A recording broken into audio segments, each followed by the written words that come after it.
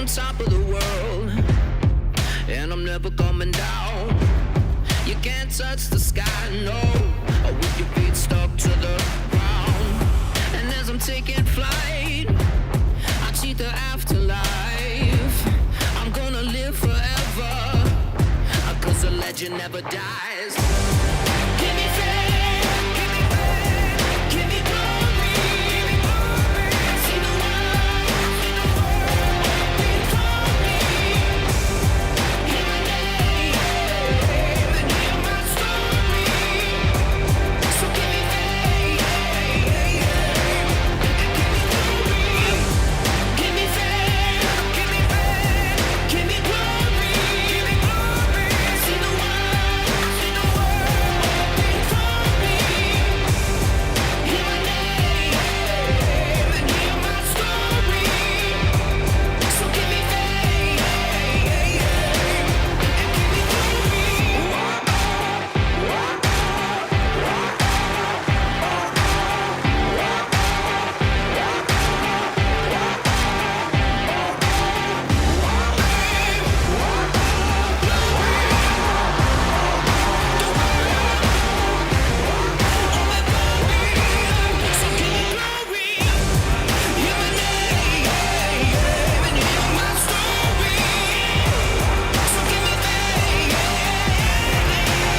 and give me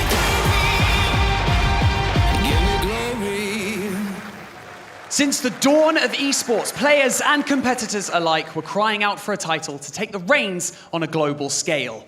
Brawl Stars arrived and took the world by storm and quickly became one of, if not the most competitive mobile game to break into the scene. Busan was our first stop, and just 5 years later, we are back where it all began, the hometown of Supercell HQ, to crown our next world champion. So, ladies and gentlemen, whether you are at home or right here in Helsinki, Finland, welcome to Superfest and welcome to the Brawl Stars World Finals. My name is Barney Banks and I am your host, and let's make some noise for your competitors as they make their way to the main stage.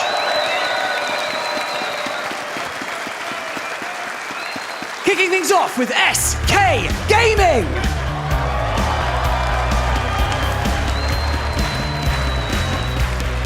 Elevate.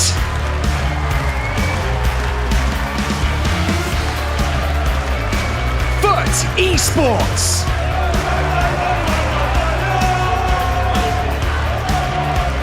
Space Station Gaming.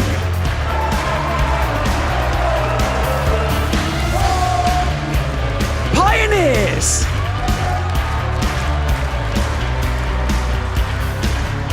Reply Totem.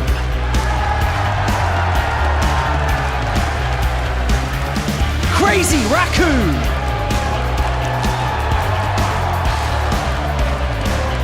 Zeta Division!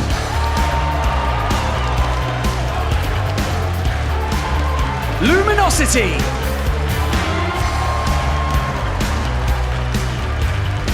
Rival Esports! Humble!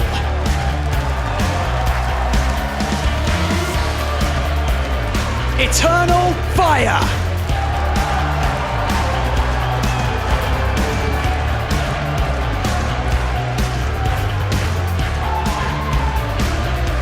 Now, as a reminder, please take note that there is also a B stream that is running simultaneously that will be covering half of today's matches. Now, make sure that you keep an eye on all of those score lines, and if you're at home, just open up a second screen. Double the action, double the fun. So, ladies and gentlemen, the scene is set. We've got $1 million on the line and just 3 days of competition to get there. So, to break things down in even finer detail, I've got some familiar faces to introduce you to. It is, of course, our casters. Thank you very much, Barney. Yeah, you've given a pretty good synopsis. I'd like to think we'll fill in the gaps a little bit for you over here at the Casters Desk. Hello, I'm Mitch Leslie here, joined by Ark, and it is great to be back in the cradle of Brawl Stars. That's right, Helsinki is where it all began, and for many of these teams, and all of them in fact, this is where it ends for 2024.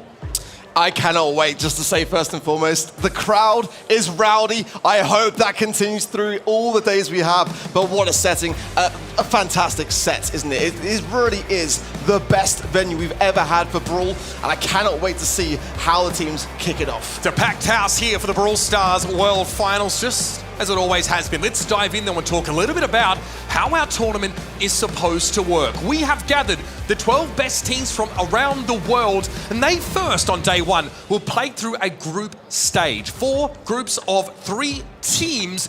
Only 2 groups can advance, and they will be playing best of 3s throughout these groups. And then, of course, that'll take us through to our quarterfinals. Of course, the most important time of the Brawl Esports calendar. Let's check out that juicy prize pool. $1 million up for grabs in this tournament. For first place, 400,000. That is the lion's share. For second place, 200,000. And then whistling down from there from third through fourth, 80 grand. Fifth through eighth, 40 grand. And then 9th through 12th place, 20 grand. No one goes home empty-handed here. That's right, even 20 grand, nothing to sneer at. Here are your groups, folks. Group A features Elevate, SK Gaming, and Foot Esports. Over on Group B, we've got NA's number 2 seed Pioneers, Space Station, and the much-loved Reply Totem. Group C is a doozy. Crazy Raccoon, Zeta Division, and Luminosity. We are looking at no less than 6 previous world champions in that group. And Group D features Rival Esports, Humble, and fan favorites Eternal Fire. Group C really is the group of death, in my opinion, but every single group there absolutely stacked. And of course, we'll be losing one of those teams from each group today, going into what will be our day 2 bracket formats, where we'll have the winner of Group A versus the runner-up of Group C, and then the winner of Group D will face the runner-up of Group B. The winner of Group C then will face the runner-up of Group A, and then the winner of Group B will face the runner-up of Group D. In simpler terms, Groups A and C and Groups D and B respectively will play across, with top seeds playing against number 2 seeds. Now, if you're joining us here, hopefully it's over at the event site. Event.brawlstars.com is the place to be to get involved with all the action if you couldn't make it out to Brawlfest itself. You can vote, connect your Supercell account, and give yourself the chance to earn some fantastic in-game goodies, including star drops, pins, and a hypercharge if you make it to the end of that road. So make sure you get your predictions in. We've done so. All of us, as casters and broadcast team, have put our thoughts forward, and we are pretty united here in our predictions. We all feel like SK Gaming will be over Elevate in that first game. I tell you what, though, these are all tough to call. Many of them, in fact, but the only difference is here, Ready Set thinks that Foot Esports can take down Elevate in that match 3 of Group A arc. I mean, Ready Set definitely trying to get his foot in the door there to really just branch away from all of us. But it's a really, really tough matchup. Let's be honest, that one. Very, very hard to call in terms of that kind of 50-50 split. And I don't blame them for it. Foot Esports knocked out Tribe Gaming to get here in the LCQ to get their golden ticket. So, hey, I don't mind it. Absolutely. You can see, though, we definitely are on the same page in many of those predictions. Perhaps you guys have a different idea. We want to hear about it over at event.brawlstars.com. Now, we've set the scene, we've set the stakes, and of course, we've given you the ground rules. Let's head now down to the floor to properly get this party started. Yes, indeed. Thank you so much, Uber and Ark. Those predictions are looking very similar, aren't they? But you know what? Each of those groups, like you both said, is looking extremely spicy. But for now, I'd like to just quickly touch on something. The fact that you may see a little glimmer of gold over my right shoulder if you're watching at home. And that is because what would a competition be without a beautiful trophy? And ours is in the form of a Brawl Stars Championship belt. And it looks absolutely stunning. And I love it. Very on brand, isn't it? But if one of our teams wants this belt bad enough, all they got to do is just smash their way through 11 of the best Brawl Stars teams in the world. No easy feat, right? But like Uber said, it is time to get this party started and get our first match underway. So let's introduce your first 2 teams to the main stage, kicking things off with one of the most decorated teams within the Brawl Stars esports space. It is Joker, Yoshi, Lenan. They are SK Gaming.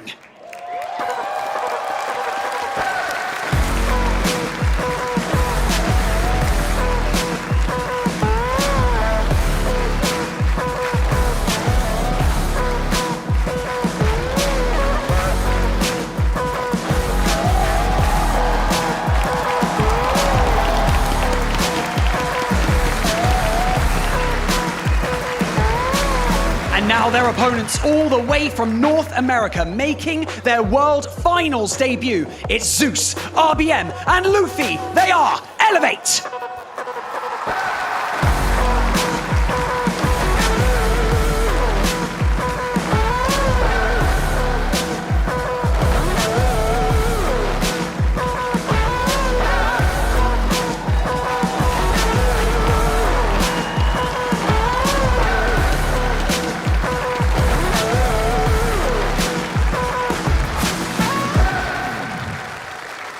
What a game to kick us off here at the World Finals. Your #1 seed from North America going up against an SK Gaming team. And like Barney said, it's a decorated roster. Very well known, sometimes infamous, depending on the year. SK Gaming come out of their region as the #3 seed, but this is a star-studded lineup. It really is. I mean, what a way to start the year, finding out that Joker was going to be leaving Reply Totem for this squad. And again, it's the 5th year that SK Gaming have competed in the World Finals. And this man right here is a danger. He really, really is. Joker has had a phenomenal career so far. Of course, very, very good and accomplished on those very aggressive brawlers like that Max pick, and certainly knows how to keep his cool on the world stage. I really feel like, staring into his eyes, it's going to be a tough feat. In the past, Joker, the superstar of that Reply Totem team, but now on SK, seen more of a facilitator. Big voice in the drafts, real strategic mind for the game despite being quite a young age. But let's talk a bit more about their opponents. Let's talk about this Elevate roster. They come together here. It's the veteran RBM surrounded by upcomers Zeus and Luffy, and they blew our minds. For much of the year in North America, we really thought it would be a Pioneers region, but that last monthly final saw Elevate shoot up into first place, and this man on your screen, a big part of it. RBM has a score to settle. It was Joker that knocked him out of the World Finals in 2022, back when he was on Vatra Gaming. Exactly that. Paris World Finals, of course, did send him home. And RBM does have the most experience on this kind of roster. I mean, Luffy, Killer, and Zeus, it's their first World Finals. I mean, for Zeus, it's his first LAN. Yes. I mean, can you imagine that? I mean, your first event is actually the World Finals. RBM's only played 2. Pressure. We're talking about this very experienced player, but only 2 lands to RBM's name. So the opportunities over in North America sometimes to get that LAN experience can be, just rough. I guess only the World Finals. Really, that's the only opportunity you have to get them in. I think that's where a lot of the doubts have come in about this team, and even though we have a #1 seed from NA versus a #3 seed from EMEA, it's that experience at LAN in these high-pressure environments that makes us trend towards SK as favourites. I think that's fair to say. The way I see Elevate is much the way that I kind of saw Vatra Gaming in 2022. Coming into that World Finals, we had very high expectations of that squad. And it was a bit of a tough one, facing what was at the time the #2 seed in the EMEA region of Reply Totem. And they could have been a team that could have gone all the way. That's kind of how I see Elevate. They could do exceptionally well in this competition, but it's all well and good when you're at home with your cup of cocoa and your PJs, playing Brawl and getting to grand finals wins and monthly finals. It's a very different story on this stage with every single person in the audience judging your every move and your opposition staring you in the eye. And there was a vote pretty heavily in favour of SK Gaming. That's you folks at home getting behind your teams. If you want to be part of that, remember at event.brawlstars.com. Straight into the drafts here, and immediately we see the Kenji band out. We're going to Bell's Rock, by the way. It is knockout, and so RT will be snapped up awful quick.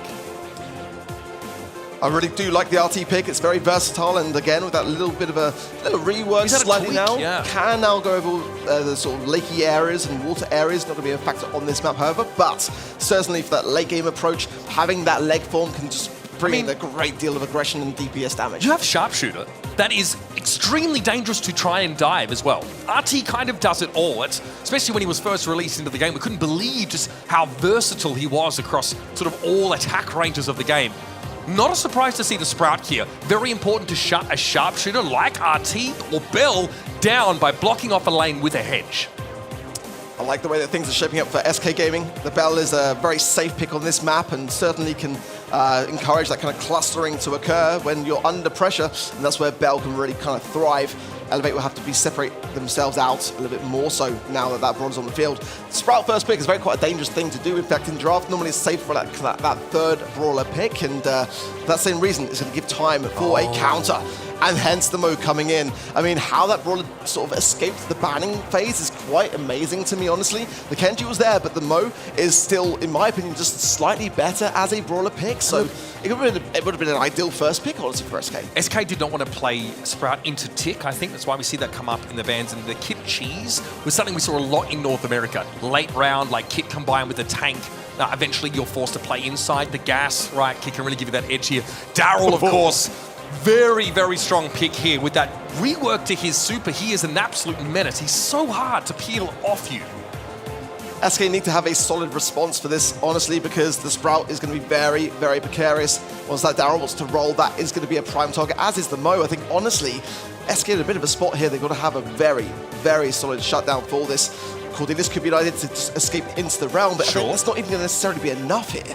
I think they might be under a bit of a tough spot to really find something that's going to be able to take care of both a Mo and a Daryl. Rico going to be the pick here for SK Gaming to round out their composition. Now again, when Joker came into this team at the start of the year, he was intended to bring a little bit more of that depth to the drafts, to work with Pedro, coming up with those strategies, and crucially, set up Lena for success.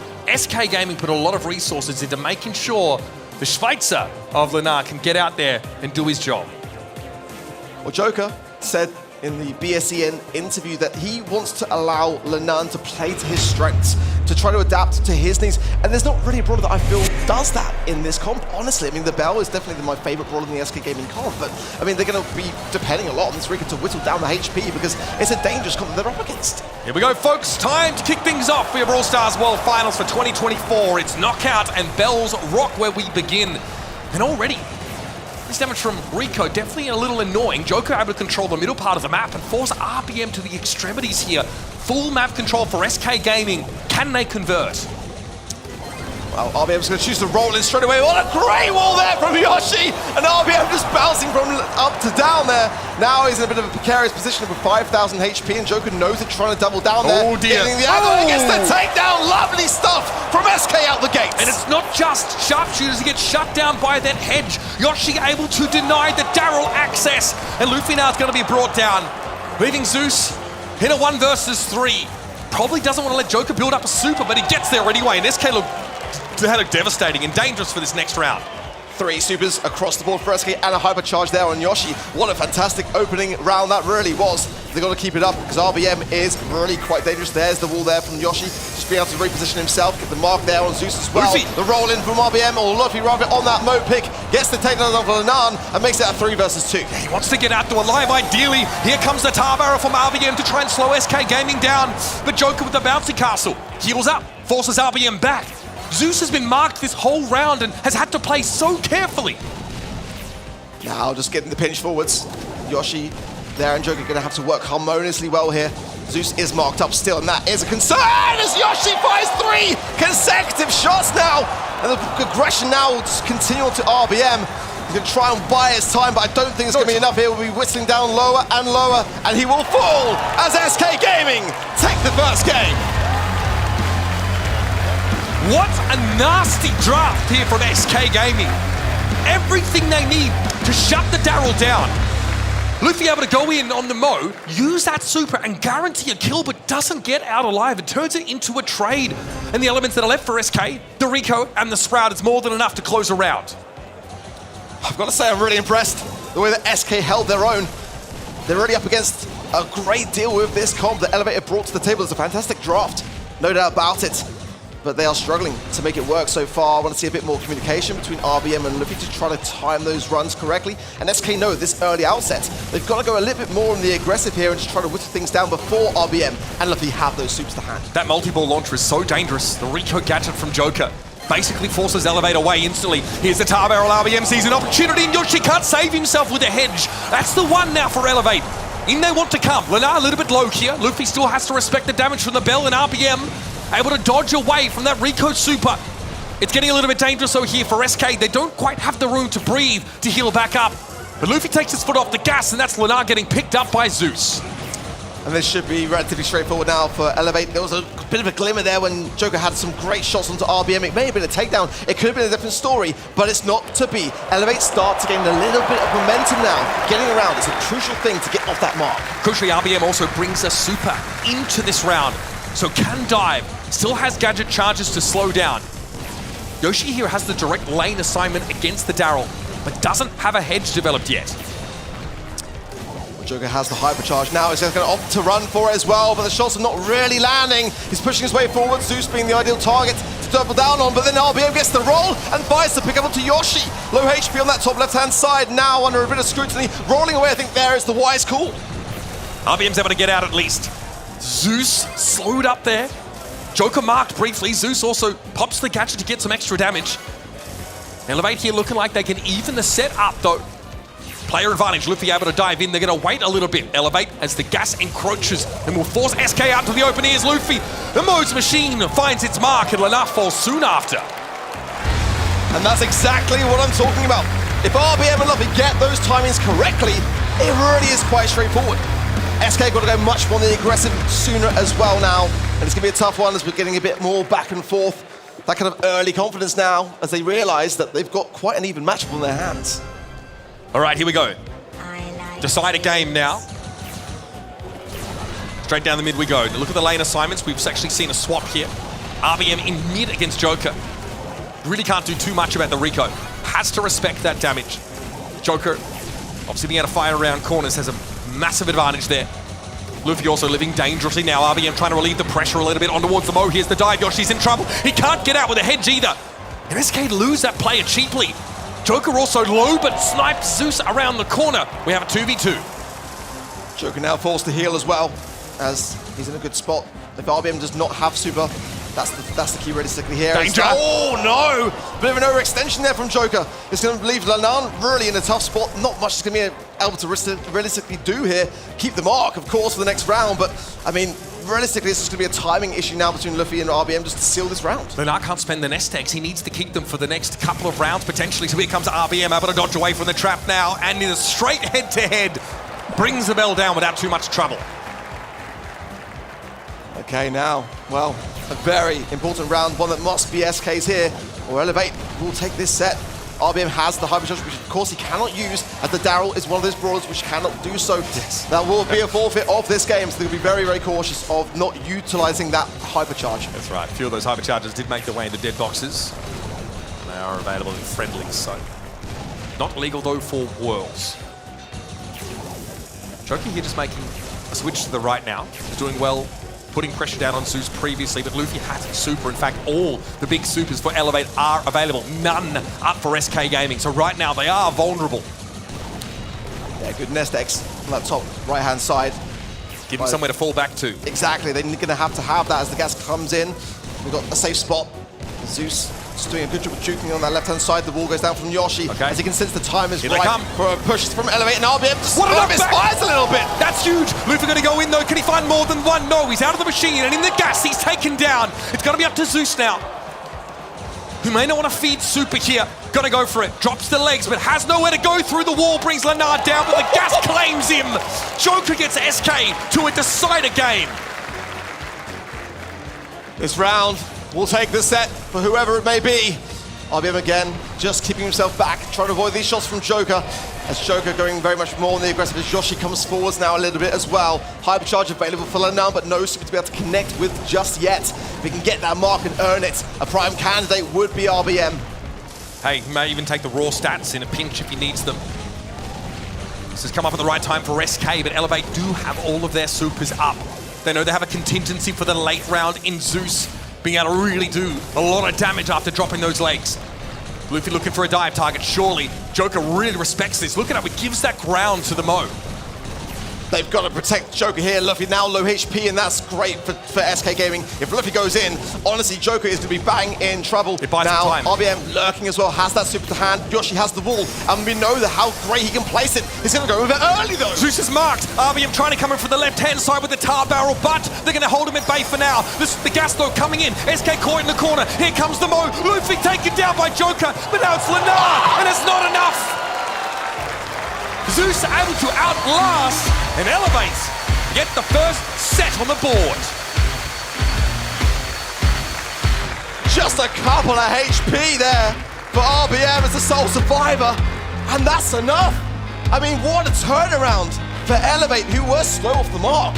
Really, to get that comp kind of working, It did look like, to me, the better of the two going into the match, but then SK displayed so beautifully well how they were able to keep that going under pressure, and just a bit of chaos was all it was needed, and now Elevate might have a bit of momentum in what is only a best of 3 to get the job done. And this is what Elevate brought to NA, and now are bringing outside of those borders.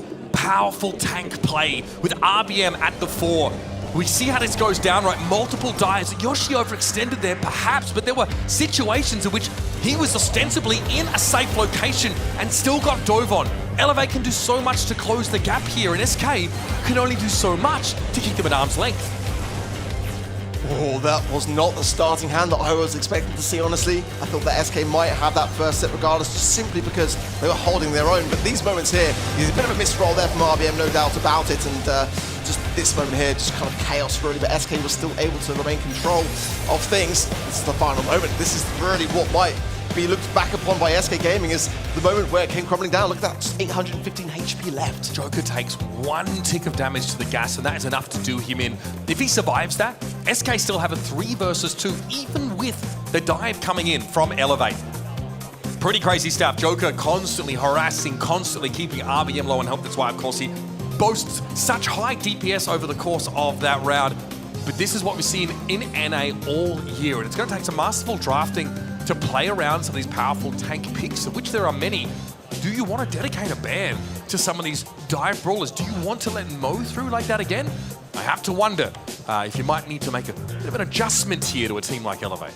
I mean, you know, I wasn't a big fan of the Rico pick as that kind of really solidified, tankier counter, to be honest. But to be fair to Joker, his DPS was the highest of all 6 players. So you've got to hand it to him there, but it was one of those brawlers that's not able to really kind of carry in those final moments, and Elevate knew that. Going into Brawl now as well, this is another great map for tank picks, and we've already seen, they are the specialty of RBM. So I think SK Gaming are going to have to tread very, very cautiously here. Certainly be banning out the Mo, which they are now doing. The Clancy as well as the Surge, the Max, the Kenji, and the Nita banned by Elevate.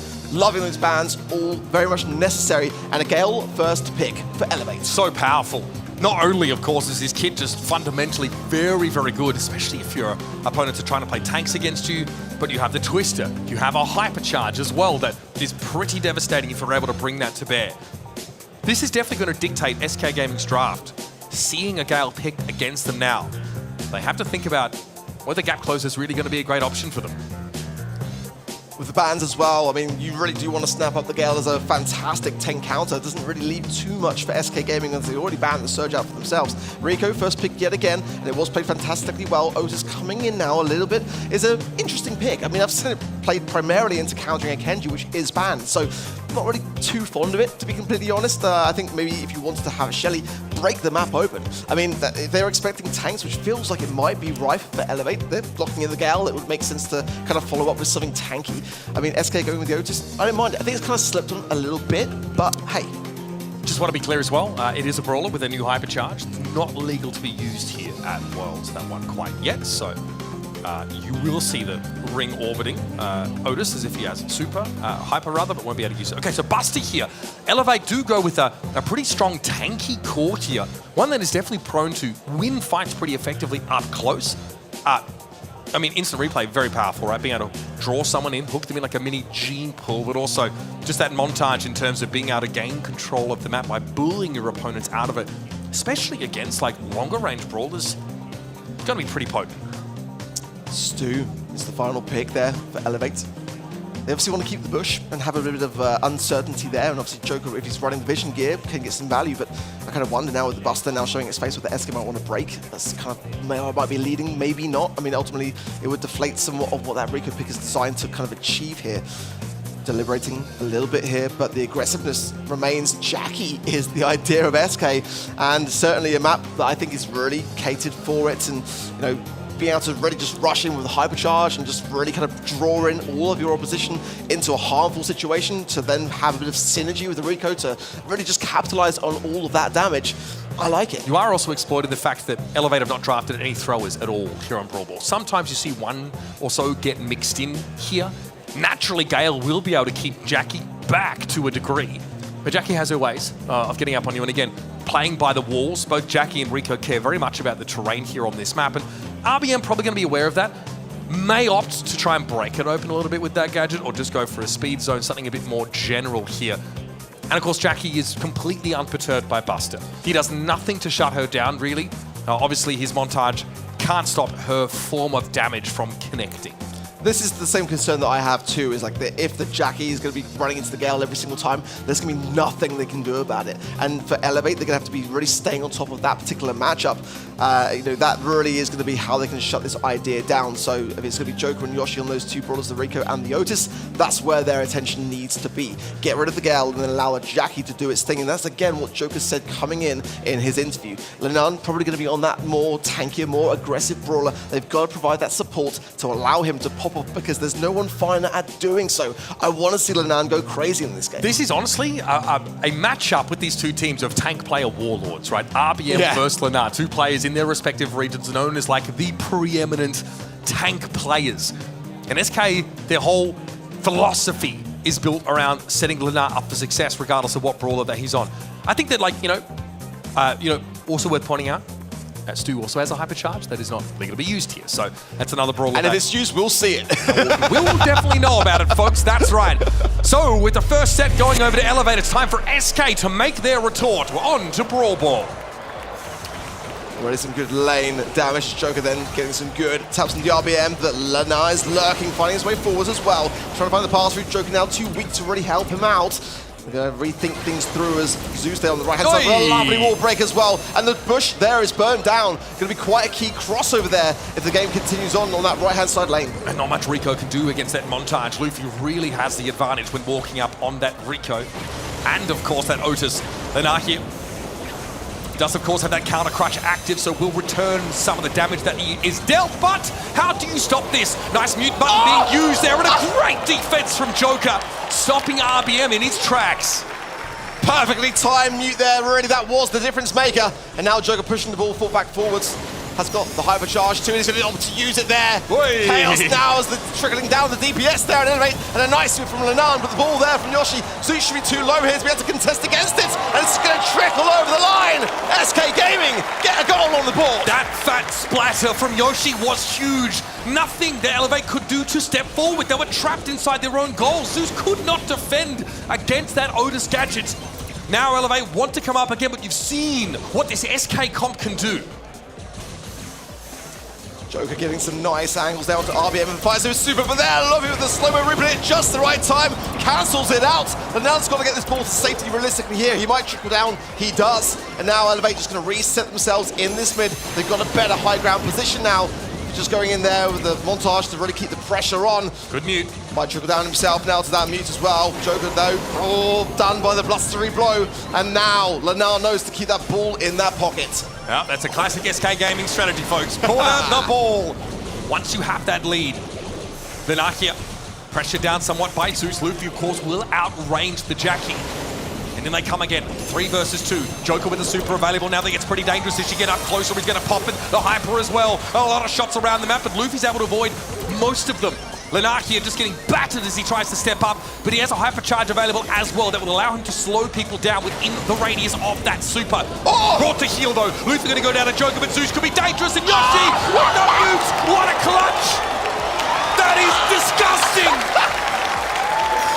You cannot shoot the ball when you are muted at SK Gaming.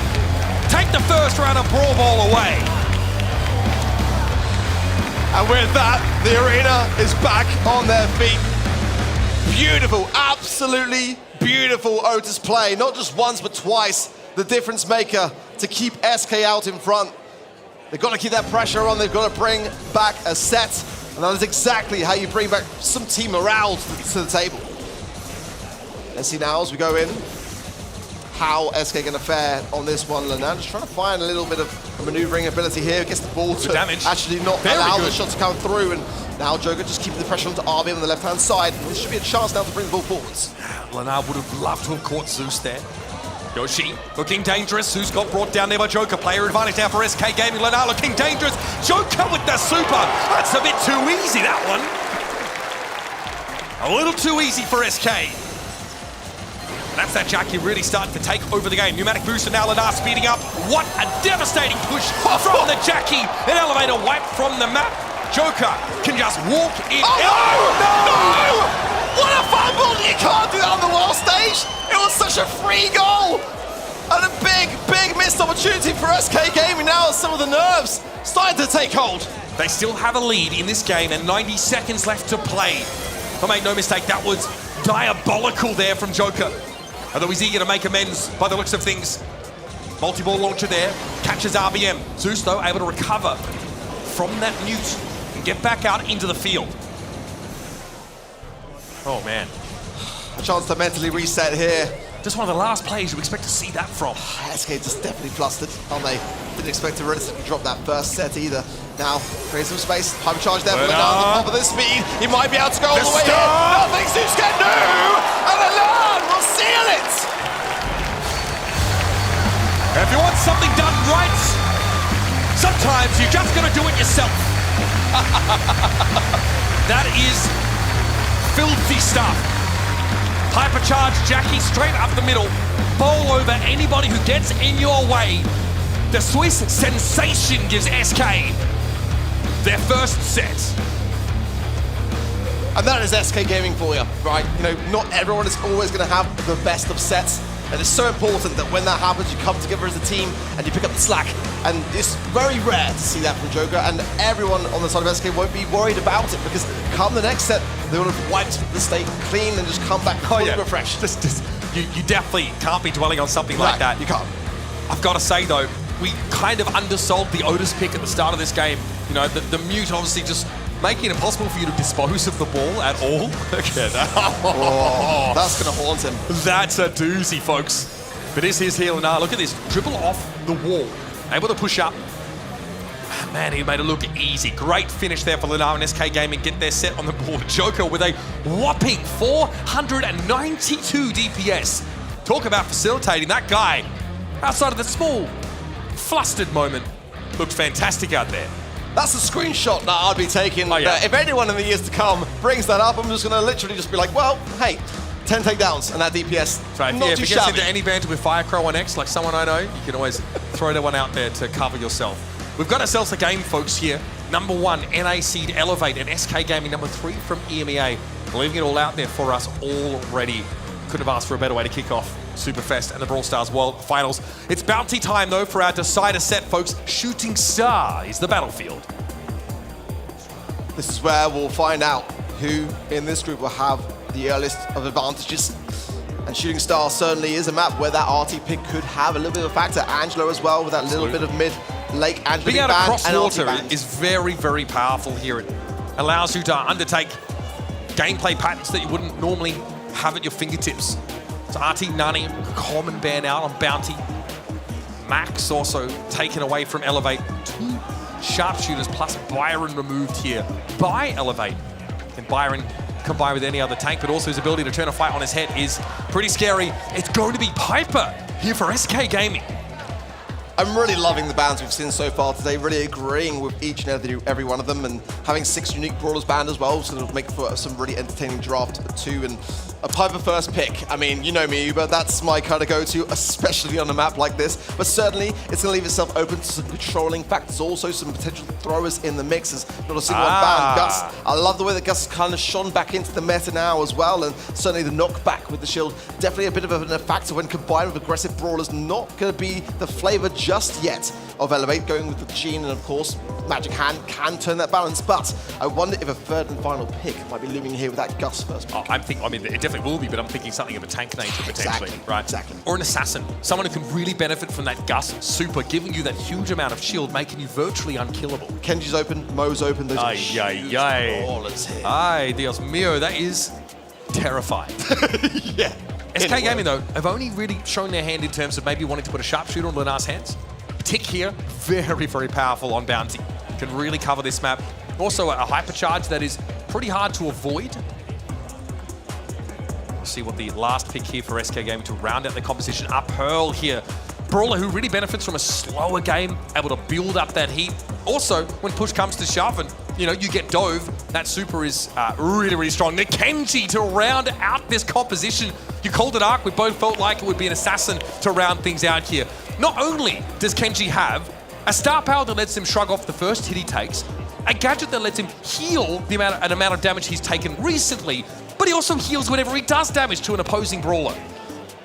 It's pretty good. The ability to stay off the map and just remain completely invulnerable to everything as well is ridiculous. We knew it was going to be something along those lines for Elevate. I mean, SK Gaming's answer for it was Pearl.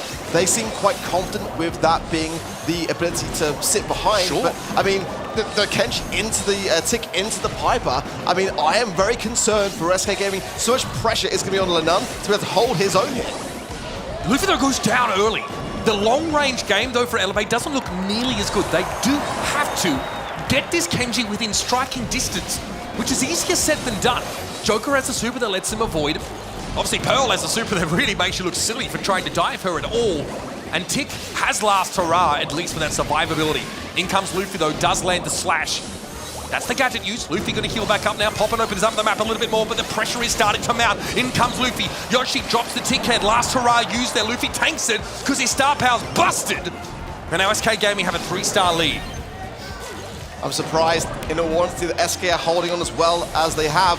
It might not last. Luffy going in with a little slice there as well. Low HP now, and there's a hypercharge from Yoshi that will connect and land on the map, forcing then that little bit of area control in the mid. Hypercharge as well available for Joker here, and that needs to land as RBM might try and get that magic hand to connect. He can jump away, he can evade it, but Yoshi can't say the same on that tick. You've got to knock that shield off Luffy when he gets close. He has 12,000 HP with the Gus shield, plus the mitigation of that shield could be even more. 15k effective HP potentially. Luffy's getting closer. He knows he's going to go for it. 30 seconds left in the round here. Well, now has that shield from the heat, and Joker now has nowhere to go. It's going to have to be a popper. Who's going to save the Piper? Joker's in trouble now, and Luffy brings him down. Elevator's still behind by 2 stars, and Lenar is healthy. SK still have that lead. Elevate now, got the blue star and the magic hand available for RBM, but he's got to be together. And there, Luffy is low HP, he will go down as soon as he lands. 9 stars for SK. There's the magic hand from RBM. Lenar's pulled in. 2 stars. But it doesn't matter. It's going to be Zeus or nothing. He buys some stars. The blue star is still with SK and will remain until the final seconds. It's match point for SK Gaming.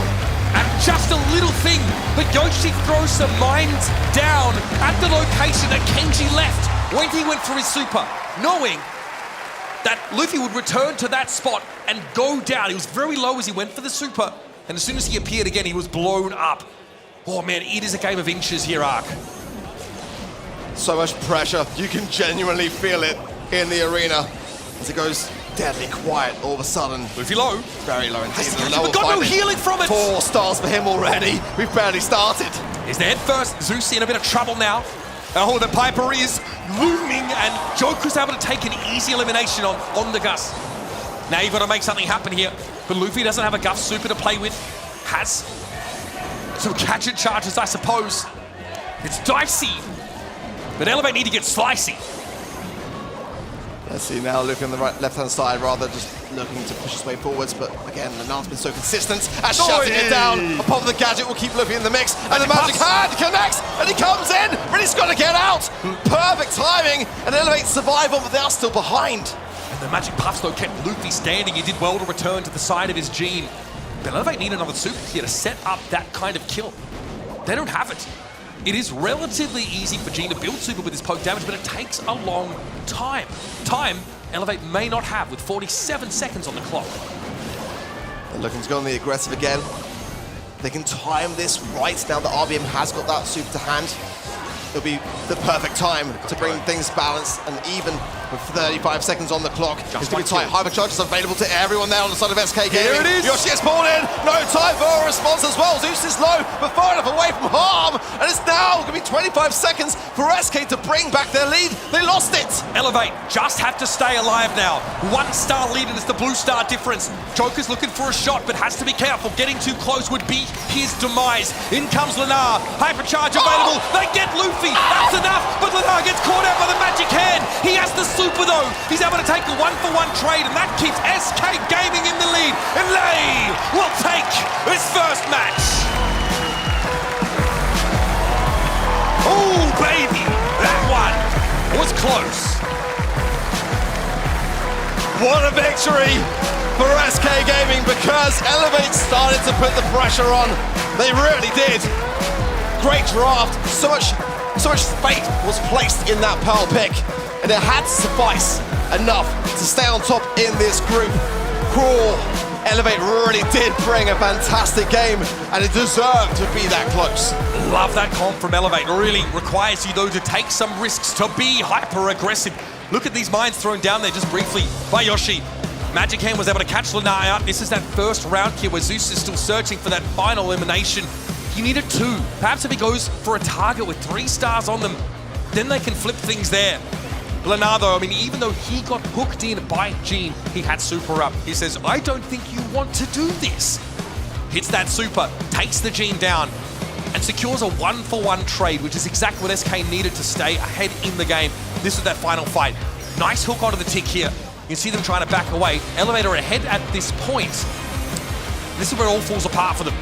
Now went crazy. I mean, you don't really want to be pulling him in for starters, but nonetheless, I mean, you've got to get those goods and give your team something to run back with. There you can see again, 7 takedowns for Lenan. He was playing fantastically well so far today. I really hope that continues forwards, just keeping things, really evenly matched for SK to be able to get the job done, and it's not really necessarily the role that he would always tend to play. So I've got to give that man a great deal of respect and a great amount of DPS along with it. Yeah, look, a great responsibility on the shoulders of Lenarchia. Luffy, yeah, 50, again, look, you are only dealing damage within these smaller windows as Kenji. You need to get a good engagement. And if you get poked down too much before you can access the enemy team, it's going to be tough. Lenarchia, MVP, pretty well deserved. Again, is the player who is set up to step into the spotlight for this SK team. Requires a whole lot of resources and infrastructure around him. Joker with top DPS over every single set in that series for SK Gaming, quietly getting the job done, making sure that Nala could be the star that he needed to. For Elevate as well, they got the set, and that could be a differential later on down the line. So if you have any kind of 3-way ties, you've got to consider those things as well. So I think a very commendable performance from them, certainly when you consider just how many of the squad have got their first World Finals here. Only RBM with the 2 World Finals appearances, including this one. So, I mean, I was expecting them to maybe not be able to be as confident against a team like SK, and they proved a lot of people wrong so far. This now means that Elevate have to at least beat Foot Esports to get out of this group, which is by no means a sure thing. They look incredible, but having a look over the groups in general, we've seen Pioneers take Space Station to task already in that first match of Group B. That, of course, is the number 2 seed from NA. They look very, very good. Already, though, we're starting to see now the cream rise to the top. SK Gaming might have been number 3 seed from EMEA, but that region is deep. Quality teams, all of their representatives here have the potential to take their groups entirely. So it's something you've got to look out for. Great showing. I'm really impressed with what we've seen so far from our teams. SK Gaming, the magic is back. It always seems to be here. They looked a little bit more nervous than usual, I'll be honest, on a couple of occasions. But again, as we said, going into that third set, this is where a team like SK can really thrive, because they have that confidence in each other, knowing forward that they can actually just bring each other up and get the best out of each other. How was your prediction? Did you get it right? I'm pretty sure all of us had SK Gaming down, but I was not very sure of it as soon as we got into game. Event.brawlstars.com, that's where you can get your predictions in for the rest of these matches and participate to win yourself some great in-game goodies. We're going to go to a break, folks, but we're just getting started here live from Superfest. More from the Brawl Stars World Finals after this.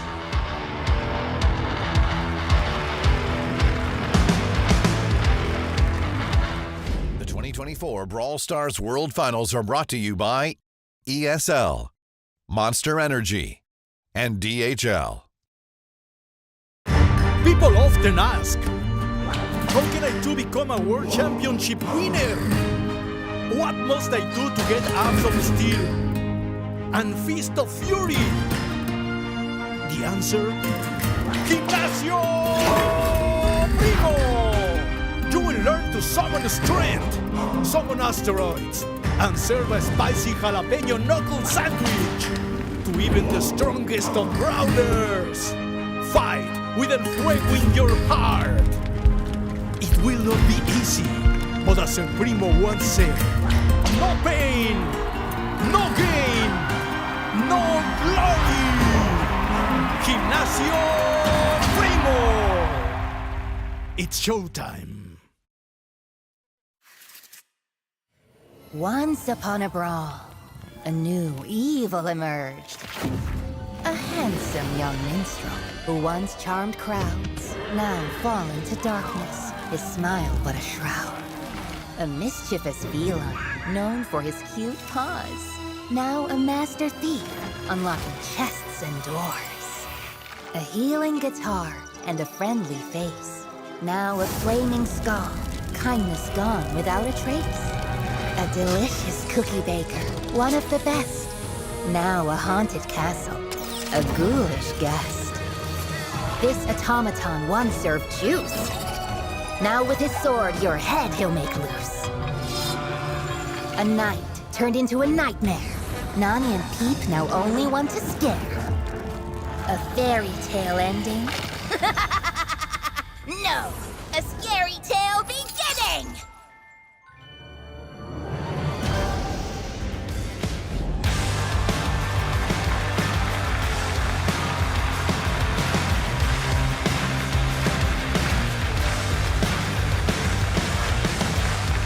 Welcome back to the Brawl Stars World Finals at Superfest, live from Helsinki, Finland. If you're only just joining us, then we have completed our first match of the tournament where SK Gaming just beat out Elevate by the smallest of margins. And also, please take note that simultaneously, we have a B stream that is also running half of today's matches. But without any further ado, I believe it is time to get into our next match right here on the main stage by introducing your next two teams. And ladies and gents, this one is going to be a banger because first up, we have your 2023 World Champions. It's Gero, Meow, and Novi. They are Zeta Division.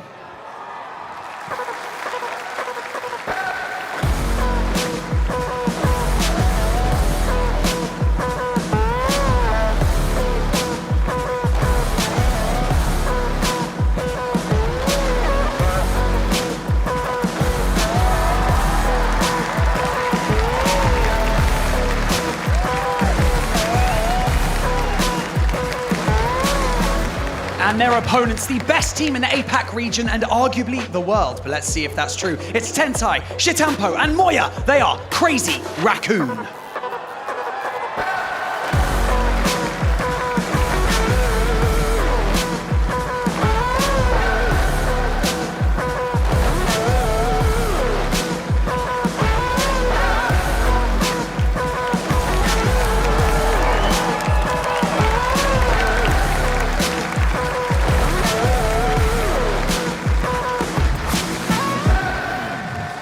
Match down on the stream, a second one soon to begin. Welcome to the desk, Trav. How was that one from the sidelines? Quite the banger to start the day. I genuinely don't think we could have asked for a better game to start the World Finals of 2024. So much exciting action.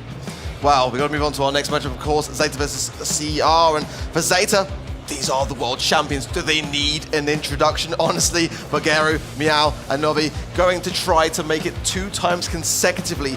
Certainly as well, got to mention, this is a grudge match here as well from last year's World Finals. And Meow as well, of course, a very accomplished player in this squad. It's kind of interesting to see the favorite brawler being Frank. Don't really necessarily pin that specific brawler to him, but nonetheless, let's see if it makes an appearance. It is kind of a meta which could call for it, but certainly a great amount of pressure on this very team to keep that crown on their heads. Apparently world champions don't need food. He doesn't even know what food he likes. Question mark on the food. He doesn't even know himself, never mind us here on the desk. But yeah, what an absolutely incredible team Zeta Division have been all year long and in previous years as well. But let's talk a little bit about their opponents. Crazy Raccoon. And we're about to find out what happens when you pin world champions against world champions, Tensai, Shitampo, and Moya. And yet again, they don't need much introduction themselves. This is the #1 seed coming out of the APAC region. Of course, Tensai being the only player in this World Finals to be a 2-time world champion.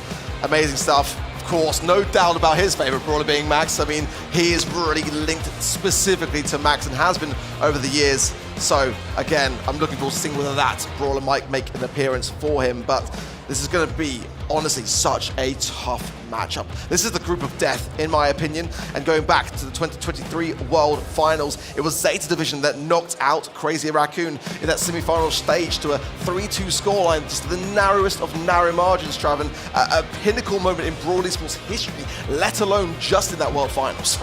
You say your group of death. And honestly, that is exactly what it is. All 5 of us are going to go for Crazy Raccoon, though, and I was pretty comfortable. I was pretty happy with my decision, and I'm sure the rest of us were as well. But the public are going to go for Zeta Division.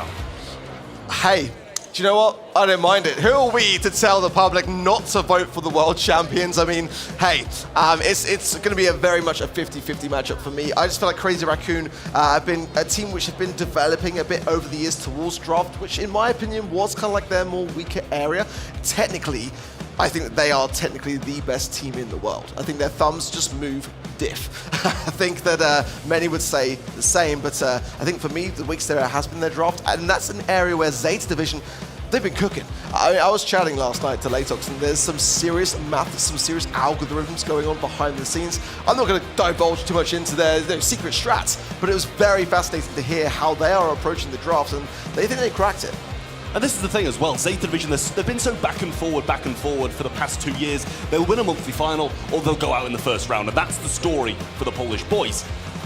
The thing is, they show up on the world stage no matter what, and I think that's the exact same thing about Crazy Raccoon. Coming in as #1 from APAC, they started strong, they ended the year strong, and now they're here to show the exact same at World Finals. And you'll remember the amount of experience as well on the side of Crazy Raccoon. For Tensei's 5th World Finals, for Tampo it's 4, for Moya it's 3rd. I mean, actually kind of surprising when you look back at Moya's career. He's always just come that little bit short, being, back in 2022 on, Zeta Division 1, not the team that won the whole thing, becoming 2nd place. It's got to feel a little bit rough, but every year making some moves towards greatness, and this could be his year. Yeah, genuinely. I mean, the thing is, with predictions especially, the fact that we can predict a team over the world champions of last year is just crazy, and that just goes to show how much of an incredible matchup this is. The magnitude that we're starting the Brawl Stars World Finals 2024 off with, a double match point game for the first, and then we're pitting world champions against world champions for the second. And this is a grudge match that's gone back through the test of time as well, back to 2022. Back then it was Geru and Naui on the Chazmak Gaming EU roster that faced Moya and Tampo in that World Finals, losing to a 1-3 scoreline. So some of the crossovers still remain to this day, and certainly, I mean, there are going to be so many eyes to see how APAC as a region is faring against EMEA, especially as we watch today the closeness between North America and EMEA. I want to see whether APAC are kind of back on top, as it's been a bit of a while really since that time has been. Zeta Division, of course, last year lifting that trophy and really turning some heads as a team which are very much kind of keeping themselves to themselves and just playing things out through their thumbs and making their experience count in the games. They're very similar teams in that regard. They're not going to be too much in each other's faces. Yeah, both teams exude so much confidence, but they do it in different ways. We've seen Crazy Raccoon 2-0 down in World Finals, laughing, having a bit of fun, full faith in themselves. Whereas Zeta Division are the complete opposite. Yes, they still have that confidence, but they're ice cold, showing no emotions, and they know they've got a leg in every single game. But hey, we did see a little bit this year, right, on social media where Zeta came out of their shell. The kind of silence that they've had throughout the years sort of disappeared this year. We saw some back and forth, shall we say, on there, and that was an interesting dynamic that we hadn't really seen from that team. So maybe we're seeing a little bit more of a shift towards them being more outgoing this World Finals. Who knows? I would absolutely love to see that. A bit of Zeta Division coming out of their shell and just running across the stage, having a bit of a shout across, trying to intimidate the opponents, rather than just doing what they have over the past few years and be the norm. Bells Rock in Knockout is going to be our first match. Let's see how close it was, and it wasn't even close, guys. Top seed out of APAC versus Zeta Division, and it's 67% going the way of the Europeans. And, Zeta Division are the #2 seed coming out of EMEA, which, historically has always been a region that has just been a little bit of a cut above the rest. And that's just not me saying it. That's a lot of people thinking it. As we go in now, then, let's check out the bans. The Kenji on both sides, the Grey and the Angelo, the Tick and the Mo. Definitely the two main offenders there for me being the Kenji and the Mo, so great to see that they are already out of the mix. Looking back at the interviews as well in the BSCN magazine, when asking Tensei as to how he thought about those two brawlers on a scale of 1 to 10, he put down Mo and Kenji being a 10 as being the worst offenders, so no doubt in my mind that Crazy Raccoon were going to ban those two at least. And another first pick, Sprout. It's a very risky time of the draft to do so, I said in the previous set as well. What are your thoughts? Yeah, honestly, I'm not too sure about the Sprout being a first pick. Yes, later on down the line, we've seen it so many times as a third pick when the other team lacks the aggression, lacks the ability to throw over the walls. I think it's absolutely incredible as a late pick. As a first pick, very, very uncommon. But then again, we've seen Mo and Kenji slip through the draft so many times already, so honestly, I'm not even sure what I'm expecting through the drafts in this competition. We're going to see the Gene as the first pick coming in from Crazy Raccoon, though. I do like that. It's been a bit of a while, I feel, since we've seen it on this map specifically, but RT has been in and around the meta as of late. Once he kind of got that rework to the gadget, the ability to kind of snap in between your legs and the long-range mode has become a lot more fluid. And certainly a great pairing as well with that Gene. You know, their leg form is going to just dissipate your opposition immediately so I do quite like how Crazy Raccoon are approaching that one. Zeta Division, a chance to respond to things. They've got the control, they haven't really got the range, and that's kind of where I'm seeing things at the moment. I wouldn't mind a Bell, but Gus is probably better, in my opinion, as well, to have the opportunity to maybe share that shield with a tankier brawler. But, you know, it's not going to do the greatest amount. The RT going to be playing more defensive if that were the case, but hey, they're going to think about it. And I think Pearl's not a bad shout, has got that range to be able to keep things at bay, and also, as we know, that overcooked ability can be devastatingly quick at taking down your opposition. Yeah, the Gus works for me, the Pearl. It's a countermeasure, you know, just in case they bring out some tanks that Gus and Sprout aren't going to be able to deal with themselves. They bring in the Pearl, it's got the range. Once you kind of build up that heat and get the extra damage down, it can deal with tanks. You can kind of pepper down opponents at range, especially with that gadget, you can be able to get some kills that nobody was really expect either. Pair that with the shield, get her close, and that's going to be a lot of damage raining down. But we'll see what Crazy Raccoon do take for their last pick, and it's going to be Brock. And I mean, that surprises me quite a bit.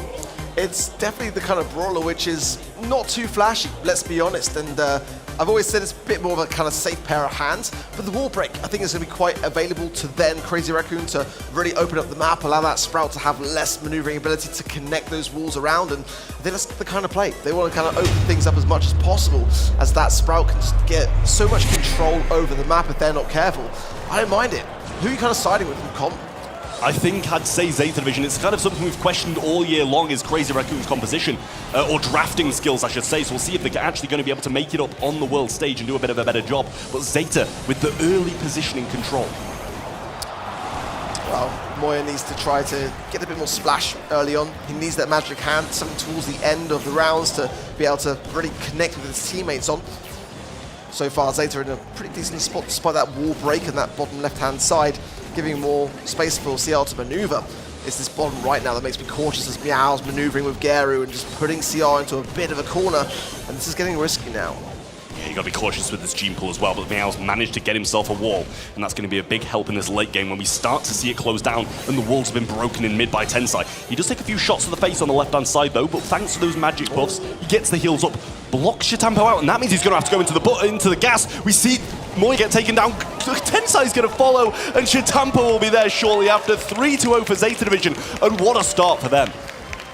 Really clean, really methodical, despite some great taps from Shitampo there as well, and the Hacks Gadget combo just was not enough. Great start for Zeta Division now, but Moya has got the magic hand, and Shitampo has got the leg form also. Tensai with the Rocket Rain, and now it's starting to be Crazy Raccoon that are getting a bit more of that mid control, forcing back Zeta Division. Hypercharge now available for Meow too, but there's the hand from Moya, and a swift takedown, making it a 3 versus 2 now. It's the exact answer we needed from Crazy Raccoon, and they do just that. Shitampo has the legs as well. If it gets to late game, he's going to be a big, big help in these closing seconds. Pearl over the left-hand side can be doing more of the same on the opposition side, though. Still got a shield, but it's got a question of whether or not they're going to use it. Big hits coming in from Tensai, managed to make a connection with both of them, and it looks like they're looking for the gas as their answer, but Shitampo will deny that, and now he will follow in shortly after, as we see Crazy Raccoon even the score in round 2.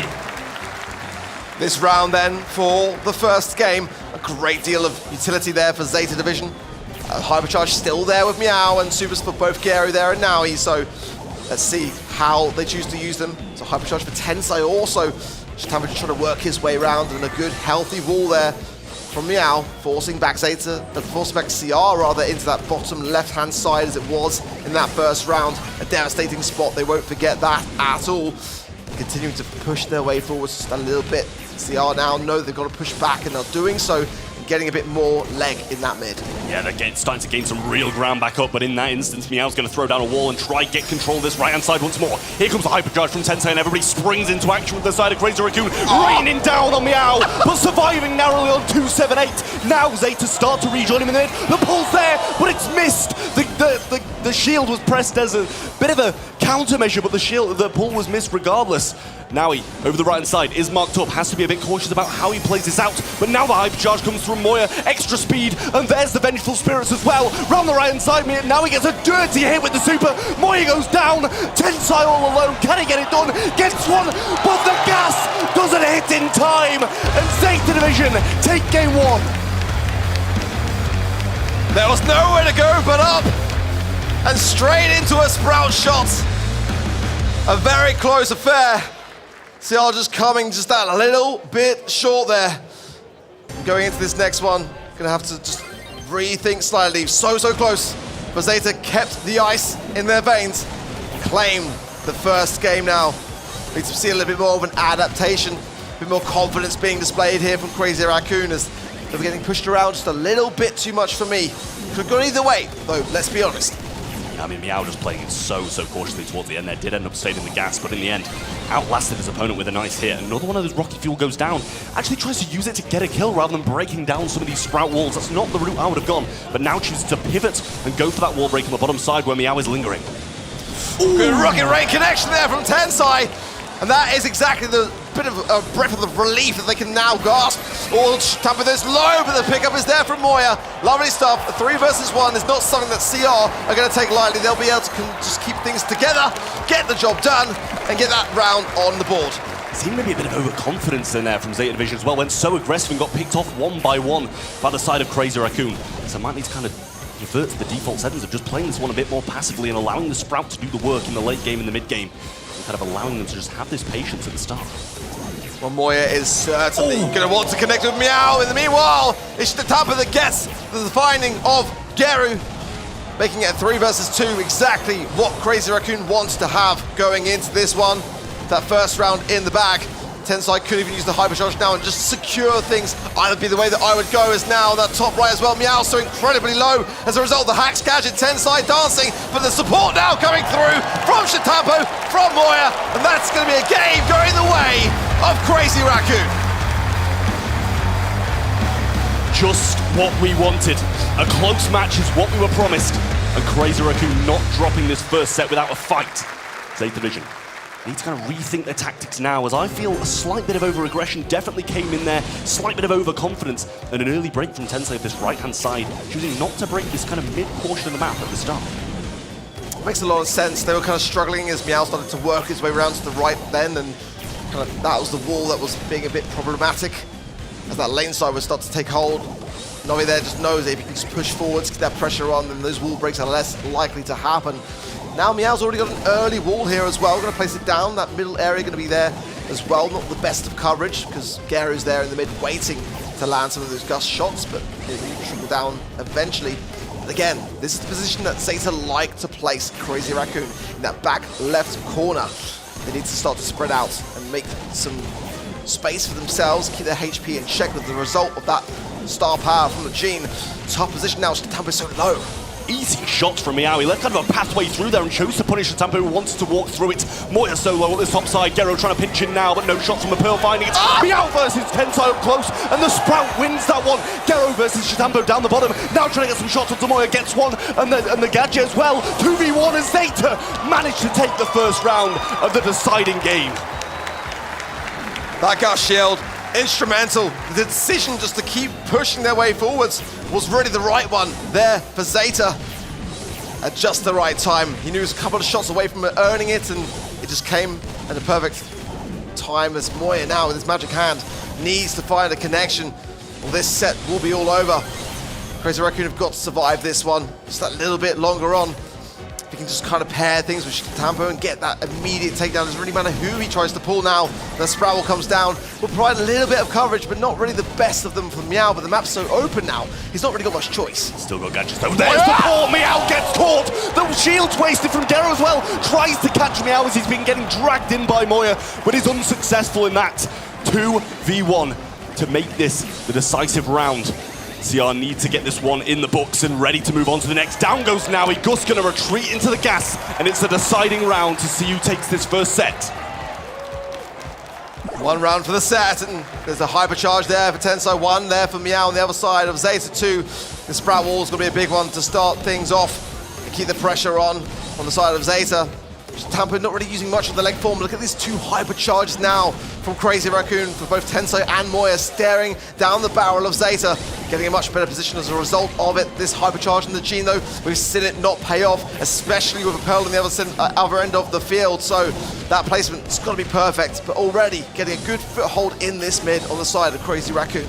I mean, Zeta Division is so scared, regardless of having 3 supers, because a Gene Pool with Hypercharge and a Brock with Hypercharge is going to be a lot more devastating when you're trying to push up the map.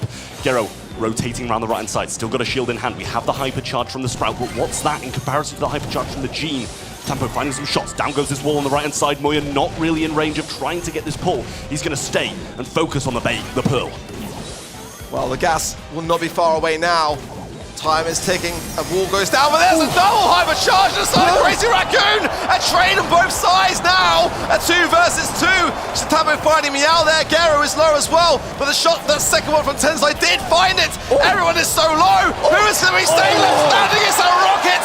Double kill for Tensai! And Crazy Raccoon as a result will claim the first set! Tensai gets 2 and throws his hands up in the air in celebration. Zeta Division look on. The world champions of 2023 are behind in the first game of 2024. But what a back and forth affair. I mean, really and truly, could have gone either way. It was a slow start there for Crazy Raccoon, as Zeta really did keep the pressure on the earliest moments. But they started to adapt, they started to learn along the way as to how to beat their opposition. I think there's wall breaks from Tensai. That Brock pick, again, not the flashiest, but certainly one that was just the right call to make in these final moments there as well. Chaotic, to say the least, but nonetheless, CR at the beginning, definitely more than nervous. That was just clutch there from Meow. I mean, a few pixels away from the gas. I think we could be going to a third and final set again on this one, honestly, because Zeta won't be taking that one lying down. Yeah, I was honestly so surprised to see those kind of closing interactions as frequently as we did. Zeta really wouldn't have been wanting to go into those late seconds with the Sprout. And how many times Meow got pulled as well? He gets pulled in, Gero wastes his super. There's so many mistakes, I feel, from Zeta Division. As I mentioned a few times now, a lot of overconscious. Look at that shot from Tensai. That's just gorgeous. How perfect that has got to be to hit both of them there, or the game could have gone very differently. Yeah, 8 takedowns there for Tensai, and I think absolutely deservedly so. DPS across the board, though, let's be honest, pretty evenly matched. Certainly a bit lower on the side of Novi, but I mean, you'd expect that playing the Pearl. Your job is primarily to kind of stay there and get cooking and trying to time your strike. But nonetheless, I mean, whoa, what an instrumental Gene Pool as well at just the right time for Crazy Raccoon. Because if that had been a miss, I mean, there's no doubt in my mind that that was a Zeta Division set. And I mean, what a time to get it right on the world stage when it matters most. Yeah, I will say there were so many instances where the Gene made the big difference, but so many kills out of Tensai as well, being that man who's going to assist the damage when the pull comes through. And we saw it, towards the end there, I started to kind of question if it was going to be a win for them, because the Pearl got the super in when pulled in. We're heading on to center stage in Brawl. We've seen it once today already, and it was an explosive game. It really was. I mean, it's such a great map, honestly. Just perfect for tanks, perfect for coverage. And then the decision as to whether you want to leave that bush and keep that unpredictability. Crazy Raccoon banning the max. That's got to hurt them. It really has. A little bit of a sting to the heart there for Tensai, who we know would love to get his hands on it. Kenji's actually open here. The Mo ban, the Clancy ban, and the max for Crazy Raccoon. And the first pick of Surge is a fantastic one, honestly, for Zeta. I do love to see it. The Luban, the Nita, and the Otis from Zeta. We are seeing a little bit of an Otis rise up. Well, not one that I was particularly expecting today coming into the World Finals, but I have noticed that Otis is definitely good in certain brawlers, so I don't mind it necessarily. And there is the Kenji. I mean, it kind of had to be, honestly. I mean, again, Crazy Raccoon saying that they really value those two brawlers as being the most problematic in this current meta makes a lot of sense. I mean, regardless of how many kind of counters you throw at Kenji, he's going to be able to do something in the game regardless. And especially with Mo off the table, which they themselves accounted for, they're the ones who banned that out, is definitely going to be very hard to face. With no Mo, as many tank counters as you want to bring, Kenji's going to be able to do something. I like the Surge pick, though. It's so versatile, very strong. They're going to take the Gale away from Zeta Vision as well to prevent that extra countermeasure. I wish I cut you off. I was literally going to say it. It had to be. It really did, because if they didn't do that, they were leaving themselves so open for a big, big problem. I mean, certainly the Surge is already a good brawler into Kenji anyway, so, I mean, I think that Zeta has still got a pretty decent opportunity here, but you've got to pair the biggest 10 counter with your Kenji, so good drafting from Crazy Raccoon. They're willing to take the risk into the Surge as well, which is definitely displaying some confidence for me here. And Zeta Division, if they want to choose a tank, they're going to choose a tank, and it's going to be a Frank again. As we saw as well, going through the players of Zeta, definitely a brawler which they're quite happy to pick up, and it's a bold one. It really is. I mean, I don't necessarily like his chances against the Gale, though. I mean, it's my boy Meow's favourite brawler. Exactly. So, who knows how who knows how well he's going to... Yeah, you kind of like, oh, okay, they've taken out tank counter. We'll just go a different one. But no, they actually go, okay, we're going to take a tank into a tank counter. It kind of baffles me a little bit, but I'm sure Zeta Division know what they're doing. They're going to get the stew along the way as well, and I do like that brawler. A very versatile, mobile brawler is going to be a big help for Zeta Division against these two kind of... Kenji's got a lot of mobility, but Stu can still get away. I feel like this could be a very quick set in favor of Zeta. If they get this right, this Frank is either going to absolutely pop off and just destroy the defense and the bush along with it, or it's going to be a bit of a sort of waste of space. And I say that, and now the Primo coming in as well, it's going to provide an even tougher time for the Frank to really get the value that he's trying to bring to the table. I mean, the Stu can dance around the Primo. I mean, this is going to be a very aggressive set nonetheless, and that is what I'm excited for, Trav. It's what I signed up for. Exactly. In the 2024 World Finals of Brawl Stars. Really exciting matchup here. Surge going to be doing a lot against these tanks, getting so many levels, but it's just a question of whether or not Crazy Raccoon are going to be able to force the ball in the net early enough for the Surge to not make the big difference if it gets to overtime. I'm liking my chances with Zeta Division here, but off the start, Tampo trying to move around this left-hand side. Good shots early on from both Gero and Naui. But Mao's going very aggressive, should be able to pick up Tensai here, thrown over his shoulder though, survives it out just a little bit longer, and a missed pass from Naui, but he is going to surely pick up this ball and get the goal. He misses it! Caught by Moya, and I can't help but feel that's a fumble. A tense scenario there. One that I feel Zeta should have been able to handle. Meanwhile, Crazy Raccoon now pushing their way back forwards, and Tampo there giving a great amount of scrutiny to Naui. Almost found a triple kill, let's be honest. Moya trying to find the gap between the legs and throws the needle. It's not enough. It's the defense for Zeta. Good defense from Zeta, but CR had a chance, couldn't quite execute it though. And a hypercharge ready to roll now for Naui, but who's in his face? It's Tensai on the Primo, gets one, hypercharge there, he's ready for the pass forward, goes in on Meow, gets the kill, and the Kenji's there too. CR take goal one of game one of Brawl Ball. Very back and forth, but now the Frank hypercharge is there for Novi. He's going to be going straight towards the ball. If he gets this off and pulls it off, nice catch and pop as well prior to it.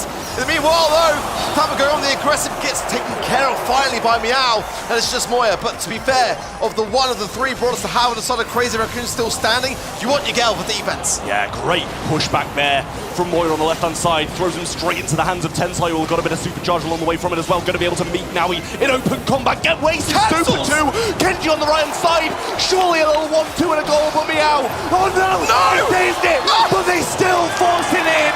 Crazy Raccoon going to match point. They're starting to make this look easy, and it shouldn't be looking this easy against the reigning world champions. Zeta are on the ropes. They've got to find an answer. The Frank is strong. I believe that they can still survive this set. But they've got to start making these moments count, because Crazy Raccoon have just got all the momentum in their favor. Kenji going in, not going to find a lot from it as well, and the gadget was used along the way. Stu trying to make some mobility of the right-hand side work now as well. Paired up with the Frank, who's going to be in range of Tensai once more, thrown over his shoulder. Pretty much lands him directly onto Stampo, but luckily able to survive for the side of Zeta Division. Using a super now, Moya in a tough position. We're going to see the tornado come down, but not going to be able to get a lot from it. Kenji actually slicing and dicing, but Meow will land straight on him and get the tree. Tensai gets a super along the way here. Might want to go for the goal. Chooses to turn back and think better.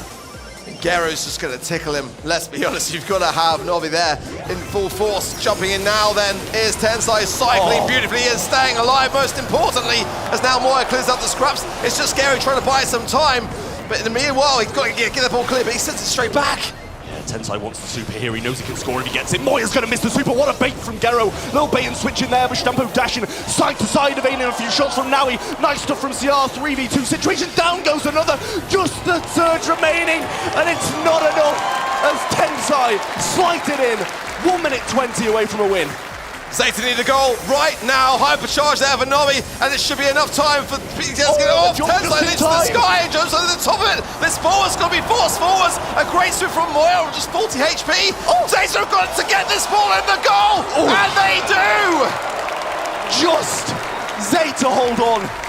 Super available from Tensai, but 3 on the side of Zeta Division. They're looking for a quick goal to follow up from that one. Meow get that cleared off the line by Gero. Kenji going in, trying to slice and dice, gets one, but now he's still here to defend. Can't get the pass off. Might be a breakaway for Zeta now. They want a chance. Shot's not there, and Tensai will be the one to defend.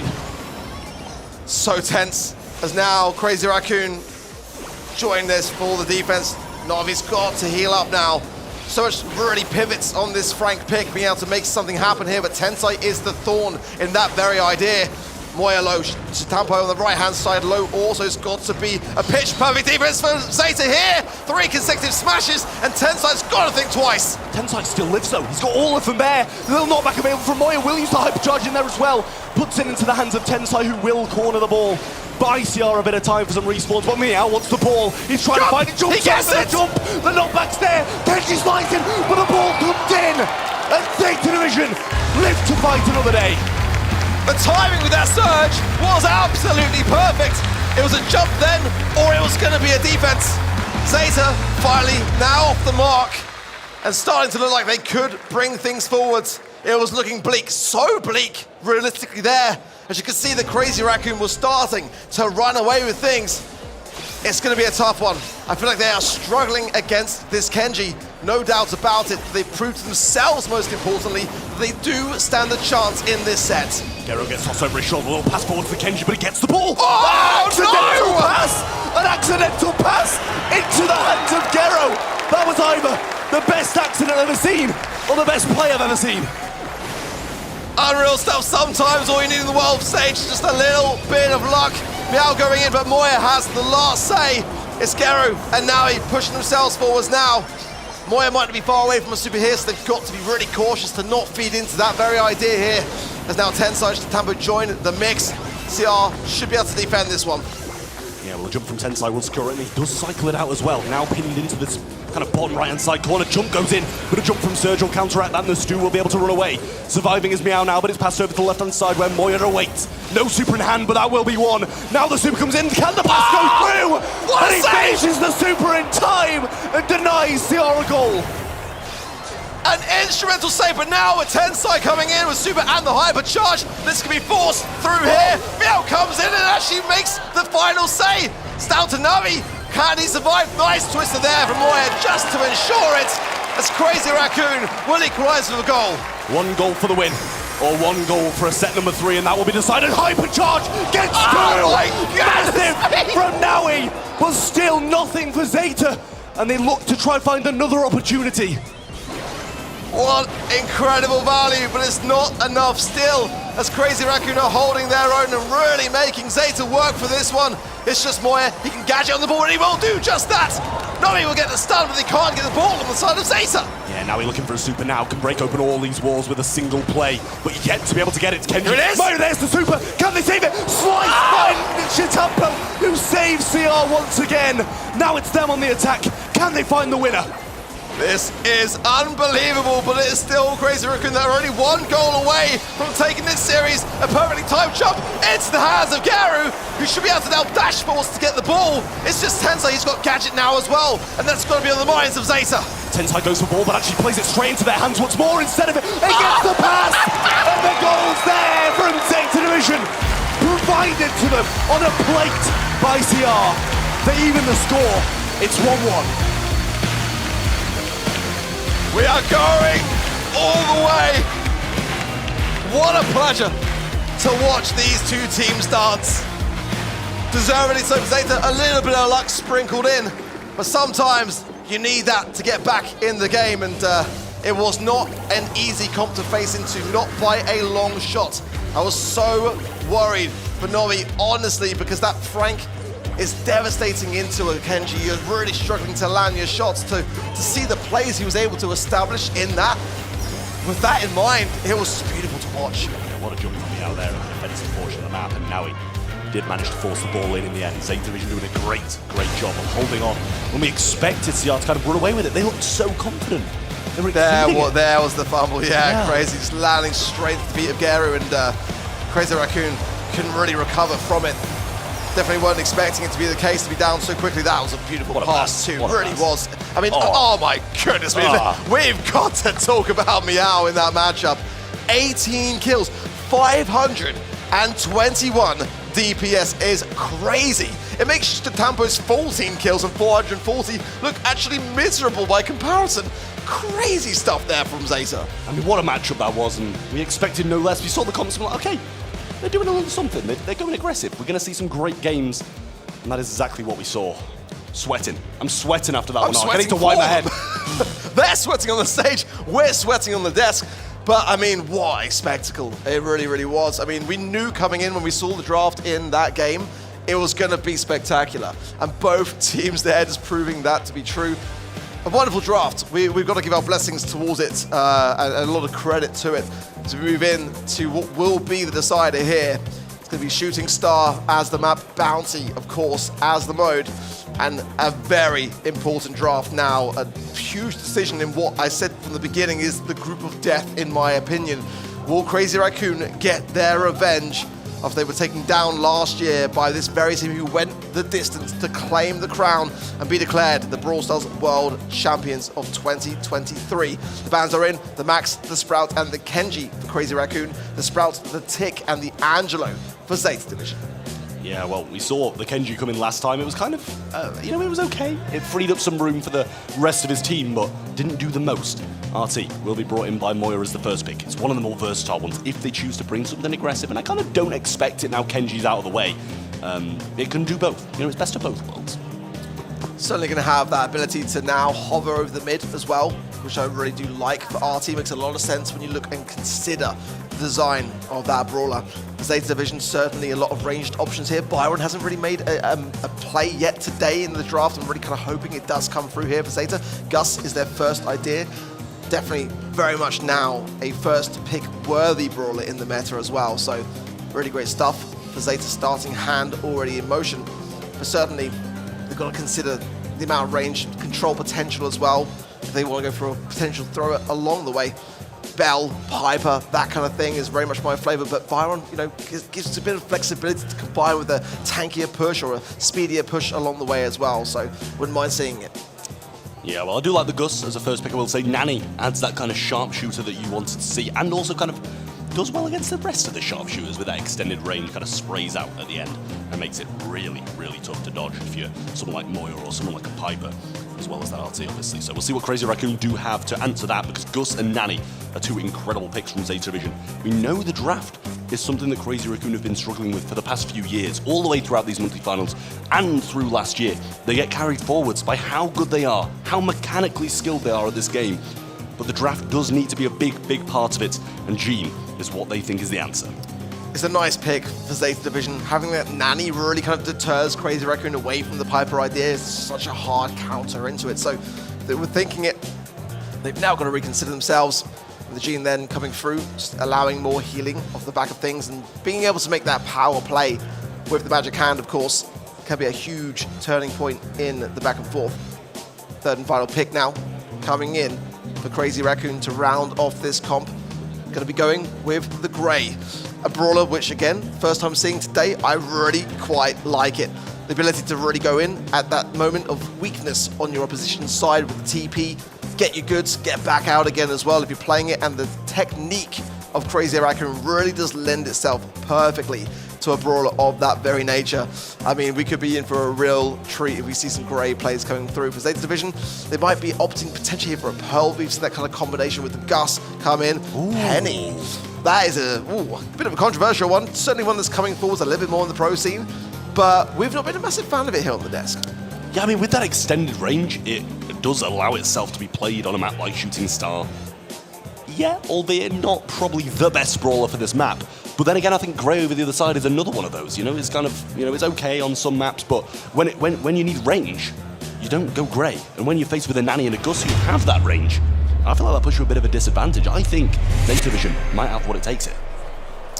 Interesting stuff. Well, either way, this is where it's going to be decided. A missed walking cane there by Tensai to start things off. Big taps though from Tampa on the right-hand side onto Novi, and there is a gadget there, the Hacks gadget, bringing Novi down so low there, forcing him back in continued aggression. Tampo's not done yet, but Novi still stays standing. Another Hacks gadget, 108 HP. They just can't kill him. Yeah, relying on Moya to come in and get a shot in, but it never arrived. Very difficult for him there, and only one return to sender was used in that process. Meow, gonna be marked up, not gonna be able to find the second shot. Now that comes down. I'm not sure Tampo can really reach that through the map, but a lot of damage rolling on in. Meow so low, and that mortar shot is gonna be missed. Paul gonna be used on the mortar there. Don't really want to overextend for it, and they do remain in a bit of a deficit of stars. The blue star is deciding so far. Rosetta are in their spawn and not got the best position. Yeah, I don't mind that pull. I think it opens up the map a great deal. The Peep does find a connection there on the bottom left. Tampa as well, just continuing that aggression. Salty Barrel not going to be doing too much there, but it might be something of a bit of a defensive maneuver on that top right later on down the lines. Gero having that shield, such a great thing to have on the defense. It's just the blue star so far. It's the Peep coming around, he's going to cycle, finds a connection onto Moya. But Moya stays standing. Zeta Vision holding well under the scrutiny, it must be said. Zeta Vision managing to spring back out, and there's the Kooky Popper that secures the kill. Extends the lead to 3, as Crazy Raccoon kind of lock up a really big hill here in Bounty. 30 seconds on the clock. Hypercharge ready to roll. Going to be used there as well. We've got the shield available from Gus too. Shatampo going to be the target. He pivots and goes for Tensai. Extends it to 5. This is fantastic here for Zeta, who've not missed a step, but there is still time. 15 seconds now for a counter response from Crazy Raccoon. They've got to find 6 stars or get a combination with the blue. Gary pulled in, pops the shield. They're still staying standing. A TP there from Tensai, but a pull from Moya. They find the blue. Can they get 3 stars on the right-hand side? Novi is so low, but they can't secure it. And Zeta Division stays standing enough to make it a match point. Millimeters away from the win. Crazy Raccoon are now faced with a match point. Zeta Division held strong with the blue star for so much of that game, and in the closing seconds almost flipped right in front of their faces. But now only 2 minutes if they get this blue star between Zeta Division and the win. The adaptation there from Crazy Raccoon to being Oh, tapped to that left-hand side instead of the right. Walking Cane does connect from Tensai, but Meow stays standing. And Zeta do secure that blue star, and that gives them that position of power that we saw in the previous game. Already a Peep coming in, working his way forwards, but not going to find anything but a wall there for Zeta. A bit of a miss now, and Crazy Raccoon know it. They're going to strike now while the iron's hot, and Shatampo fires Novi. Yeah, Walking Cane missed over the left-hand side there, but a pull is available for Moya. Hopefully they don't feed him too much, but Meow might be able to get a mortar in these little kind of close-range matchups that he does have a bit of an advantage with the Salty Barrel in. Tampo getting so many good hits, and Moya with a pull can really extend this lead if he hits it. See now, Meow's in a bit of a tight spot on his left-hand side. Peep coming in yet again, but on that top right as well. We see the low, but Moya missed the pull. That's a terrible time for it. He could have secured that kill if he'd been able to land it. Meanwhile, Crazy Raccoon still have the lead, but definitely a miss onto Geru. Moya should have done better. Yeah, I felt like he had quite a lot of free roam ability there. Nobody was really pinching him.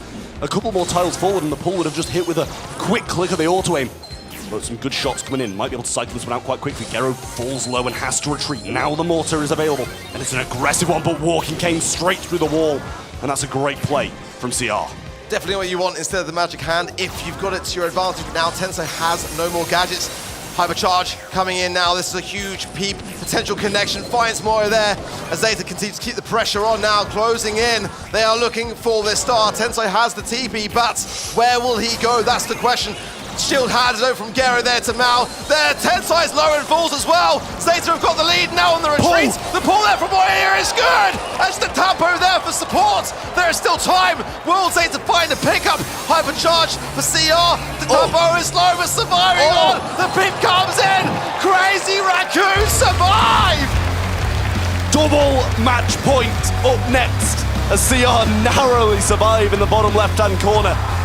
Beaten down, but don't fall. Standing strong, heading on into this last game. Who will win it? And who will take this first game in the group? A Unreal, honestly. I mean, for the second match on the A stream to go the distance. I love it. A miss walking cane though from Tensai. I'm not loving that as much. Already Zeta getting themselves stuck into this mid, getting that blue star again for the third time running. And now running back to their spawn marked up there. There's Novi there from that RT connection. We did see Moya gain that magic hand, connected most importantly. No more time for misses now. This is the final game of this series, and whoever wins it will take this in their set, get that early advantage in Group C. Both Tensai and Meow really want their supers, but aren't willing to overextend and take a risk to get them. Stampo finding some great shots, wonderful pinch over, but Tensai can't hit his shots. And the same for Meow. The ability on this left-hand side to juke is just so good. The walking cane's there. The salty barrel wasn't required to tank as he survives and lives to fight another day regardless. So much pressure. 1 minute remaining on the clock. Another peep coming in there for Novi. Stampo's low as well. He's going to be working his way around, gathering more damage. Tensai's knocked back into the arms there of Meow and just about survives. Good, solid connection, but Tensai kept his cool and did not TP away. And Novi there so low that shield is keeping him alive from that Gus. And a perfect TP there, but Tensai couldn't get the follow-up. But one takedown is all that CR need to gain the lead. Tensai being the cleanup crew makes this a 1-star win. For Crazy, oh, huge! What a pull! And I think the Gus shield was missed in there as well. Huge waste and a big star loss for Zeta Division. 25 seconds for Zeta to claim back a ton of stars. They've got the blue, but they need 3 at least, and that'll be Stampo, Moya, or just Tensai all around. Peep coming in, finds it. Still 6 stars, and the blue with Crazy Raccoon. And Zeta down 1 man. Can't really go for this push. But enough time to do it. 10 seconds there. Vengeful Spirits come out. Return to sender sends it straight back to Moya. But 5 seconds. Will it be done? The pull's going to be missed. Meow surely going to fall. They do nothing but extend the lead. And Crazy Raccoon beat the world champions.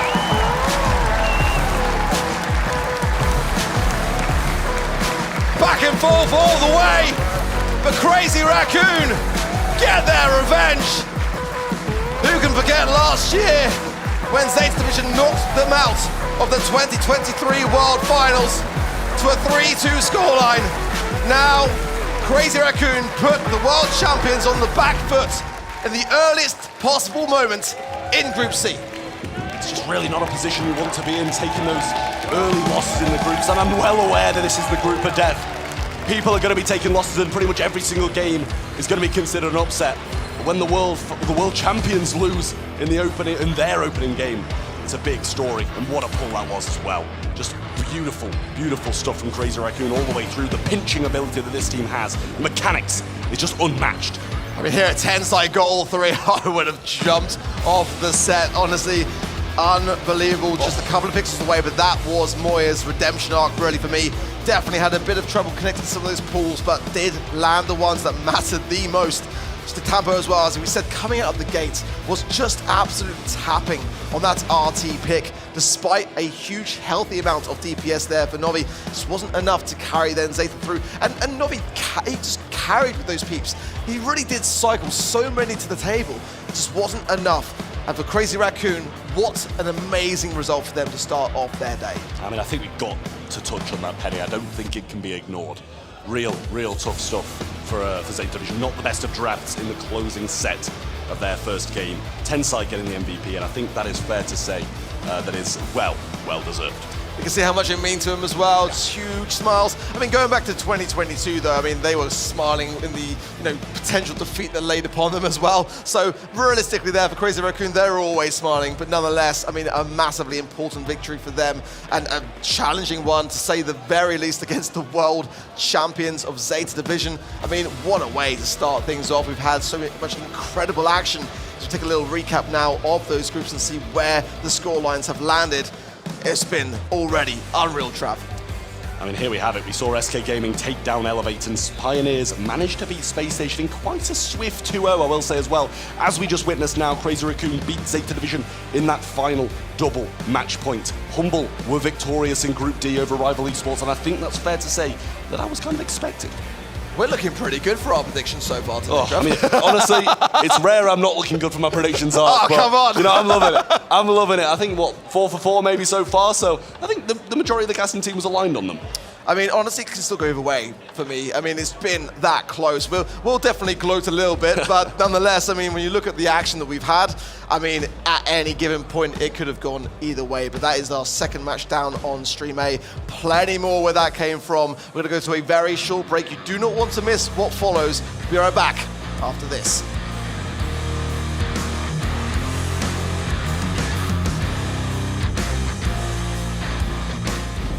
The 2024 Brawl Stars World Finals are brought to you by ESL, Monster Energy, and DHL.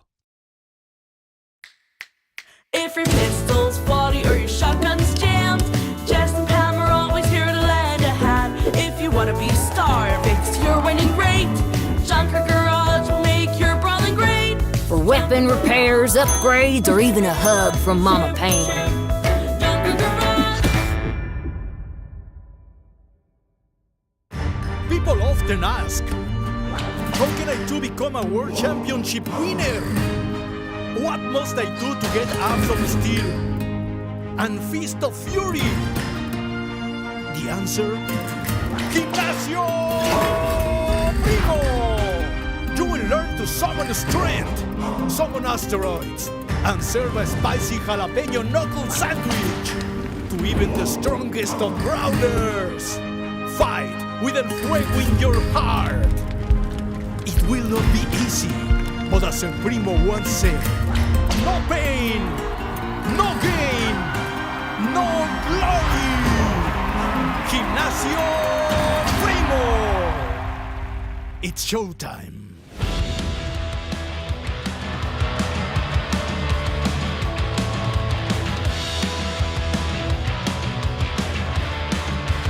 Welcome back to Superfest, and what an incredible opening day to Brawl Stars World Finals we have had so far. Two sensational performances on the main stage from SK Gaming and Crazy Raccoon. We've got to say that if you win your group, it should put you on that smoother ride through into the finals. However, by having the top 12 teams in the world under one roof, anyone can pull out a phenomenal performance out of the bag at any time, and that is why we love it. So we have our next match ready to go on the main stage. So let's introduce your next two teams, kicking things off with a team that when they got on a roll, they are quite unstoppable. And with a new signing at the beginning of the year, have they found their missing ingredient? It's Maru, Mori, and iChaos. They are Reply Totem.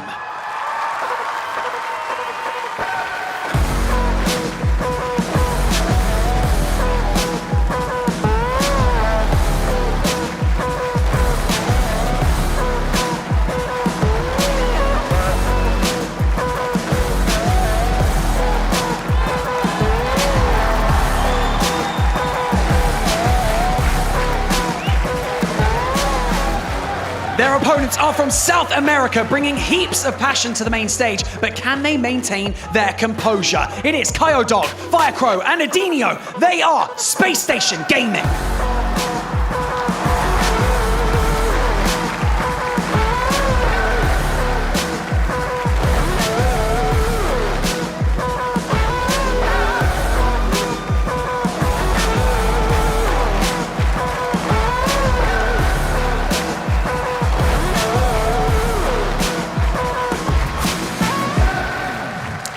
Life or death it is right now for Space Station Gaming, and they face down the Broman Empire. That's right, Reply Totem, of course, with that same core. Maru, this time alongside veteran iChaos, are looking to make a deep run as a number 6 seed from EMEA. They blitzed through that LCQ to be here. The thing is, they had literally the worst run of any team at World Finals through the regular season this year. But as you said, blitzed through the last chance qualifier, and a lot of that was thanks to iChaos. Obviously, we know his favourite brawler. We know it's Rico. We know. And how incredible it is on that brawler. But generally, the amount of mechanics and team play and experience especially, that's the selling point for Totem Esports. 100%. And iChaos is definitely an individualistic, kind of player who really looks to try and take the game over. It's a tendency we've seen on all of his teams in the past, SK, you name it. Going up against Space Station Gaming, though, these guys got absolutely clapped by Pioneers. It wasn't a close series. Both sets went 2-0, but this team is stacked with experience. South America, blessed with great representatives here. Firecrow, one of the most feared players around the world. they've just not been able to show their quality yet today. And that's the thing, we knew Pioneers were going to come out swinging or they were going to crumble under the pressure. And so far it seems like Pioneers are the team. So much support in the background. Can't tell who it's for. But honestly, I think Reply Totem have a big fan following here today. I mean, they are loved, no doubt about it. We're in Europe, of course. These EMEA teams definitely getting fans to turn out here. And of course, Reply Totem boasts the only player to qualify for every single World Finals ever. Chaos has attended 5 of those 6 that he's qualified for. And that, again, is a team stacked with experience because Maru, alongside him, have also played in some huge games. Reply Totem have definitely had eras of dominance, eras of being feared and respected as the top team in EMEA. They've fallen from that place. But it doesn't really matter what happened during the year, Trav. It's about when you peak, and this will be the right time for that. Exactly that, and this is the thing. Not only do they have the experience that lands, Maru and Mori especially, and yeah, we can include Archaeos in this as well, they just excel at lands. Not only do they have the experience, but this is when they are at their best, and we saw that through the last chance qualifier, dominating a lot of the big teams and big names we saw at that competition. And on the Space Station side, especially Firecrow and Adinho have been together for many years, going back to that INTZ roster, right? In 2021, they made it to the semi-finals of the World Finals before losing to Na'Vi. And then in 2022, it was that Zeta Division 0 team that beat them in a 5-set banger to eventually go on and win that World Championship there. So this Space Station team, want to be clear, stacked with quality. Haven't quite shown us what they're made of today, but it's something worth looking out for. Firecrow is an individual, mechanically gifted. Really the perfect foil to someone like Chaos, right? Feared for his play on Crows, his favorite brawler, but his Piper, his Colt, a lot of those really mechanically intensive brawlers is where he's been able to shine and take over games in the past. I mean, as well, speaking on Space Station, the year that they've had through the regular season, it was so far up at the start, 2 monthly final wins in a row, kind of putting foot completely in the shade at the start of the season. Then they started to drop off. The mid portion of this year really wasn't the best for Space Station. They took a couple of losses to foot in those finals, but when it mattered, when they knew they wanted that direct qualification to World Finals, they showed up once more. And that's what they need to do here right now. They need to play, they need to win, otherwise they're going home. And they are the only team here that have won 3 monthly finals in their home region. And in fact, they competed in every grand final of every monthly final. Space Station, over the course of the year, have demonstrated, the highest level of consistency of any other team in the world. Now, that South American region, you could argue, a little bit less deep than some of the others, where we have the 6th seed here from EMEA and Reply Totem turning up and making it to Worlds. But it would be such a shame to have, honestly, see consistent, see great results month in, month out in their home region, and come here to fall after really only getting to show on the B stream, of course, losing both those sets. They've got to make an impact here. It is do or die for Space Station Gaming, and the Broman Empire is rising up to stand in their way.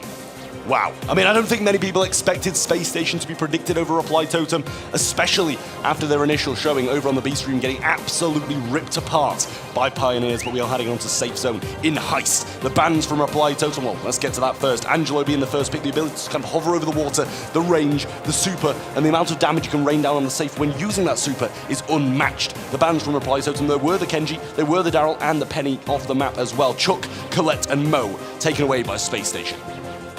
Makes perfect sense. Kenji and Mo would be the subject of bans, and getting Chuck out of the way is very important. Colette, on this map especially, can do far too much for free. Cycle that super, hit the safe over and over again. The Bell getting picked up here, it makes sense. Have a nice sharpshooter, decent range, control the middle part of the map. Melody as well is going to give you that all-in potential. And just a great amount of mobility. Space Station can use Adinho on offense or defense equally as easy. Yeah, it's one of those things where, Chuck's off the map. We need to kind of be able to spring up the map whenever we want. We'll take a Melody, and it does a lot of damage as well if you get those notes circling around you and the gadget popped.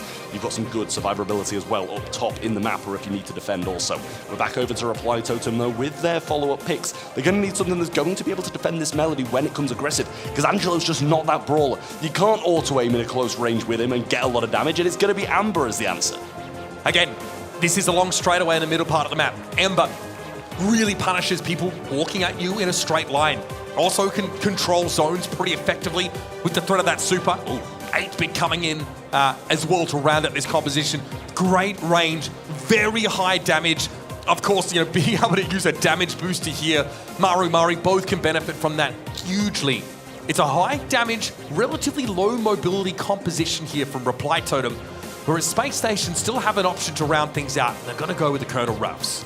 It's been a while since I've seen that in competitive, I will say, but over the other side, it's got a bit of a risk of it being done very, very swiftly if 8-Bit gets on the safe with the booster, with the Amber along with it as well, and if the Angelo can get some supers and get those damage on safe, Space Station are going to have an issue.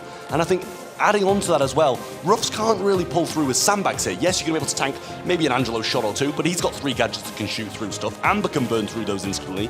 And 8-Bit's got a bit too much DPS for them to be able to survive. Yeah, it's going to give you windows of invulnerability, I guess, providing you're not facing that Amber down.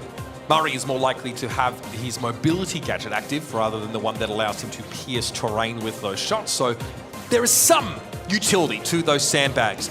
But frankly, Trav, Adinho is going to have to be aggressive. Space Station are going to need to use that melody to punish these low mobility, longer range, high damage brawlers before they can set up shop and start raining down on the safe. And this is the thing as well. They need the melody to get the damage, not only open up opportunities as well, because Ruffs and Bell aren't going to be adding that much to the safe. Yes, here and there, Bell's going to be able to get a few bouncing shots back and forward if people are circulating it, and the same, against the 8-Bit as well. But Ruffs, throwing a couple interesting low damage shots. It feels a bit weird for me. Obviously, Ruffs shots can bounce off walls. You can make some use of it there. You can push up to pressure the safe down. Excuse me. We're playing Brawl Ball, gents. See a little bit of warm-up here being undertaken by Space Station. Look, simply put, Space Station are playing for map control here. They really need to make sure they can get up into the middle of the map and be oppressive in order to give themselves a staging ground to start to push up onto the safe, to start to put that damage down. They have some all-in, but only from the melody. And they're going to be outranged a lot of the time against iChaos and Murray, who, again, because he's on Angelo, can kind of be anywhere. You think it's only a small amount of this map that is really covered by water, but it gives Angelo, first of all, a free ticket to get out of his half of the map, so it's really hard to shut him in his defensive half, and also allows him to play an angle on mid that is really annoying for Space Station to deal with, as they ideally want to punish the choke on the map. They want to throw these bell shots in. They want Reply Totem to be grouped up. But Maru does not have to do that. He doesn't have to play with Chaos and Maru. Unless he wants to cause a little bit of damage boost, in which, of course, he can toddle over there and spend some time with the rest of his team. Yeah, well, this is the thing. I think you've hit the nail on the head there in terms of what the teams have to do to be able to win. But Reply Totem, this kind of looming thing of being able to get so much of the safe down in one push. And not only that as well, looking at these compositions, you're kind of like, okay, if Reply Totem get control, they don't need to have it done in one push. They can play the slow game. They can pin their opponents in spawn. And I feel like that's kind of why I'm siding with their composition just that little bit more. I will say Space Station. They've got some big hitters. Bell can do a lot against this slow 8-bit, and especially when surrounding this turret, going to be able to get a lot of work done. But we're going to need the longevity from Space Station. They need to survive for long periods of time with these rough supply drops if they want to be able to get the job done here. We've had plenty of time to think and talk about the draft here. The Colonel Ruffs for us, I think, is the biggest question mark. Supply and drop, of course, can be given over to the Melody, empower her to go a little bit more aggressively. And I think Space Station are in hostile territory somehow, Trav. A lot of Totem fans looming around the crowd today, I will say, making so much noise for the veterans of Mori, Chaos, and Maru. Into the game we go. Safe Zone is going to be the entrance in the first set in this matchup between Space Station and Reply Totem. Already a shot connected for Firecrow, as evidenced by the positive feedback shield on the Bell. Couple of nice taps here and an S-Tech set up, which is going to punish Reply Totem when they want to move forward. Kaya Dog obviously set up to be a right side laner. Can really put pressure down this 8-bit with those bouncing shots. Now we're starting to see a little bit more of the idea, and it is the sandbags with the Ruff to try and set Firecrow up to be a nuisance in mid. Yeah, the power up there for Firecrow is going to be a big, big help. Gadget going to be used, and Firecrow push back. In goes Adinho, Gadget popped as well. Mori falling so low, but eventually cleaned up. But look at this damage. I haven't even been looking at it going down, and it's already at 60%. This is what we talked about, though. Space Station using this comp to control the middle part of the map. Maru, like we said, can break out of his own half, but wants to take that off angle that only Angelo can really assume here. Walked into a nest egg, but isn't punished for it. Adinho comes in yet again, and Mori is down. Oh, this Melody is a problem, Trav. A big problem for Reply Totem that they don't have an answer for. There's the nesting on the right-hand side as well. Will slow Chaos down, but he throws some oil over the right, which is going to have some slowing properties if the Mythic Gear is in use. Goes forward, burns it down. Kydok should fall, and he does. But in Adinho goes, he gets one, but can't find any damage this time. Hypercharge used by Firecrow has his power up in hand as well, dealing so much damage to both the Safe and Maru. And Maru is marked. He can't do anything about it. The Bell Super is a homing ability with that Hypercharge active. So now it's dangerous here to be Angelo in general. Kydog finally taken down by Maru, who's had a tough time trying to navigate this lane and constantly has to run into Adinho. Maru helps out, but he was exposed. He was marked as well, so it's a one-shot kill there for Firecrow. And still Reply Totem have not put a scratch on the SSG Safe. But 45% can be taken off this space station Safe with one push from Mori. Has that super now, going to be able to place it on the right-hand side here, out of harm's way, and try and burn down some damage. But Adinho still has a gadget in hand. He's going to trade out and take a lot of the wind out of Reply Totem sails. Firecrow solo in this defensive position, and still the first signs of damage start to come down from Reply Totem, but nowhere near enough so far. Mari, though, is in a dangerous spot. Very hard to dig out of that position. Maru able to pop the super and get some extra health now. We're down to 10 seconds left in the round. Space Station at 82 still, but they've lost Firecrow. Adinho barely clicking on, and here comes Maru. Here comes the pressure from Reply Totem. They snatch the round away. Give them an inch, and they'll take a mile. One push is all it takes for Reply Totem. 2 minutes of pain, but 30 seconds of success. And they take the first game against Space Station. Oh man, they had to batten those hatches for so much of the round. Takes so much patience to just deal with that punishment. Come back and pay it back with interest. Well, Totem are going to be looking for a much better start. Regardless of the win, they did not look comfortable in that first game of Safe Zone. Maru, assuming his position over this left-hand side, going to try to keep the range and not feed the Melody Super as early as last time. And this time for Totem, much better positioning and an early kill as well. Maru as well doesn't have his jump gadget. He is using the wall penetration ability. Adinho's going to chase him down. Maru knew his goose was cooked there. Chaos under a lot of pressure as well. 1v3. Gadget won't help him much there. He's trying to preempt a dive from Adinho, who just respects that Amber Gadget damage and backs it up. Yeah, Kydok almost brought down after picking up that supply drop as well. Adinho going forwards, but uses that last shred of super. You get 3, and only 1 remain for him, but a bit of burn down damage comes in as well from Maru. Gets that as well, and Chaos's positioning is flawless. The same thing happening to Space Station as last game, but this time much earlier. This is exactly what Reply Totem are looking for. And I've got to hand it to Maru. He is not allowing Adinho to bully him on this left side anymore. Maru plays from inside the super, gets healed up, and of course, can threaten Adinho with huge amounts of burst damage. Adinho wants to come forward now, but as you mentioned, Gadget's going to be important for Melody to get in there, and she needs 3 music notes to have that shielding. So here comes Adinho, comes in. 2 notes, Maru getting pressured away, but Adinho has not really touched the safe. Able to get the 1, but Maru staves him off.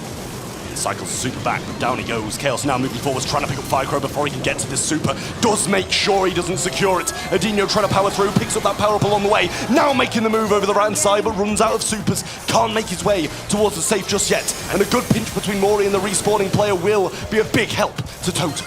Adinho's in trouble here. Very compromising position as Chaos eventually burns him to a crisp. Maru with the hypercharged super means he can move with it and get healed up. Virtually unkillable within that window.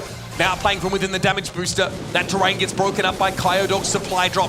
26 seconds left in the round and Kyodog is taken out of the game. Chaos wanted to come forward, but Firecrow had the taps to bring the Amber down. Not the time to go down for either of the teams here. Mori going to try and bring down Adinho before he can make the push around the right side. 3v1 and Kyodog all alone. 10 seconds. Goodbye to him too. And Reply Totem will add to their lead and take set number 1. Oh, buddy. What a statement to make for Reply Totem. We questioned the comp a lot for Space Station. We were proven wrong early, but the power of that 8-bit Amber Angelo combination for Reply Totem gets them over the line. Triple Maru jersey in the crowd as well.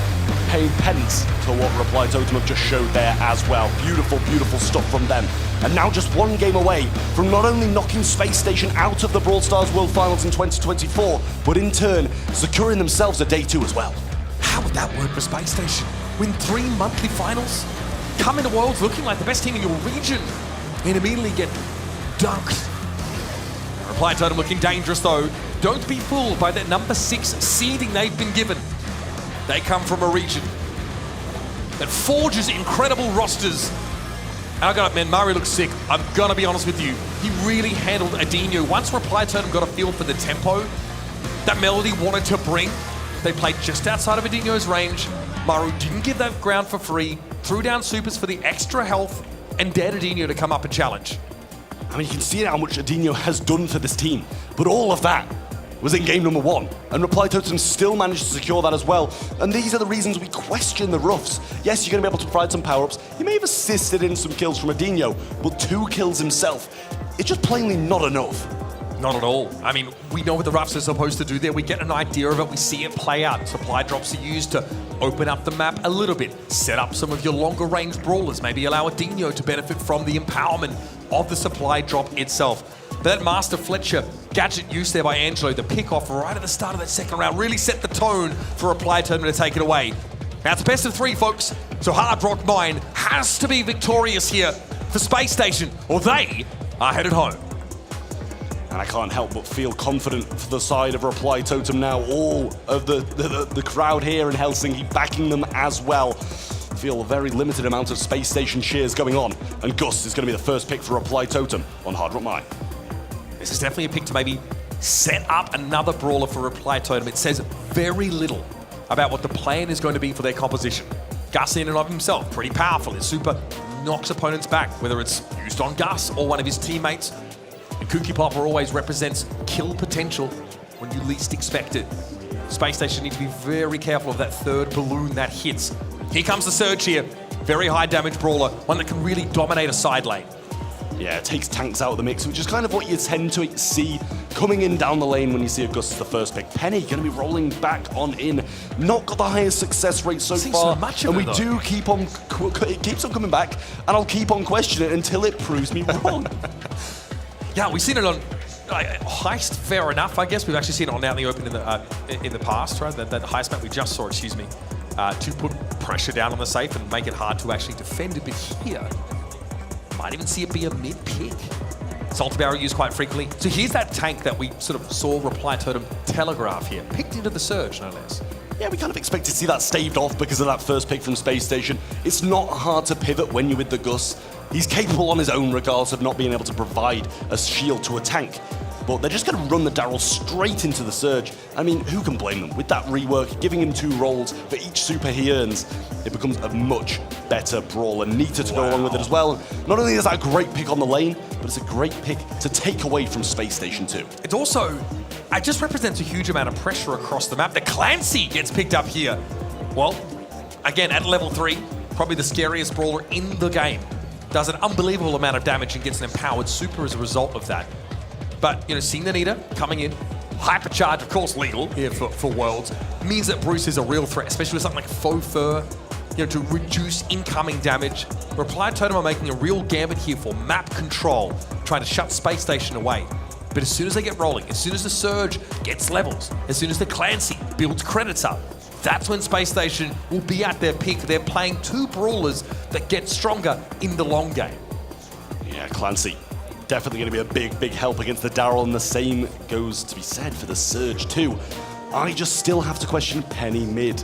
Yes, it's going to be okay against the Gus. It's got some more range thanks to a nice little balance change that Penny got. But is it going to be enough to stave off the Nita Bears? Yes, splash through them, but the Daryl rolling in as well is just such a big thing that you've got to account for when you're playing that mid. I mean, that is a brawler much like, you know, Clancy that doesn't want to be run up on, that doesn't want to be pressed in close quarters. Again, we like the look of Reply Totem's composition, at least that's the vibe I'm getting for you here, Trav. Space Station have access to 2 of the highest damage brawlers in the entire game, and Penny's no slouch in that metric either. But this is gem grab. This is about having a safe mid and keeping them alive. Reply Totem want to push up the side lanes with their tanks, be really annoying to duel against, and you'll see early in the game, they're going to have such an advantage in those matchups. They need to really snowball those, make sure Space Station never actually get into the round. We're going to need a quick win for Reply Totem if they want to be able to win this one, because Surge and Clancy, when powered up, are going to be devastating for the Daryl. And the same goes for the Gem Carrier as well. If you've got a level 4 Surge with Hypercharge running, the amount of range, the amount of spray that can happen with that Hypercharge, on top of the brawlers, like the Penny who's going to be able to splash through this Bruce, like the Clancy who's going to be completely leveled up by the end of this game, I'm sure, against the Daryl. And if not, something's gone wrong. This, of course, is Reply Totem's first outing for 2024 Worlds.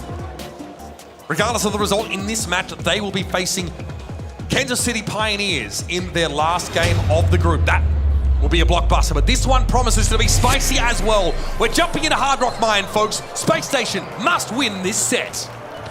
Chaos picking up an early gem off his side. Maury, and over the right side, Maru's just going to stay nice and safe on this right-hand side, stay out of the way of Dino's shots, but now he's sneaking up, finds some great shots and a little bit of an overextension, but he's earned a good amount of that power-up. That gets good damage, almost to silver, but Chaos snipes him away. Here comes Maru with the tar barrel for the slow. Kyodog at least has to level up for that invulnerability frame and avoids being taken down, but Maru can do that over and over again. Totem are well aware they need this early win, and that's why they don't mind feeding them early on. Kyodog getting some great shots in, wonderful stuff in the back lines here, thanks to that Gus shield as well. Penny finds a couple of connections, but Maru will go straight for him, grabs 2, and that's already 7. It's so hard to deal with this Reply Totem comp. Maori both just taking up residence inside SSG's bushes. Maru walks away with the potential for, 14,000 health from that Gus shield. Has picked up a couple of gems, doesn't want to give them away too cheaply. So Maori now will be the prime aggressor here for Reply Totem, but if they just play the slow game, pick up the gems that only spawn on their side of the map, they'll have a countdown. Pennytor is there, Maru chooses to go a different route, in he goes, Big 5 damage. Crow falls down, 1 from the middle, start it, and Totem dominance continues. And what do you say about that? This is what we said. Reply Totem are going to look to win in the early stages of the game. Kyodog is still level 2. I'm pretty sure Adinho was still level 2 as well. They need to both be level 3 to have any impact here. And that was a pretty anemic showing from the South American squad. Reply Totem got this so far on lock. No sign of a space station in Hard Rock Mine, and it's do or die. Lose this game and they go home. Reply Totem will go forwards into day 2 as well. Big game for both these teams. Oh, it's massive. Reply Totem would love a win here, which would mean that they go through pretty much either way. Yeah, that penny damage can be impressive. Chaos bears the brunt of it and allows Firecrow to start Space Station off with a 3-gem lead. Well, already doing better. They've picked up more gems than they had in the entirety of their previous game. Reply Totem pinching down now on Adinho, tries to get a bit of a look in. Gadget going to be used and not find any connection. Slight waste there. He just needs these levels, but Maru has the roll on this right-hand side, goes in with the tar barrel. Adinho going to be caught in it as well, slowed down and killed. Mortar already, but Maru's just going to go for that. Say goodbye to that. Okay. Short-lived. Nice turret, bro. Notice there, Adinho tries to use his gadget to get extra credits built up, but he's not ready for Maru, who's now starting to flex on him a little bit. Showing off the mechanics behind the boxes. Firecrow's been pulled away from the middle of the map as well. Maru is running some deadly interference, and he gets a kill there as well. Sheer audacity. Slightly, but down goes Chaos. The mid is completely open now. Bear barreling down this left-hand side, trying to leave these gems. They don't want to pick them up. They'll wait for the Gus to come back and reclaim them, but puts himself at risk instantly to do so. Maru's going to pick up some as well. Here comes Maru. He's in a great spot. But Adinho gets level 3. He managed to get value off the gadget that doubles his incoming tokens from damage done. So now Clancy is at his strongest. Kyodog also level 3. So much power from the space station side right now, and this is what Totem didn't want. They don't want the late game. Maury so low, and with 3 gems in hand, he's got to be careful. There's the pinch. Adinho will swoop them straight up, but Maru going in himself. Shield provided, but it's just not going to be enough. Hypercharge is there, and level 5 Kyodog does it all for space station.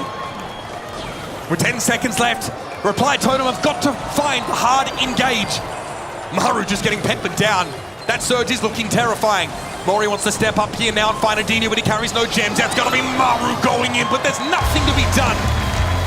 Finally, we get to see what Space Station can do. And that's their first game on the board at World Finals here as well. After a clean sweep from Pioneers, they fend off Reply Totem. For now, at least. Still do or die. Will Reply take it? Will Reply Totem take it and go all the way to day 2? Or will Space Station live to fight another day? Again, keep an eye on Adinho. He doesn't mind dying early if it means he gets those credits built up.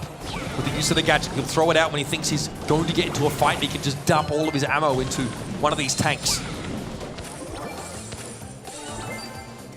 Vicro in the mid portion of the map. Maru catches Kyodog out, but he does get a level 2. Nice super up there from Kyodog. Uses another one, but wastes level 3. Thought he was going to be able to do it, but if anything, a slight misroll from Maru keeps him alive. Yeah, it's funny. I think Maru maybe wasn't looking to line it up that way, so Kyodog back to level 2. Edinho, his star power gives him half a level in terms of credits.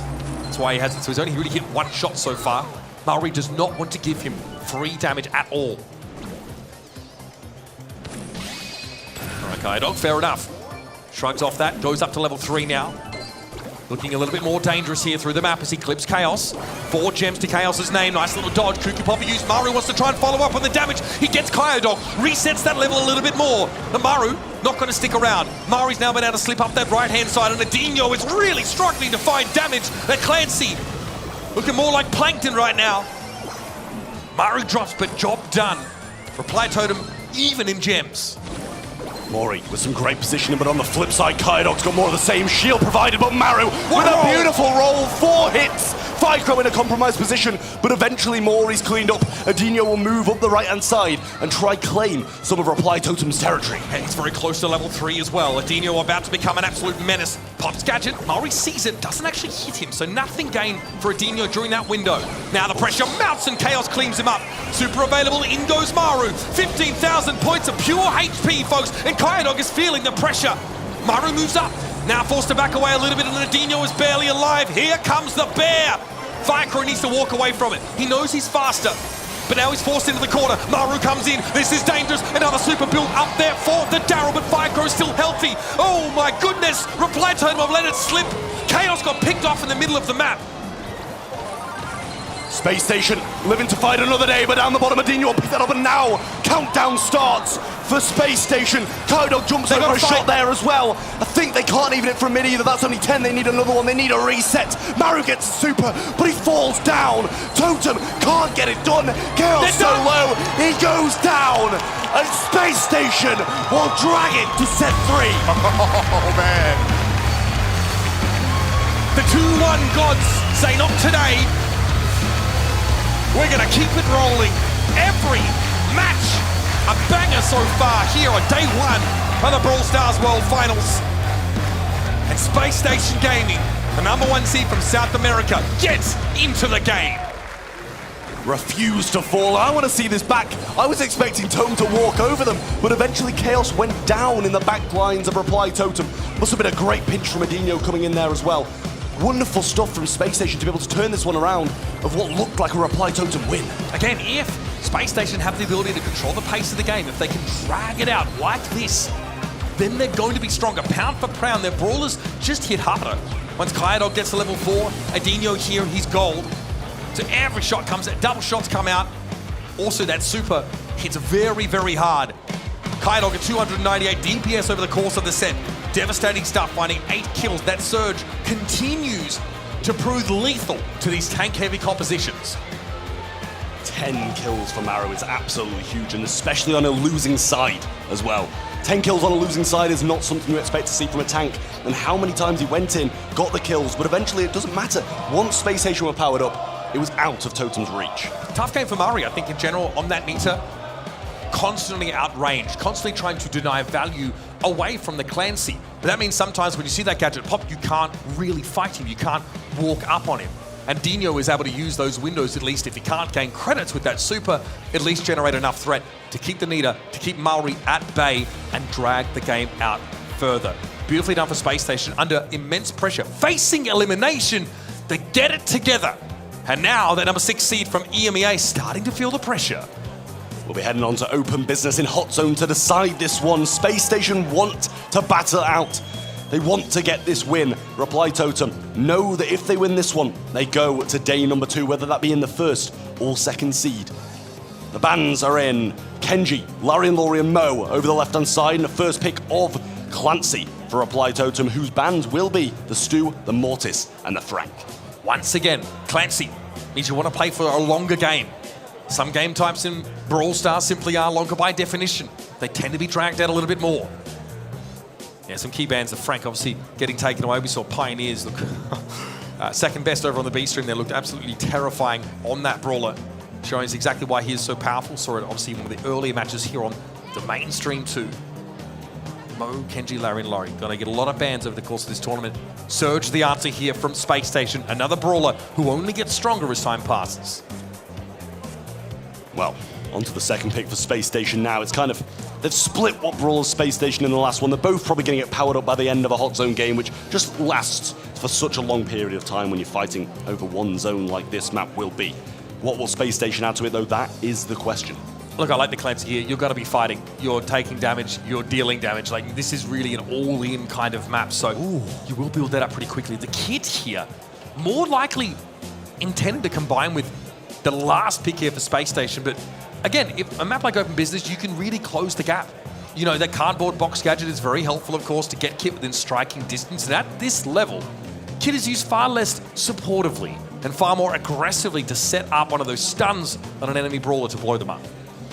It's interesting to see here, though. Yeah, I mean, it kind of seems like they're trying to get Reply Totem to overcompensate for a tank or something like that, and then be able to just take a clean third pick and have kit just do its own thing. They're going to go with the Barley, combat the kit on the back of something with a thrower of their own. It's an answer, but Space Station can surely just go quite aggressive at the end of this one. You have sustain if you take the the healing tonic. Throw that gadget down and keep your team healthy because they have to be on the point. They have to fight on the point itself. And also the way this map is set up, throwers can get quite close while still playing behind those walls and being another nuisance. So expect Chaos to really have a lot of damage being dealt over the course of this set. And again, last call, that super from Barley is pretty straightforward, folks. It covers a large area of the map, does damage over time, and here's the Amber. This is such a no-holds-barred brawl composition here from Reply Totem. They really want to get good AoE coverage with their damage, even their Clancy Super as well. Very effective at covering a wide area. Yeah, I mean, Gus going to be rolling on in then for Space Station's last pick. You know, if you didn't have the Surge, there'd be a big opening for a tank here, but it kind of just seems like Reply Totem going to try stay out of the way, probably move the Barley over to the Surge, prevent those levels being gained. And even when Surge goes down, those levels are going to be reset. But if you can get Clancy all the way up, even death doesn't stop him from being powerful. Homie does not get reset. And it just becomes terrifying. He is probably the strongest brawler in the game because his super does 26% extra damage when he's at level 3, which is huge, on top of a range increase from level 2. Let's see how this plays out now. Mari again wants to throw down that oil just to get higher reload speeds. Inhaling tonic being used here by Totem. Mari, though, under big pressure early. Adino gets in his face. Kaidog also with gadget pop. Totem respect it now as that expires. He walks away after taking a tickle. Reply Totem need to get front and center on this point. I mean, Chaos has thrown out gadgets like they're just not limited. He's used so many already. I think that's probably 3. Maybe using that 4th gear gadget. Might have to here. I think it's probably the best option. You don't really care about speed gear so much. You have that shield already. Here comes Adino again. Oh, clever. They give the Gus shield to the kid as he dives in.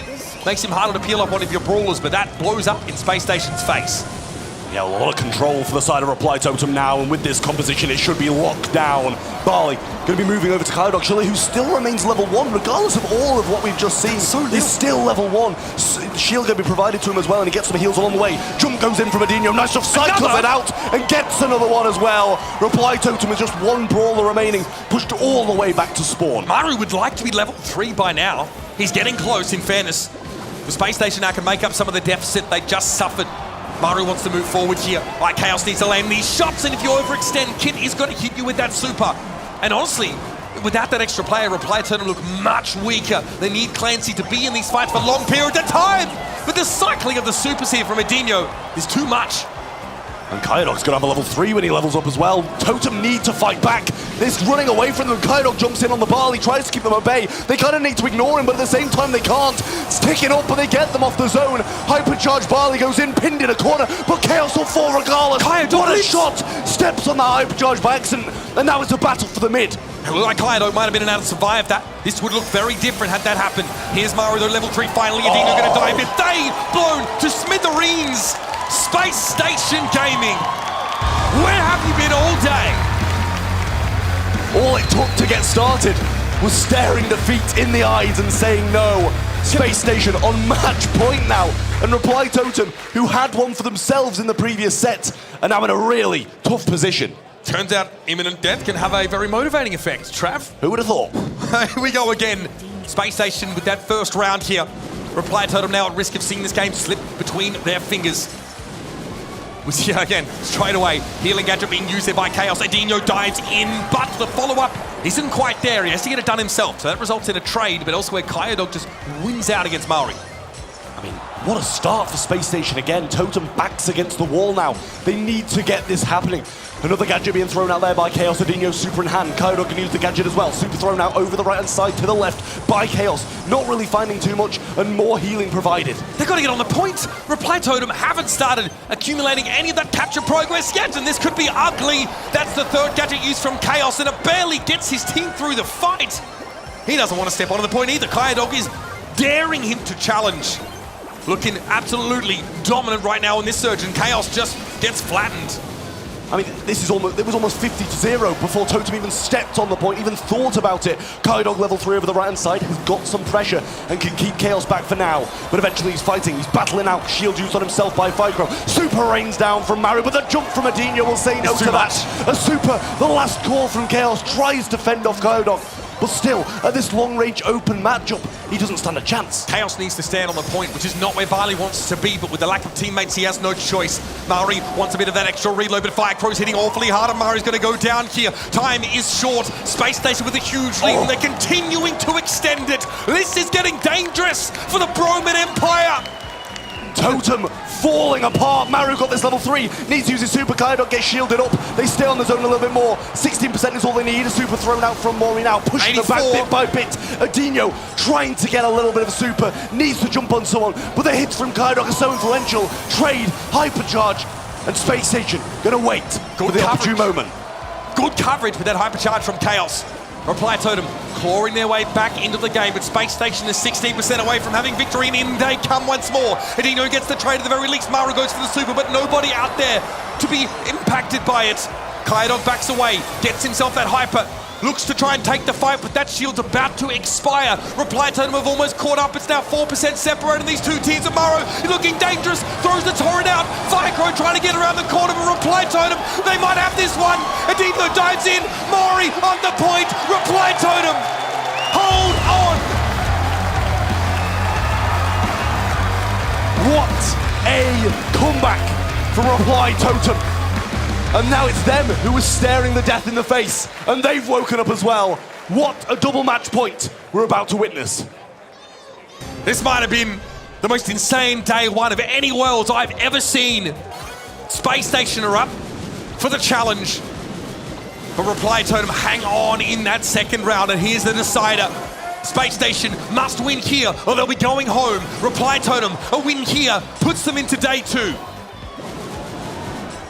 Super, already available for Adino, but Kyodog trying to stay away from Chaos, who's doing so much. Adino jumps on in, he's gonna go down. Last call comes in as well. Kyodog so low, and SSG, what started as a perfect set, is slowly slipping away. Maru level 2 now, starting to get a little bit scarier.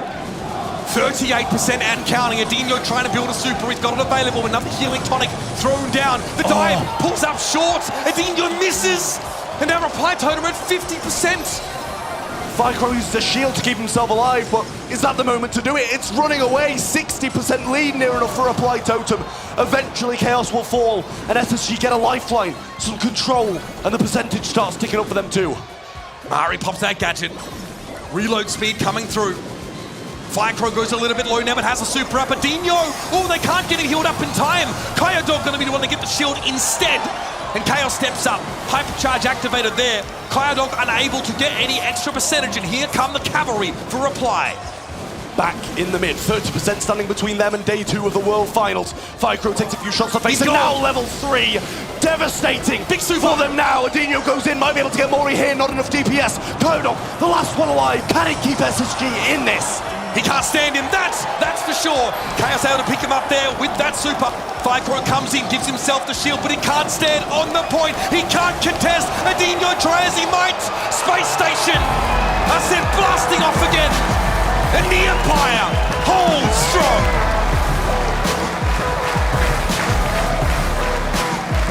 What started as smooth sailing for Reply Totem ended with it going all the way. Eventually, they managed to be victorious and send Space Station packing. They've got themselves to day 2 of the World Finals, What seed will they be going in is now the question. Tell you what, they really needed that wake-up call. Reply Totem, that first round, they were barely in it. But what a way to come back into this game. They understood they had to play around that kit super, that dive in. Too much for them to deal with. Maru, as the games went on, he's able to build up that level 3 a little quicker and start to use it to pressure these space station brawlers down. Quite liberal with his use of that super. Again, you can just see how terrifying he is. And Chaos had to use every little bit of healing he had with that gadget available. And early were they popped. I mean, we saw on match point for Space Station in this replay. They had a 30% lead. They had a triple kill. They only needed 30% as well. And it still ended up being a Reply Totem win. How hard they had to persevere through that. It's just unthinkable. In terms of kills, it's all Space Station. But Reply Totem got the time on the zone. Heartbreak. Firecrow, 327 DPS. Kyodok with 15 kills, and still it was not enough. Reply Totem had to fight their way through LCQ. And honestly, there were doubts about them even there. Coming into this group, we knew that South America had sent some powerful, powerful delegates. But now, regardless of the result of Reply Totem versus Pioneers, they will make it to day 2. Seeding, of course, though, is a big difference maker. You take the top seed in your group, you play the second seed from that other group, and iChaos comes out as your MVP. Had a real tough job. As that Barley on Hot Zone, it comes out on top. Reply Totem setting themselves up for some big success here. They've got to beat Pioneers to top this group, and that is going to be one heck of a matchup. But Space Station, we do sadly have to say goodbye to them. They might have got absolutely decimated by Pioneers, but here against Reply Totem, some would argue they might have deserved to win. We've seen this, we've seen it in the Worlds in the past. These quality teams come out and unfortunately just stumble. It's really about how quickly you can get your motor running, how quickly you can get started. So that now leaves Group B with Pioneers and Reply Totem both having a win to their name. Obviously, of Group A, in the meantime, SK Gaming were able to downfoot Esports and will be advancing from that group in first place. They've really shown us some great games. Rival Esports on Humble, we saw how that one went. Humble over on the V-Stream able to get them, but some insane moments from that game. And well, if you missed Crazy Raccoon versus Zeta Division, I recommend you go back and check it. Every game I feel like we've had here in the main arena has gone to all 3 sets. It's never been closer. We have the very best teams from all around the world giving it their all for our viewing pleasure. And if you're viewing, hopefully it's over at event.brawlstars.com, because that's where you can earn yourself some great in-game loot, including, by the way, a hypercharge if you can get that far down the reward track for voting and answering trivia questions throughout the day. So make sure you keep your eyes peeled. We're there. The B-Stream is going to be there as well. And we'll be back after the break. Take a deep breath. We're going to see more of the very best Brawl in the world played out for you right here.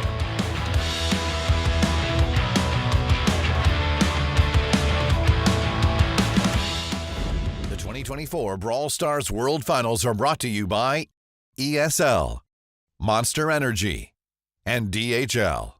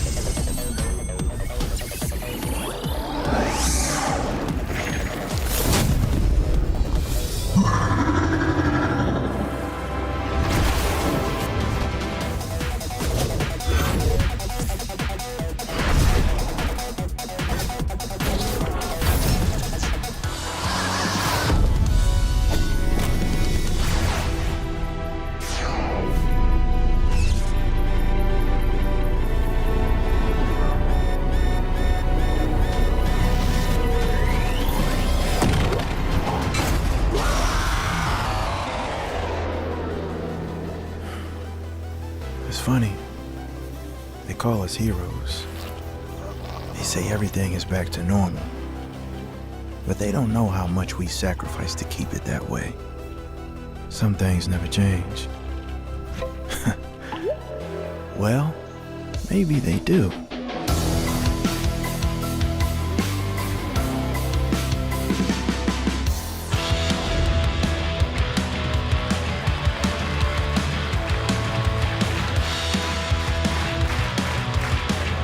A collision of regional playstyles, team comps, and insane individual plays. That is what Brawl Stars Esports is all about. Welcome back to an explosive day here at Superfest, and there is still plenty more to come. Mainly our next match. Our first team to step out onto the main stage qualified via the Last Chance qualifier. And that means that they knocked out many of the top contenders getting to this stage of the competition. Please welcome to the main stage, Gugu, Mebius, and Ope. They are Eternal Fire.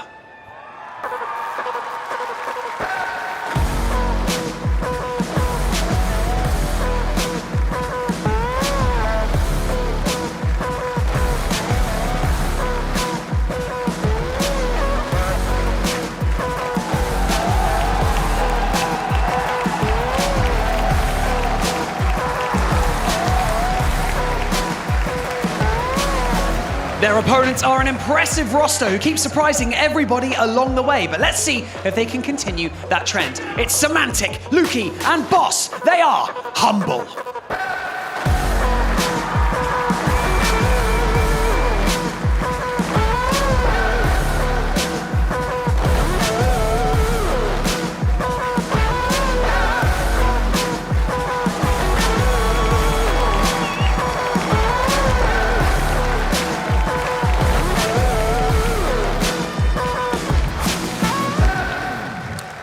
Well, folks, Group D is about to get real. Eternal Fire make their way to the stage for their first game of this group stage. I'm Mitch Leslie here, joined by Kenny. Mate, great to have you here. This is a banger. It's an inter-regional clash already. And there's a bit of bad blood there, if you remember. Ope on SK last year, getting in the face of Semantic and Foot after they knocked them out of the World Finals. Time to settle the score. This one's personal. It's EMEA. It's a little bit of a revenge arc as well, in a sense. I mean, Semantic finally got his first ever win over somebody outside of mainland China, but I know he wants more.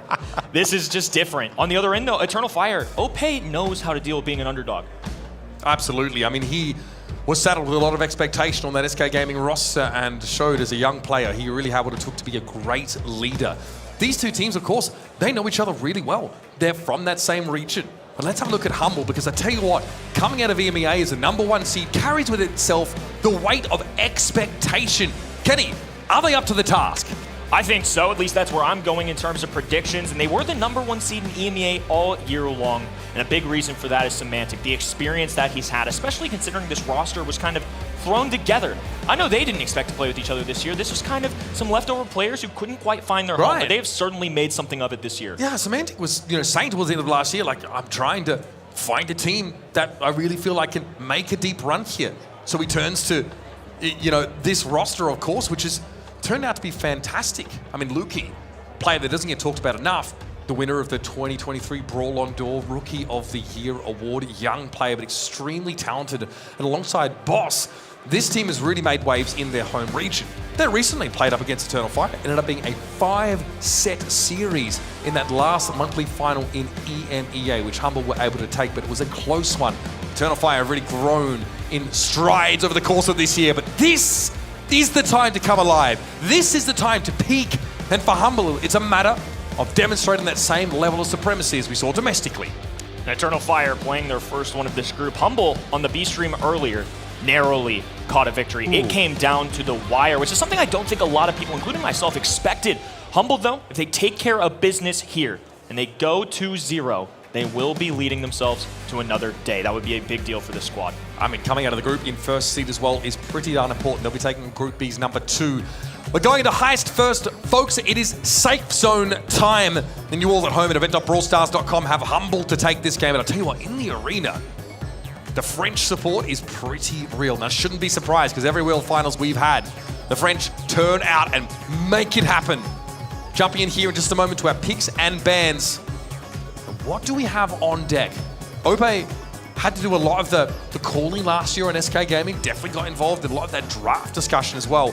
Whereas Semantic on Foot, yeah, I feel like he did a huge amount of it. He, alongside Drage, really put their heads together to try and craft the best comps possible. A team that wanted also to set Lenar up for success. A lot of passion going to be shared on this stage, and the band's finally getting underway. A double Kenji ban. Really interesting to see this, especially on a map like Heist, where you don't always necessarily see that, but I think it goes to show the prioritization these guys have about this brawler. Yeah, I mean, absolutely terrifying. We've seen him in the hands of Crazy Raccoon. We've also seen him used by Elevate. Sometimes you craft comps around the Kenji to shield him up as much as possible. Get Gus in there.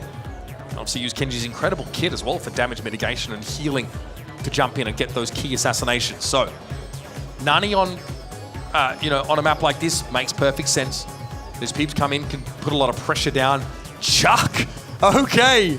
Chuck picked up here for Humble. They've tipped their hand early in the draft. The old train conductor, and to your point, if you pick this early, you gotta watch out. There are certainly counter opportunities in a draft setting when you go this early. I'm curious if they pair one of those typical counters and just take it away. Bell gonna be the selection here. Stability, long-range brawler. This is a brawler that they also were interested in earlier today in their other match. And she offers you great map control. If you can set up, get forward, and put those nest eggs down, anytime a defender steps up, it's likely curtains for them if they get slowed down. I mean, you can basically auto-aim them at that point and knock them out.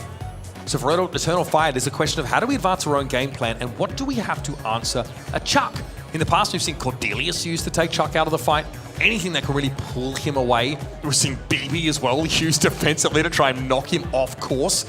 Because once he sets up, once he gets those poles down, he can go back and forth over that safe and be a real problem. Amber, going to be locked in here for Eternal Fire.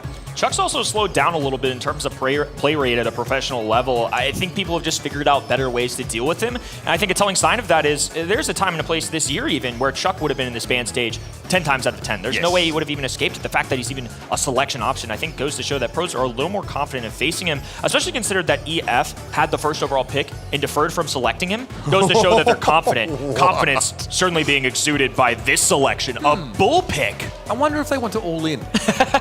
We see this a lot, actually. Teams, when they see Chuck, they realize, okay, we need to race against the Chuck composition. Dive on in, get more safe damage down, and no one better up close than Bull. Gugu gonna run it down mid and try and get in that safe damage as early and as often as possible. So Humble now, knowing this, have to ask themselves, what do we have to slow Bull down to knock him off course? Now they're having the same questions because they're dealing with the all-in potential with higher DPS than Chuck boasts. Clancy here, I thought we were going to have a short game. I'm conflicted because Clancy is going to be a great way of dealing with this Bull. I just feel like the overall composition, to your point, when we're racing with a Bull, when we got a non-EP where you can get a quick teleport to the other end, there's so many options for EF to get in immediately. They have Chuck, but Bell isn't necessarily a huge damage dealer. If they shadow this Clancy onto the Bull, I think it'll be super helpful because they got to get to that tier 3 and get it fast. Here we go, folks. Humble versus Eternal Fire. It's an EMEA clash between your top seed and Eternal Fire, who had to make it in through LCQ. Let's get it started. A lot of loud and proud EMEA fans in the stands here today. Mebius, Gugu, Ope taking the mid here. Semantic just flanking this left-hand side, trying to establish as many posts as possible. The sooner the better for them. Ope really getting aggressive here. Semantic though, choo-choo baby, it is time to dive. That's safe. Ope goes down to boss. That's a problem for Eternal Fire. They were maybe hoping to respond in some way, but Semantic does not get out scot-free. Lukey still remaining alive. Now it's a defensive opportunity for them. Here comes Gugu, right in the face of his enemy. Ope able to charge in as well. They're gonna see Chuck the other way. Maybe he's there to defend it. Semantic gets out scot-free. Yeah. At least in the middle part of the map. Gugu is currently marked, so has to be careful. Lukey, okay, fair enough. Guarantees that hit here. Hypercharge popped. Ope's going to be a nuisance from that left corner, but he cannot strike the safe from that position. He will need to super out from that cover and go for it. Gugu here very durable while using the peep, so Semantic opts to try and double back and help out. The peep definitely connected onto the safe. Ope blown up, and Humble have a nice little lead early. I would consider that a huge failure. 3 members all sent in at once. They mustered 12%. That's a lot of all-in potential that failed there. And Boss is already level 3. He is hitting like an absolute truck, and Humble have the train as well. Yep, that's dirty stuff. Semantic gets on in, and Eternal Fire have been unable to answer the threat of this Chuck. In he goes once more. Good damage cycling that super, and Lukey should be able to finish the job here. That's all she wrote for our first round. Humble, convincing stuff. #1 seed from EMEA.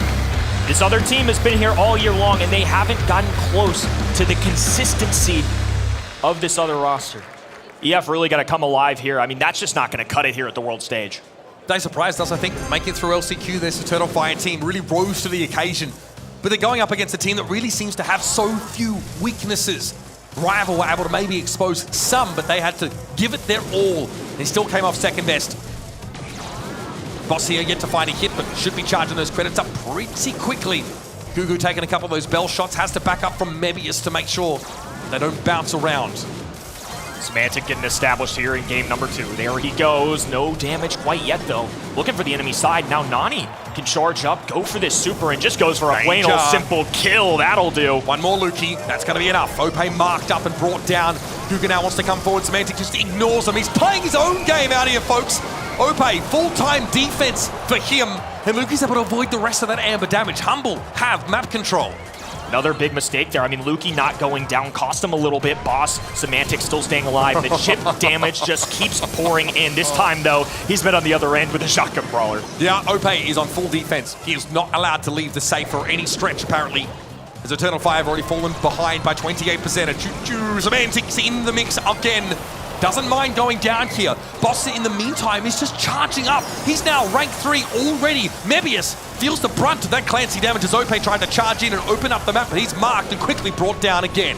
The Bulldozer not doing a lot of destruction right now outside of a few walls. He's doing no ice safe damage. Things are just getting scarier and scarier here. Humble just making it look so easy. The nest eggs as well. Ope can't do anything about them. He walks into them, gets slowed up. It's the easy pickings for Boss, who right now is the most fearsome brawler on the field. And only 22% left for Eternal Fire. They are in deep trouble. And they're fighting the clock as well. Another charge in from Semantic. 7,000 HP, all that remains. And now it's EF's turn. They have to get to the other end, but they're not surviving. Humble clearing the stage here. Just a few more shots, and that's all 0. Humble up 1-0. And that is how you put Eternal Fire on notice, folks. Humble utterly extinguished them in our first set. It's a composition where they tip their hand early in the draft, Kenny. They show that chuck. They say, here's our game plan. What are you going to do about it? And they answered it with bull.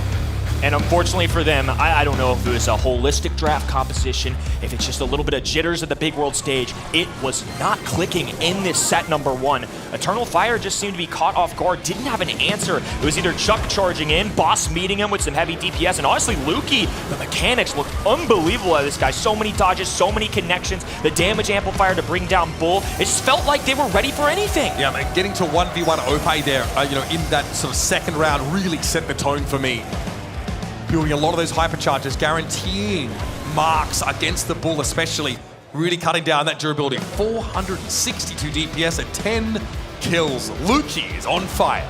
Lukey started the day off pretty cold. He was a little costly for his team in the opening set that they had in their first match of the day, but since then, he has been unreal. A pivotal part of this team's success. And the fact that a Bell has 462 DPS, that's absurd. insane. For a Bell? Yeah, I mean, the consistency that he's being able to put that damage out, especially given that Eternal Fire aren't grouping up to allow the Bell to get free bounce damage in between them. And the map control translating into those nest eggs being deployed makes it hard for someone like Ope to really get in anyone's face at all. All right, we're going to move on. Hard Rock Mine it is, and for Eternal Fire, they've just got on the stage. This is their first game. They aren't going to be given a lot of time to shake these jitters off. There's not a lot of room for error. I mean, especially in a best of 3, one bad draft, one bad set can cost you a day number 2. Eternal Fire obviously have this match and one more for the rest of the day, but Humble, with a winning set here, can secure themselves a guaranteed spot in our quarterfinals tomorrow. All right, Semantic wasting no time here and getting the Rico in hand. Big, very popular pick rather for EMEA. Saw Joker showcase it in that first game for SK Gaming against Elevate earlier on. Gus has been popular, especially when facilitating an individual brawler who wants to go aggressive, but again, Kenji's have been banned out here. Mo also banned by Eternal Fire. I like the Gus response. I think this is a good mid, and Rico on the other end, a heavy damage dealer. I feel like this is just kind of a textbook draft so far. I think we haven't gotten anything crazy yet. Obviously, we saw Bull last time. Chuck, specifically on Heist, obviously makes a lot of sense. That's really the only other time we'll see him. Chester, though, this is an interesting choice considering there's been no tank yet. Maybe they just believe in this or want to prevent Humble from heading that direction. Obviously, Chester is gotten so much stronger since that star power made his first shot to 150% damage. Now, he can really nuke you down very quickly. If he can hit it, that is. Clancy here for Humble. So once again, bringing that one into the fold alongside the Piper. There, folks, is your mid. You've got very oppressive side lanes here in the Rico and Clancy, providing Boss gets going. And then, of course, the Piper to lock it down through mid. I think Chester's a great mid-range brawler. Very powerful. Really hits very hard, but there are no matchups where he has a clear advantage. I think the Piper into the Gus as well. Honestly, going to be pretty solid, but a Sprout in return. This is clearly to mess with Rico, to mess with Piper, and obviously Clancy, maybe not traditionally seen as somebody that's countered by throwers, but he can't get over those walls. They don't have a wall break outside of a Piper super. This is either sneakily the greatest thing that Eternal Fire could have come up with, or it's going to be another pull pick for them like set one. Lukey also doesn't want to be using his super to break walls when that's his escape tool. Should Eternal Fire put pressure down on them? Last chance saloon for Eternal Fire. They must win this series. Otherwise, Humble will be through to day 2 in top seed. Sharpshooters taking off in the mid. Opay, a man to watch out for. Gonna be laning this Rico. I think that's wise. Even though Rico can get these bounce shots, if Opay can just get that opening super, get enough damage to kind of isolate Boss or put them in a spot where he's pushed back, it's really gonna help Eternal Fire claim some of these mid gyms. Yeah, Opay definitely needs to take some risks in order to do damage here, though. You see him stepping up, and that puts himself in harm's way. Boss wants to stick around. The super is devastating, and yep, those shots will bounce. Beautiful double kill for Boss. Oh, and now they've gotten a huge reveal in the mid here. There's only a single patch of grass left. Semantic still working on getting to tier 2, but Lukey and Boss tearing away the left-hand side. Hypercharge already available for Boss. Humble don't need Semantic to win that lane right now, with Boss looking so oppressive here. Hypercharge built up. Lukey as well wants to pressure Mevius away. Has that hypercharge as well for the extra base stats, and Gugu loses out on the right. This is looking grim for Eternal Fire, folks. Make no mistake. Lukey with the bounce away, even has more distance and a clearing from Clancy. Semantic putting in work. Opay just juggling the enemy brawler on the other side, and Lukey pinning and chilling out. Not even close here. Humble and EMEA's #1 seed are simply a game away from a day 2 at our World Finals. But they don't break a sweat. It hardly seems like a break in stride for this Humble team. And they're probably happy with that after the close call that was Rival Esports earlier on. But Eternal Fire come in here with so much crowd support. Well, they are at threat of being quenched here straight away. Bold pick out of Sprout. We're going to need to see it do better here if they want a chance. Lukey once again tapping. Goes for 1, 2. Make it 3. Gugu off the board immediately. This gives Semantic more room to pinch onto mid. Get some credits built up. He has the dash gadget available, so can get a little bit close to Gugu here. He just wants those credits. Boss again, oppressive. Opay not been able to do anything about him on the Sprout so far. A bouncy castle gadget used there for the Rico, but Opay brings him down. Lukey still left alive and well. Semantic, a dash forward.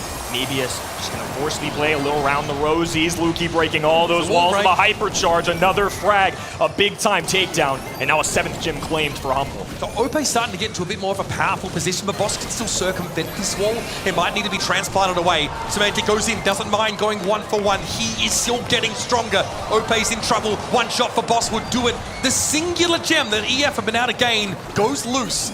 And Humble are already at 9.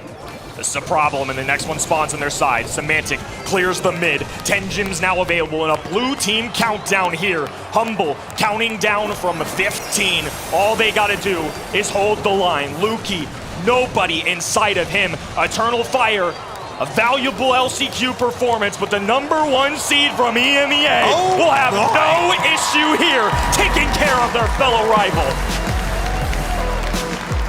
That was a game that could have been an email, honestly.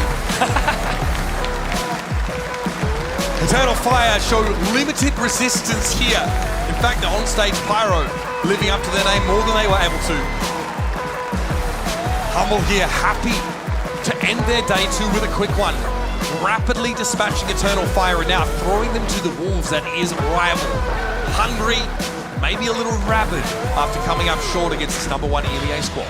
I think it's a big deal for Humble, too. They started off a little slow. It came down to the wire in a matchup where they were expected to win. But you know what? They came out confident. When the big stage, the bright lights went up, this team with holistically not a ton of land experience. Lukey hasn't had a lot. Boss, really only one appearance. Semantic's been here for several years, but he's got ghosts from his past. Conquering those on day one, establishing control, and running away with the #1 seed is exactly what they needed. Here are your stats. Boss looked incredible. Ope tries to pick the Sprout and do a little bit of work with those hedges, but ultimately got clapped. Deadly Rico play here, and we talked about the first couple of picks of this draft. We felt like they were pretty standard, pretty straightforward. Safe mid in Piper. Clancy, a threat that only continues to get, more dangerous as the game goes on. And the Rico, very nicely done for Humble, and frankly, business as usual for this team that over the course of the year has showed the greatest consistency from their region. They'll take #1 seed in this group, which means that they take on a second seed from Group B. Now, we don't know whether that's Pioneers or Totem Esports yet, neither of which promise to be easy matchups for them, but man, it's hard not to see them as one of the hot favorites in this tournament.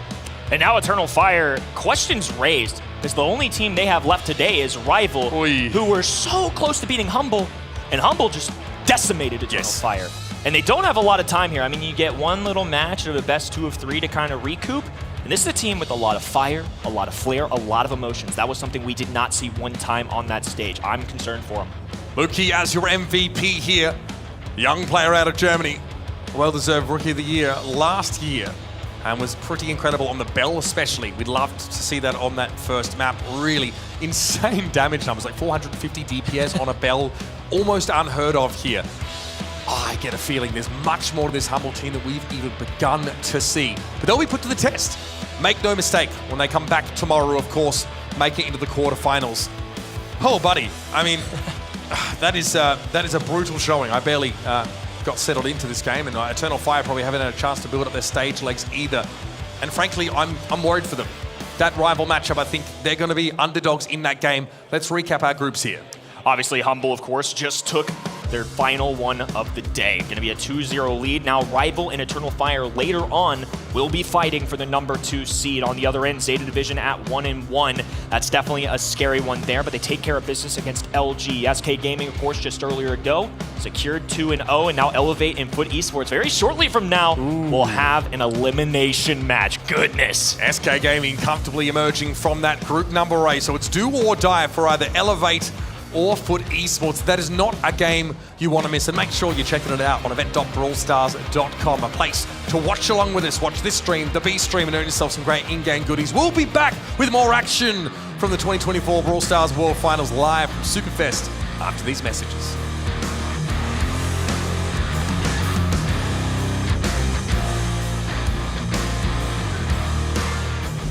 The 2024 Brawl Stars World Finals are brought to you by ESL, Monster Energy, and DHL.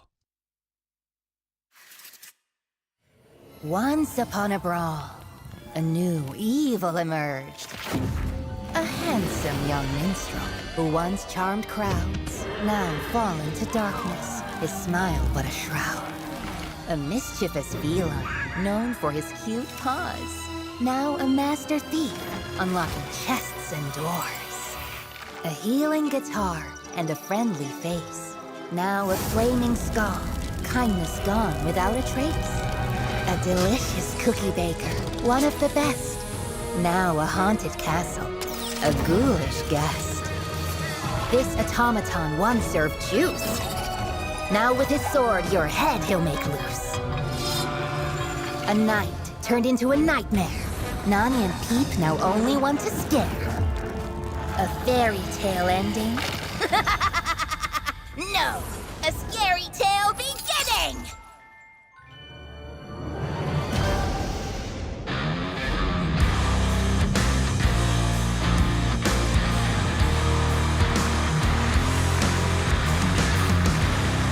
Welcome back to Superfest and welcome back to the main stage as the smoke clears after a dynamite performance from Humble. But we are going to keep the ball rolling and introduce your next two teams for their Superfest debut. And not only that, this next match is an elimination match. One team stays in the competition and one is sent home. Your next team to take to the main stage qualified via the last chance qualifier. So put your hands together for Motep, Jubilio and Pekka. They are Foot Esports.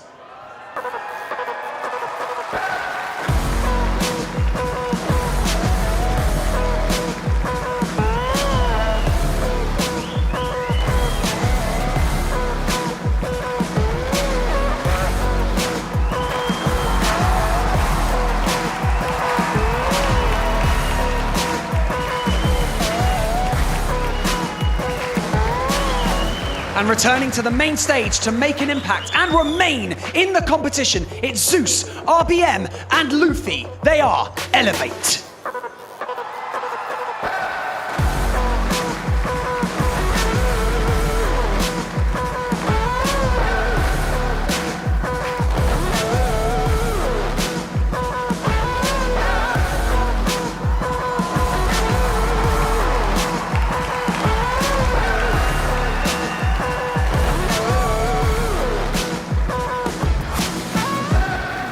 Foot and Elevate both on their final life here in this tournament, both falling to SK brutally earlier, Kenny. It's going to be a tough one here. Elimination matches coming early in this tournament. It's hard to survive. In our group stage, it's coming down to the wire. Starting things off, of course, going to be a Foot Esports, a phenomenal roster that made their way through LCQ. A flawless performance at that. Looked amazing. They only dropped a single game along the way. That's confidence right there. They 3-0'd Toxic Lotus on that second day. Let's focus in on Pekka, though. Such a huge player for the roster. In fact, they used to be called FA Mini Pekkas, sort of a symbolic mascot for the roster in that way, and always making crazy plays. This guy's been one of the best in his region for a long time. I'm always impressed with his mechanics, and it seems like when success comes, it's always alongside his team.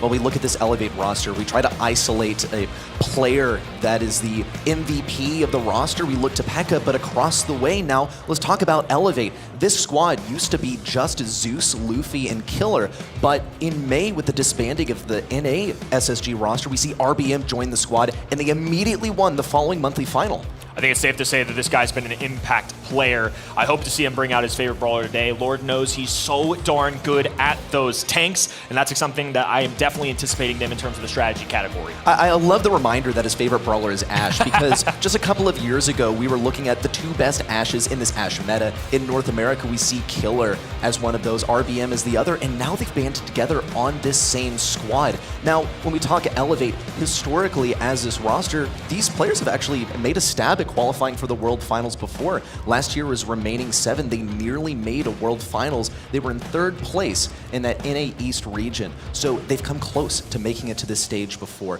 And they've shown us that they can make it happen on the big stage. RBM specifically, coming into today, hadn't gotten a set victory at LAN. Now he's gotten his first. Did eventually fall to SK, but now it is all or nothing. And they've proven that they are capable of the task. 0 in-person wins for this squad, and yet the entire casting desk is riding alongside them, except for one. Smart, handsome, maybe man. Reddy, what's got your confidence in Foot? I honestly think that this is just due to a little bit of intel that I got on the side. Coach Roll has said that they see Elevate as the more beatable team between Elevate and SK. And as we can see by the fact that SK took down both of them, hey, that might actually be a very real prospect. Are they isolating Elevate as their pinpoint precision target to eliminate from the World Finals? We'll have to find out. It's all starting on Pinball Dreams. Number 1 seed from NA Elevate. If they go down here, would be devastating, not just as a team, but as individuals. RBM has been here before to lands multiple times, whether that LCQ or Worlds, and hasn't really picked up much to show for it. On the other side, when meeting Zeus, he's just a joyful young man. He's so grateful to be here, and you can sense that on this team. Getting that number 1 seed, being here in person, it means the world to them. But now they've got to put pedal to the metal. They're facing off against a team that was flawless at LCQ. And to be honest with you, even though they were the number 2 seed in this region, I think there's a lot of us here that kind of expected them to be better than SSG. No, seriously, because Foot, they actually almost overtook SSG in that final month. And even when you roll back the clock just to July, even though they fell in that last monthly final, they managed to overtake them in All-Stars LATAM in a LAN setting. So there's some debate, some speculation as to whether they were actually the better team. We'll have to see if they make it happen all now. Kenji as a first selection out here from Foot Esports, and what most would say is the best brawler in the game. You're never going to be upset with that. The fact that he escapes the ban phase is a little bit surprising. Brawl Ball going to be a very solid mode for this guy. He needs no explanation, right? He's got great attack, he can heal himself, he can go indestructible for moments with his super, and then on the other end, well, I'm just going to play it simple. It's just a simple max. It's a great brawler. It's a good support character. It's going to be associated with a solid anti-tank mechanism. That's going to be Nita and Bruce the Bear. I'm liking this draft so far, but I honestly got to say, I'm just a little biased towards what I've seen in the past. This is what I've seen work previously. Now, when I look at Elevate's draft, though, I think they're leaving themselves quite vulnerable to a throw over here. Now, thankfully for them, Foot Esports have banned out a couple of key throwers. This Frank, though, should be able to walk all over Elevate. But here's the thing. If the Nita is executed correctly, then they will be able to stun it. This is interesting. They grabbed the Rico alongside it. Lots of health points on the Foot Esports side. Do Elevate commit to another, I was going to say anti-tank. Nope, forget that. Let's go with the most aggressive tanky brawler possible. That's going to dive right in and counter this Frank pretty well. As far as tanks go, though, this guy might actually qualify as anti-tank. He is the tank that counters tanks because he is able to toss up this Frank in the air. He's able to use a hypercharge to send him airborne to stun him in the middle of committing to his own stun. Let's get it started with Elevate versus Foot Esports here on Pinball Dreams. Fist flying here early on. Elevate looking for the pass. Pekka with an interception. That honestly was probably enough to stop a goal, but there's more to work with. Zeus holding on to a super. Bruce now touching down on the map. And Jubileo tears open the entire side. A stun goes through. He needs to grab this ball, but he's swiping away. Elevate on the prowl early. Jubileu on the back right, completely closed in. Luffy needs to escape. He's retrieving the ball, but he knows. Oh no, how did he survive? Still alive on the right side, but only for a moment longer. RBM's fishing for this opportunity to toss this one into the goal. Almost managed to break Motep's ankles, but Fit Esports now look to establish another foothold on this field. Defense successful. Foot with a moment to breathe, but it is just a narrow moment. They're recouping, reestablishing a little bit of positioning, and they have supers to work with. A hypercharge for Frank, probably the most notable. Motep swinging away, piercing shots, and a stun going through. Jubileo looking to walk it through, and the big man punches it in. Foot Esports on the board. But they gotta be careful. RBM's got this super ready to move in versus Jubileu. Luffy now with the speed forward, a pass up to RBM, but he's pulled away by Jubileu's gadget. Elevate now have to revert on this push in, potentially do something versus Pekka. What a shot from Zeus to eliminate that left lane, and now they try to establish some control once again. This ball's pocketed all the way in the back left. Elevate are gonna have to go the distance to score a goal.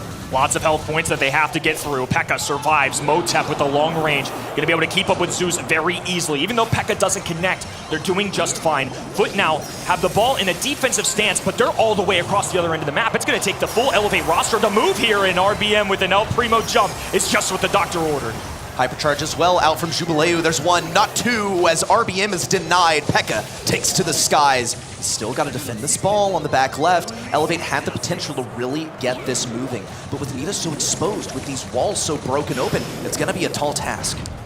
30 seconds to go. Elevate have to find a way on the other side. That's a big miss from the big man. A swipe through to recover for the teammate. A super for Motep. Not enough for a takedown, though.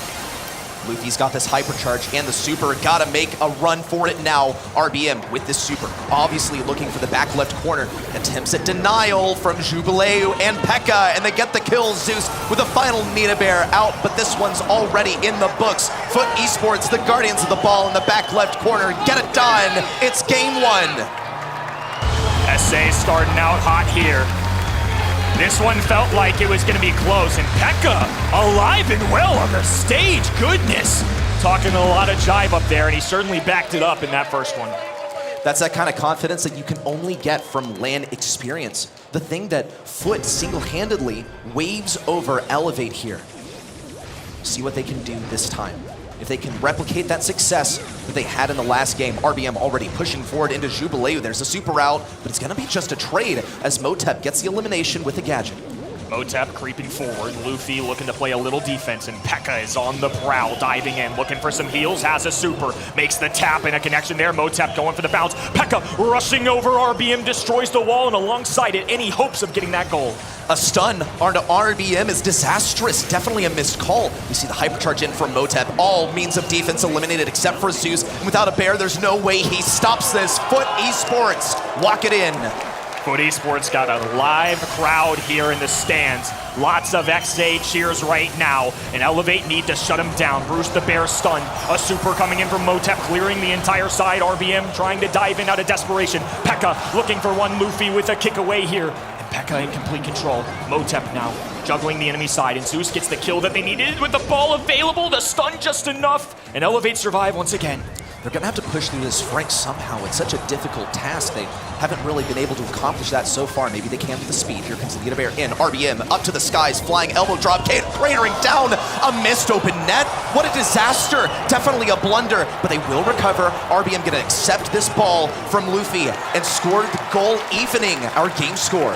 It wasn't perfect, and they ended up wasting a super, and now RBM without one. The entire other side releasing everything they've got, a full house in terms of supers. But Elevate, they're the ones charging up. Jubileo looking for ball, a takedown there, and now the red roster, an opportunity to respond. Frank pushing forward, has this super, a pass to where P.E.K.K.A would have been. Now here it is from Motep, denied at the gates to the goal. RBM tries, but there's no stopping Foot. It's set one to Foot. Big moment for SA. One set away from making it to our top 8. Would be an absolute tragedy for North America. The #1 seed showing up here today and getting swept under the rug. That would be something else. For a player like Zeus, who's been fighting for 2 years to make it to this stage. In fact, he almost did last year with this roster's remaining 7. Luffy also denied him previous year at his Vanguard. Their spot sniped in the final moments in 2022 by Stamina Esports. This is the dream come true, simply to be here. But it might well turn into a nightmare if they cannot punch through Foot. SA have had some tough opponents along the way too in the past. 2023, P.E.K.K.A, Motep, Nouns group losses. Who was it to? #2, STMN. #1, Zeta Division. Just some of the best teams, so there might be more in the tank than these guys are leading on. And goodness gracious, 15 kills out of Motep. 5, 6, 8, brother, what's going on? You want to talk about gas left in the tank? I'm looking at tank #1 from Elevate. That's RBM. He's making most of the moves. Now, let's not forget that Luffy's getting great utility here as the Max, but into something like a Kenji, the Frank, just getting run down. Max isn't really known for her ability to deal damage out here, right? She's providing the value to Primo to get him onto Frank, such a key player for the enemy roster, but even then, Primo's only getting trades with the Frank, and the Kenji's tearing up everything else. It's just a tough draft to swallow there. I think if you don't have enough anti-tank measures, there's no way you're going to come away with that one. Max is a great support character, and Nita, an excellent answer for that, but it's just not enough at the end of the day. El Primo is a great answer to Frank. And I felt like Foot on defense were just impenetrable. There was no way they were pushing through. There were so many times where it was this close to being goal. Shoulda, coulda, woulda, and it wasn't. There's potential to see that same dynamic now appear here on Bridge Too Far. However, I think it's going to be quite a big departure from that hyper-aggressive play that we saw there on Pinball Dreams. This is going to be a major enforcement of 3-lane play. A little bit less synergy, more getting the mechanical diff. But if you break down some of these walls, you get some pesky stuff in here like an Eve or an Angelo, then it's entirely possible to combo on the lanes. And I look to Angelo ban on the side of Foot Esports to nullify that, but I still think Eve is definitely a major contender here. Lola going to be the first overall pick. It's one that has high DPS, and this is really kind of the only place that we see her be frequented at a professional level. There's the Eve that you called out. Ready knows ball. It's official. It's a good pick, and I think being able to traverse over water, have the extra spawners as well into those traditional sharpshooters is an excellent combo. I think it's also not a bad reaction to this Lola over here, because usually as Eve, what you really worry about is, hey, am I actually going to be able to hit any shots? Because she can get outranged by some of the very meta picks over here. I'm looking at long-range damage dealers. Colt, absolutely one of those. Brock is a bit of an interesting one as well, because while we understand, yes, okay, you know what, you're Brock, you shoot the rockets at the safe, you got Incendiary, it's your passive now, you're going to deal tons of damage to that safe, especially with the super. But your shots are slow, man. If you cannot enforce that long-range play, then you're not going to be hitting those. Well, we got some pesky spawners, so let's get the pesky rat on the other end, one of the best brawlers in the entire game. He can be played just about anywhere, and that's something that I definitely found when watching these professional scrims, that he's not always banned, but when he's not, he's almost certainly picked. Once again, though, I think he suffers from the same things that Eve can, except more so because if he is not outranged, then he's going to be fed tons and tons of damage. Here comes Bo. That's unusual. Here's the thing with Bo, though. He was never bad. He was just off meta. I would say that Lola actually falls into the same category. But at least with Lola, your super, your kit is going to be conducive to getting more safe damage. Bo over here, he can block off a lane, but it's not like he's going to be churning out nutty DPS by it because someone's got to trip that mine in order for it to deal damage.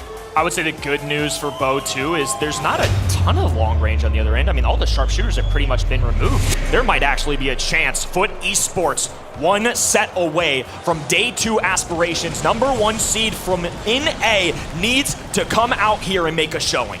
Foot Esports debating whether they're going to double stack this left lane over here. Jubileo now opting to take the mid lane versus Zeus. Instantly tapped twice. Fighting a max range Brock is a very difficult thing to do. We'll see Zeus gradually push in on that left side, trying to line up these shots, but in mid-range, it's nigh impossible as Brock. His shots are simply too slow, but check out Luffy on the right side. He's gradually trying to win this lane forward, but neither team has actually touched the enemy safe just yet. Zeus low HP, and he's forced to defend here. I mean, P.E.K.K.A encroaching on this left-hand side. RBM forced away, and the Mechanical Warrior from SA has a super ready to go. Bullet Storm going to be a great ally, a gadget to keep him alive, and Motep even getting in on some action. The Bow, the surprise pick, getting a few chip shots. Also denying this bush on the right side. Luffy can't really easily traverse it. We'll see if Luffy's actually aware of that positioning at all. Well, the Ego goes forward, trips one mine. Luffy definitely knows that this right lane is a no man's land. On the left side, P.E.K.K.A actually got some significant damage. We see RBM with the kill on a Jubileo, and now finally, Elevate make a meaningful connection onto the enemy safe. And they're going to need a lot more of them. They've got complete control of the map, and now Luffy's even in this corner. A little switcheroo there as well. Luffy, just goes down. Foot will survive for a moment, and Zeus running for the hills as Foot look to make a response. P.E.K.K.A just gauging how much distance he wants to keep versus Zeus. We see this lane swap is actually quite successful for Elevate so far. RBM got some nutty dodges, but in the end falls. Could be an opening for P.E.K.K.A now to push down this mid lane. Jubileo able to seamlessly lane swap with him, thanks to the presence of that water over on the left side. We'll see RBM now attempt to charge forward, but he's stopped. Here comes P.E.K.K.A in with the hypercharge. Super connects onto the safe. One takedown at the safe as well, but Jubileo still opting to hold back and just try and get some more health. Pivotal shots coming in from Zeus. Now RBM burrowing his way under the water. I never thought that would be possible, but this is Brawl Stars, baby. And now Elevate are moving left-hand in. Hypercharge galore. Rockets raining down from Zeus. And the Lord of Thunder made it count there. Drive time here as we're counting down to the last 15 seconds left in regulation. P.E.K.K.A getting a huge laser onto that safe, looking for more. Zeus and RBM assessing whether they can absolutely commit to the enemy side at 17-17. Zeus trying to defend, needs a takedown on P.E.K.K.A. There it is. Motep manages to punch through, but it's 7% remaining on Foot Esports. It's safe, and Elevate get it done. There they are. It's about time. We saw a little bit from them. We saw glimpses, but never a complete game. Now, granted, they barely squeezed by with that one, but Elevate Gaming, I felt like we're in control for more of that than not. Foot Esports, though, still trying to claim a set here. They most certainly want to end it right here, right now. They don't want to push this one to a third. Elevate have already learned from that last round where they're swapping up the lanes, but the same goes for Foot Esports. In fact, it's mirrored about that middle access. We'll see Motep now trying to make a push on this left side. Seems to be going so well so far, as long as he doesn't have to play max range against Zeus.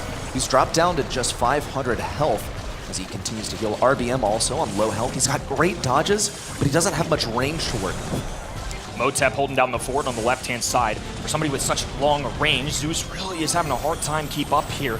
Motep has plenty of HP to work with, and we saw it earlier. He dropped these mines in the grass, so there's no hiding spots available. Bo has honestly ended up being a great choke point and a way to move Zeus or the other brawlers where they want him to. Zeus decided to expend a gadget in order to, oh my gosh, Motep out here with the remote detonation of the mines, gets to lock in some damage on the safe. Now retreats back to the bushes for a safe retreat where he'll occupy this lane once again, but it's a big issue because he can't support this right side. Luffy and RBM are absolutely tearing through the safe. Red roster in the middle / left-hand side. A bullet storm necessary. It will get the elimination. They're forced to play defense. A major runaway in terms of damage, though. Chip shots coming in from Foot. Bo has been putting in work on this left-hand side. Now they need P.E.K.K.A. and Jubileo to do some extra, but RBM just moves to the other end. Now he's gonna have free access to the safe. He's got the tech too. He's on the exact corner of the safe to do 4,000 damage per shot. Just needs one more. Taken down by P.E.K.K.A. The last life of Foot Esports in this set. They got to really commit to this push and keep Luffy from punching through on the right. That's going to be the responsibility of Eve. There's the takedown. Zeus, RBM, the Guardians of the safe. They need to stop this push in from Foot Esports, but it's not actually looking that bad for Foot at the moment. They're continuing this aggression forward and holding their ground. And they were forced to step on a mine. Bullet storm coming through from P.E.K.K.A. That's a super 5% separating these two teams. No room for error. Elevate want to extend the tripping of the mines, and RBM somehow survives it all. He's got a super. This has got to be it. There's a takedown on P.E.K.K.A. Back in the regular form. Only down to 1%, but Luffy finishes it off. Set 2 to Elevate. North America putting in good work here. About time that Elevate show up on the main stage here, and now it's all evened out. In a best of 3, anything can happen. And to be honest with you, I really expected this to be pretty 50-50. Elevate have that lack of LAN experience, but Foot Esports, the #2 seed from the region, not flawless. I feel like SA haven't quite hit their ceiling at an international level, no real grand finals or anything at the world stage. So we're still kind of feeling everything out. Everybody's certainly delivering here. When we talk Foot, when we talk SA, we haven't seen them win a match when it comes to World Finals ever since 2021 when we saw INTZ make a run for it. But Foot Esports are here to play, and they are here to make a statement. They're the second to last life for SA in the World Finals over here. But Elevate have managed to tie things up. Foot Esports actually look quite good here. Honestly, I think the bow pick absolutely cooked. And Motep managed to be an excellent chef on that left lane too. We saw him win the lane repeatedly. Only thing is though, Luffy was still doing tons of damage. RBM, the team tank specialist, has dodges on lock. And once he gets on top of that safe, it is bad business. He was getting crazy damage, upwards of 4,000 damage per shot because of the Motep. The mid-season pickup RBM, phenomenal work, 9 kills and clearly a damage dealer there. On the other end, the Eve pick worked out really well, 11 kills, 282. There was a lot to take from this. And honestly, I'll say it, the bow really wasn't that bad. Would I do that normally? Absolutely not. But given the matchups on the other side, I think that was a fair shout coming from these guys. I don't think we got to see really all of Bo's kit explored though. Like we touched on it, we got to see Tripwire activated and get a kill as a result, but you got 3 of those gadgets, man. I mean, surely you're hoping to get a bit more out of that. So we see the counterplay that we needed to see against the Bo, keep the range, we're aware of the mines. Usually Bo just comes out as a surprise because a team is not equipped with that intuition to report the location of the mines elsewhere. We saw some creative mine positioning. It wasn't enough. We see Foot trying to cook with this draft. Pick something unexpected, off meta. It worked to an extent. It needs to get them the win. It didn't quite do that. I mean, it was few percentage points. It was close the whole way through. And granted, those bow mines kind of covered those skinny lanes really well. That's one of the things that happens with Bridge Too Far. You've got water, which Neve could navigate. And then on the other end, you've got Bo, who can throw these mines down. You got nowhere to walk. They can kind of put you in tough positions where you're either going to get hit or you're tripping on a mine, or even better, I'll trip the mine myself. It's one of the things about Bridge Too Far is you have these super locked-in lanes that are only a few tiles wide. You don't have really much of anywhere to go. The dodging is difficult, but we saw RBM do it. A much different dynamic, though, when we move into Gold Arm Gulch. Knockout also on set number 3. Much of a meta discussion, but this is the best way to finish off a match. Gold Arm Gulch and Knockout in particular is such a nerve-wracking match point, match set kind of map and mode. There's really no room for error. In Brawl Ball earlier, we saw insane defenses, you can make comebacks. This is a mode where every kill counts. If you go down early, if you make a bad play, if you're not hitting a gadget or a super you're supposed to hit, you could cost your team an entire set. Well, we see Foot Esports already going with a survivability round. RT, being a sharpshooter, though, does have quite high health. That, plus he's able to defend himself in close range, which is more than you can ask for a lot of different sharpshooters. So he should be well equipped for the last stages of Knockout. We'll see how Elevate respond to this. Usually RT is a pretty neutral pick. You're not going to really go for something to counter it. Gene, pretty solid selection out here as well. You're able to nullify the effects of a thrower, potentially maybe a sprout that comes in at some point. You don't have to worry about that wall anymore. And he should also be able to afford the team some survivability thanks to Magic Puffs. Another safe pick as well. I don't think there's too many counters out there for either of these. Bell's showing up more than I kind of expected to in general. This is now multiple times, at least for me personally, 3 times that I've seen her today. And in scrims, it's not that I never see her, it's just she's not the top of the meta. I mean, given the bans though, we do see Gus gone, Angelo gone, but Piper's available. There's other choices available. So the fact that multiple teams now from multiple regions are putting their faith in somebody like a Bell, I think it makes a lot of sense. And my hot take regarding Bell is that I don't think she's as good as those brawlers that you just mentioned, because she just kind of dies to dumb stuff, if you ask me. She doesn't have knockback like Piper. She doesn't have a jump away like Piper. If someone's going to jump on her, she's just got to sit down and take it. But she does have a star power that you can swap to, which can provide some utility there. If you run grounded, then you can prevent your enemy from reloading. But hey, if a Daryl's rolling on you, they're already using all 3 shots to kill you. So definitely one of those selections that leaves me scratching my head, let's say that. We'll see Tink across the way from Foot Esports. I think that could be a little weak to that Gene, especially with the pull on lock. And now they got a Piper, which isn't great into Gene, particularly well into Bell. They've got multiple sharpshooter options. Tick is also going to be an excellent candidate to mess with long-range shots and throwers in general. Just do well into these sharpshooters. Gene is somebody that without a pull, really pesky to deal with. Bell can't get around a wall. I mean, sure, you can hit a bounce shot and go crazy, but that's only 1,500-ish damage. It's not enough to turn the tides. So now Elevate, I think, are going to have a hard decision here. How do you deal with this Piper? How do you make this comp work? I mean, you could go anti-Piper, you go the max route, that's what they decide to do. Okay, let's see it happen. We didn't see it work out so well when it came to Pinball Dreams earlier, but this is a much different game mode, okay? We're not getting run down, we're not really put in a deficit situation by the fact that we lack damage, because we have our damage dealers, we have our utility. That's what the Bell's for, that's what the Gene's for. But when I compare these 2 rosters in terms of damage, Foot Esports simply has so much more. The TTK is much more rapid. One apiece here, set 3. One team will stay, one will go. Number 1 seed from North America settling in now. Foot Esports on the other end, taking this right-hand side and trying to establish oh so much control.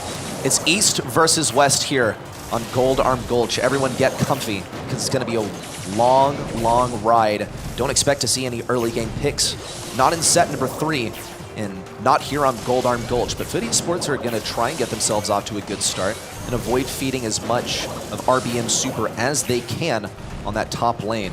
Once that poison forces everyone in, that's when we see the real action. This is basically the setup. Can I get Hypercharge? Can I get Super before that final phase? There's definitely an early game, a mid stage, and a late stage. And when that fog starts to close in, that's where we attempt to get to that later stage. Each side just looking to get that extra bit of utility. And honestly, nobody really winning this early game by a convincing amount. Well, once Motep gets his Hypercharge and Super at the same time, that's when it's going to get drastic. RBM towards the top side, actually gets the takedown, backs away into the poison. P.E.K.K.A with the elimination. Luffy trying to body block for Motep, actually sort of worked. P.E.K.K.A needs 2, Zeus locks it in. Whoo, audience gasping there too. That could have gone one of 2 ways. Real close call, and 140 HP will be the separator there. Foot once again taking to the right-hand side. Elevate, gonna be sneaking through all this shrubbery, and Luffy's got a Super. Zeus has a marker. That marker is gonna be pivotal, especially towards those in-games. It just adds up for extra damage. The double shot there, insane mechanics on the young man. P.E.K.K.A over here being marked by the Bell makes him 2-shot. That's super, super dangerous. Makes him an even better target if he gets pulled. Look at Motep though, has that Hypercharge, tick Super ready to go, even popped the gadget. Last one of the game, by the way, just cooking on it. You'll see he's still using this Super and Hypercharge to create sort of an aura around him to get people to back away. Here comes the Hypercharge from Zeus. Remark on a Jubileu, already taken down. Gene trying to defend versus that Hypercharge tick on the top left, and completely undamaged. He stood at the middle of it. A little thumbs up coming in from Luffy. Love the confidence coming out. There's a little bit of a slow start. There's a lack of LAN experience here.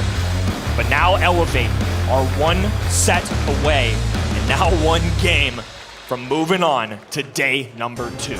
Elevate this squad, these players that so many times have just missed out on the chance to go from NA to an international LAN, have the chance to prove that they belong here.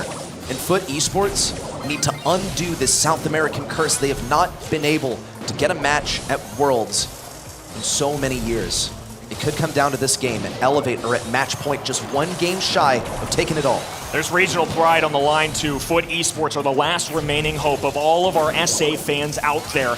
Elevate holding strong right now. That's a nice tap coming in from Pekka. They're looking for chip shots from Motep, and now a Gadget going down too, just trying to ensure some damage. Luffy needs to be careful though, 582 HP. Pekka about the same on the other side, and now a rush to the other end. The bounce shot, no good, a little risky, but no takedown there. Pretty stable game here. Foot Esports just waiting for their chance to pounce. But Elevator gradually grinding them down. Once Zeus gets this mark, he wants to use it on Jubileu. That's the highest health target on the enemy team. That's where it's going to get the most value. But now it's drive time. Poison's closing everyone in. Pull on a Pekka. Excellent collaboration from Zeus. Will Motep go down? Jubileu, the final member of the squad, and Elevate are one round away.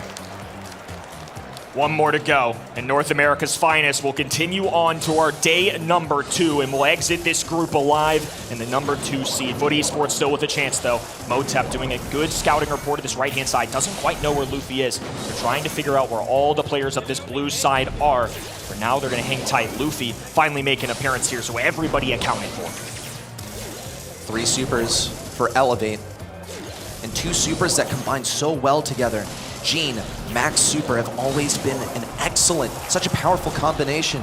You get effectively more range on the Gene pull by using them in tandem. Foot Esports, though, are getting aggressive nonetheless. Pekka even has that gadget to use. We see the speed out from Luffy. Zeus getting aggressive. He wants to mark Jubileu. Luffy's trying to close him in. Hypercharge in Super from Pekka. And a 2-tap missed by Zeus, but he gets it. It's 2v2. And Jubileu close to a kill, not quite. RBM giving him the magical puffs to heal him back up, and now they're in trouble. Tick has to keep the distance. The pull going through, it's delayed because of RT Super, and there's just enough distance there. RBM survives. Zeus chasing down Motep here, and SA's hopes and dreams crushed here on day number 1.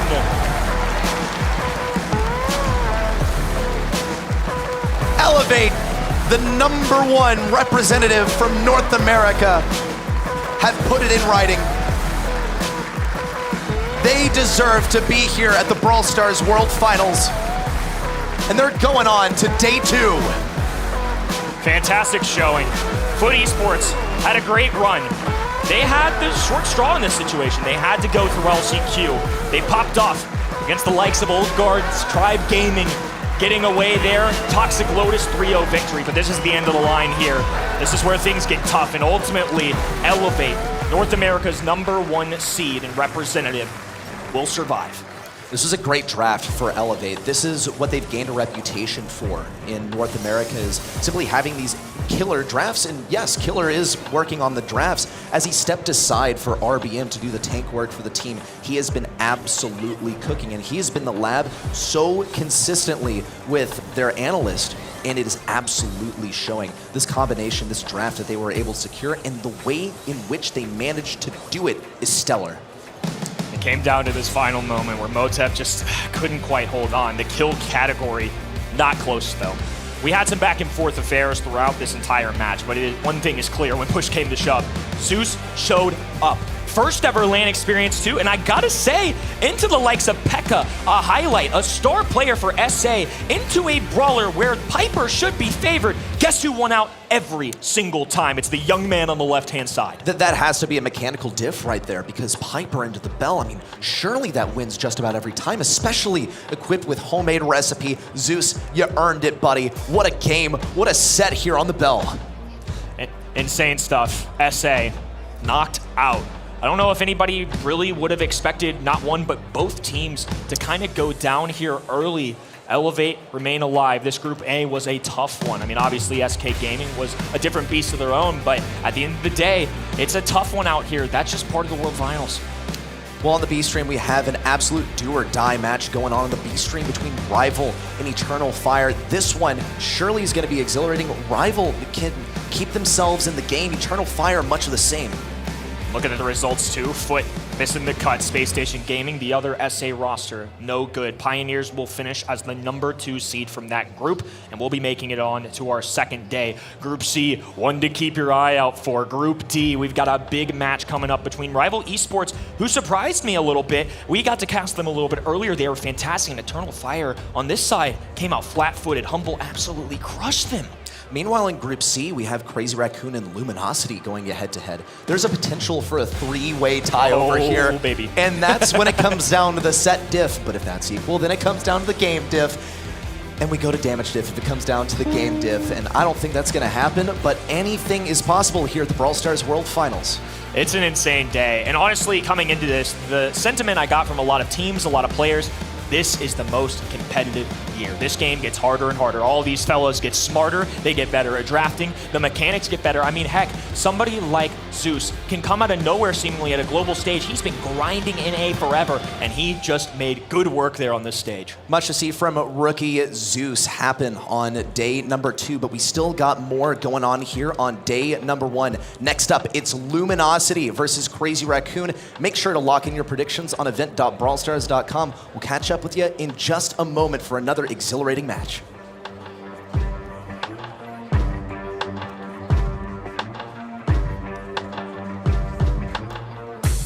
The 2024 Brawl Stars World Finals are brought to you by ESL, Monster Energy, and DHL.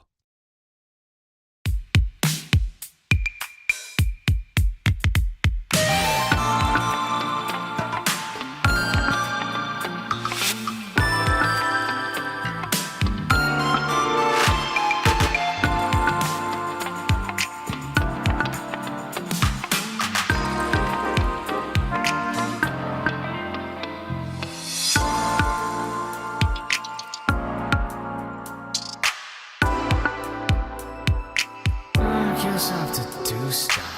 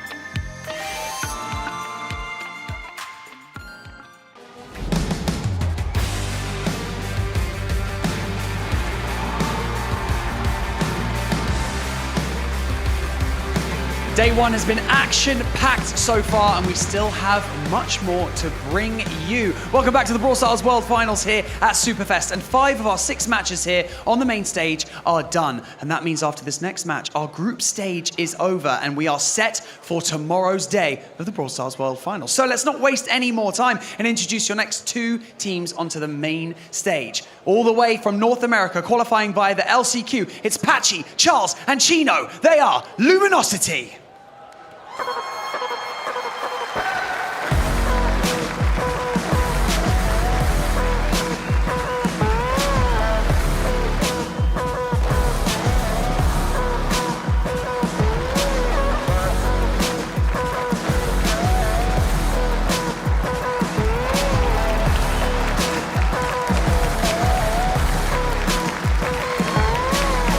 And their opponents returning to the main stage, looking to close out a second match under the lights. It is Tensai, Shitampo, and Moya. They are Crazy Raccoon.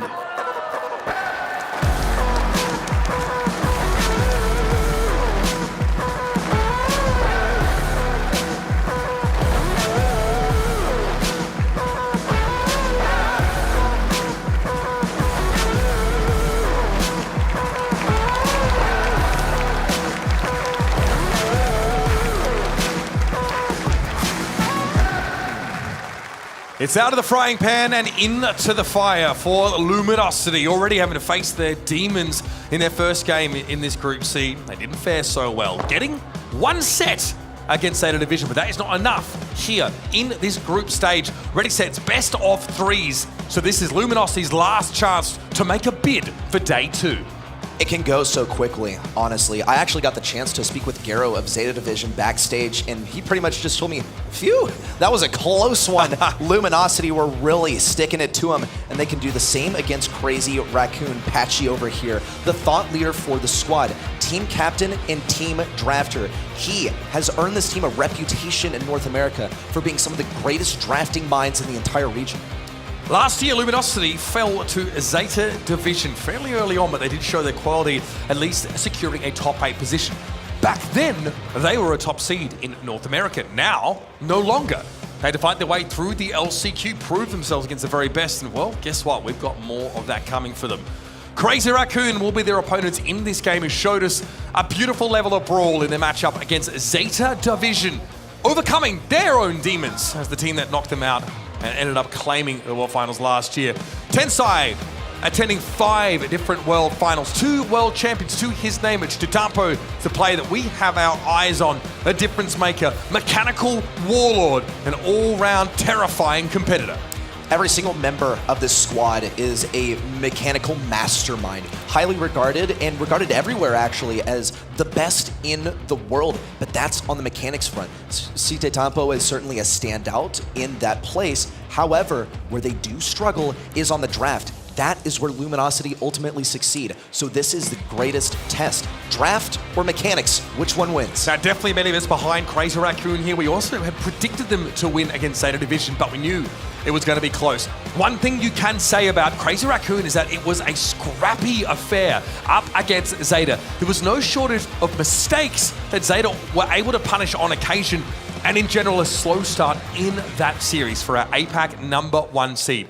But Crazy Raccoon come from a region that is teeming with quality opposition. They've been forged year after year, and in 24, especially into living weapons. And they're back for more. Tensai's back for his 3rd World Championships. Luminosity need to dig deep and show us something special if they're going to get through them. Now, there is a 3-way tie potential in this Group C. There is. If we see an LG win, then we can see it come down to a tiebreaker. That's when the set diff starts to become a very real reality. But if Crazy Raccoon take the win, then all is fine and well. They get the 2-0. They're going on as #1 seed from the group in day 2. That's right. That's crucial. It's how many sets you win in a winning series. If it's a 2-1, well, that's when things get a little bit more interesting. We're off to Brawl Ball first, folks, and you at home agree that Crazy Raccoon are the team to watch in this group of death. And Luminosity, jokingly, I think some of their players tweeted out today, haha, it's World Finals time to get grouped, haha, they knew they were going to be up against it. See a moment of calm here for them now as we jump into the draft. We'll start off here with Surge. A brawler that's going to be benefiting from some of the bushes, but against mechanical players like Crazy Raccoon, absolutely can be kept on level 1, especially if they decide to outrange it. So there's some difference in how the Surge can be approached. Which gadget do you run, for instance? Do you run the shield? Do I go for the instant level up to hopefully guarantee myself some value in the later stage of the draft? But with Frank now making an appearance for Crazy Raccoon, first of all, unusual pick for Crazy Raccoon. Yes. Second of all, going to guarantee that Surge gets his level. It's been a pick that we've seen Zeta Division go for quite often, right? Pioneers also really try and secure the Frank. In APAC in general, in fact, while the whole rest of the world was picking Frank earlier this year, we didn't really see a tendency. We saw more Meg still being picked up in that region. But as Stu to combine, this is pretty terrifying. You've got great mobility. Obviously, Frank's hypercharge is devastating. It opens up a lot of the map. But there isn't anything here specifically that outranges the Surge. And in fact, you picked a tank into this Surge. Chino probably not unhappy to see it. No, not at all. Though I do wonder how these initial lanes are going to line up. Into the Stew, then it's entirely possible actually that that Surge is denied the value. It's also tough for Surge to actually switch lanes due to his very low speed off the beginning of the match. We'll see Gus now come out from Luminosity. Definitely a prudent selection over here for them. Stew a lot of times on this map can find himself relegated to a lane. Now he might have to switch over to mid. Gus is also just good in general, but he's also a favorite of Crazy Raccoon and the APAC region at large. Daryl, I think, if executed properly, is the way to deal with the Frank. And now you have also a great pairing for the Gus. Send Daryl in. Daryl is comparable health pool to Frank when he has the shielding from Gus. And of course, if he has that tar barrel, he can be a real nuisance. Slow people down, get in their face. 2 charges of that super means he can cross the map pretty well. Max, classic pick here for Crazy Raccoon. Man, these guys clearly feel the need for speed. This is very true, and it's very much an APAC pick out here. Tensai on the Max is a legendary combination. Give that to the Frank. He's got a bunch of health walking to your side, and Charles is going to be pretty contested to deal with that. Patchy, I think, is going to be lacking in some of the damage as well. Chino can, at the later stages of Surge, manage to get some of that value, get his Hypercharge farmed up as well. But I am actually very concerned for Luminosity when it comes to this Crazy Raccoon draft. That said, we don't see them play this stuff very often, so will they be able to execute on it? Now, this is a very in-your-face composition from Crazy Raccoon, while the Frank is a bit of an uncommon pick for them. We know what their Stu and Max comps tend to look like. And again, like looking over towards the bands, you notice that Crazy Raccoon don't want to deal with any of the new brawlers. All right, Kenji, Mo, Clancy, all banned out. I think Shitampo was a 10-time, but they were asked in an interview, what do they think the impact of those brawlers would be out of 10? It was 10 for both Kenji and Mo and 7 for Clancy. So they definitely had them on their radar. They don't want to deal with them whatsoever. Luminosity with maybe a targeted Sandy band as well. We've seen that come out from Crazy Raccoon on occasion. This is, of course, a bit of brawl ball, so expect to see it be hot fighting from the get-go. And we'll see Moya look to try and open up the map. And again, I want to see what Frank looks like in the hands of this team. It is a rarity, but perhaps they've seen something here at Worlds or in the scrims in the lead-up that have given them the inkling they want to head this way. It's definitely an unusual selection here for Crazy Raccoon, something that you would more see in the rest of the world outside of APAC. So the execution is going to be the biggest unveiling of a mystery that we've seen today. Luminosity, on the other side, I still see great potential for them to be run down by this Frank selection. He boasts so much health. He's also able to break open these walls. So as long as Frank actually isn't playing in close range against this Surge, then there's potential that Chino gets stuck on level 1 the entire time. Definitely the right player to put on the squad CR. They're simply walking in a straight line all the way to the enemy side. Love the tar barrel there from Patchy. That would allows him to snarl up Shitampo. Oh, what a shot. Oh my goodness, from long range. You've got to respect Patchy. The man's on one already. He stood still to get pinpoint precision on that shot as well, but they're running the same risk as last time. Luminosity are backed up to their own goal, but Chino is on level 3. He'll be able to contend at reasonable range against the Crazy Raccoon squad, who are gradually descending upon them. Shitampo's gotten his Hypercharge for free. He's going to pop it for additional tankiness. Stunned out of it. Patchy, 1 super down and 1 to go as they try to barrel to the enemy side. That would have been it. That would have been a stun on all of Luminosity there. Had that Frank super gone through. Great stun there from Luminosity. Crazy Raccoon group up here. Hypercharge being built by Tensai. Patchy wants to go in, but Shitampo's getting aggressive on that right side. Another super developed for the Frank. But the ball's been cornered. Chino needs to be dealt with here. He's able to pop super, and now is at max rank. He brings Shitampo down. Patchy with the tar bell trying to slow down this charge. Fumbled on the goal line, but the super away clutches it up. Great clear from Luminosity. That was looking a little bit dicey, but the map has been opened up.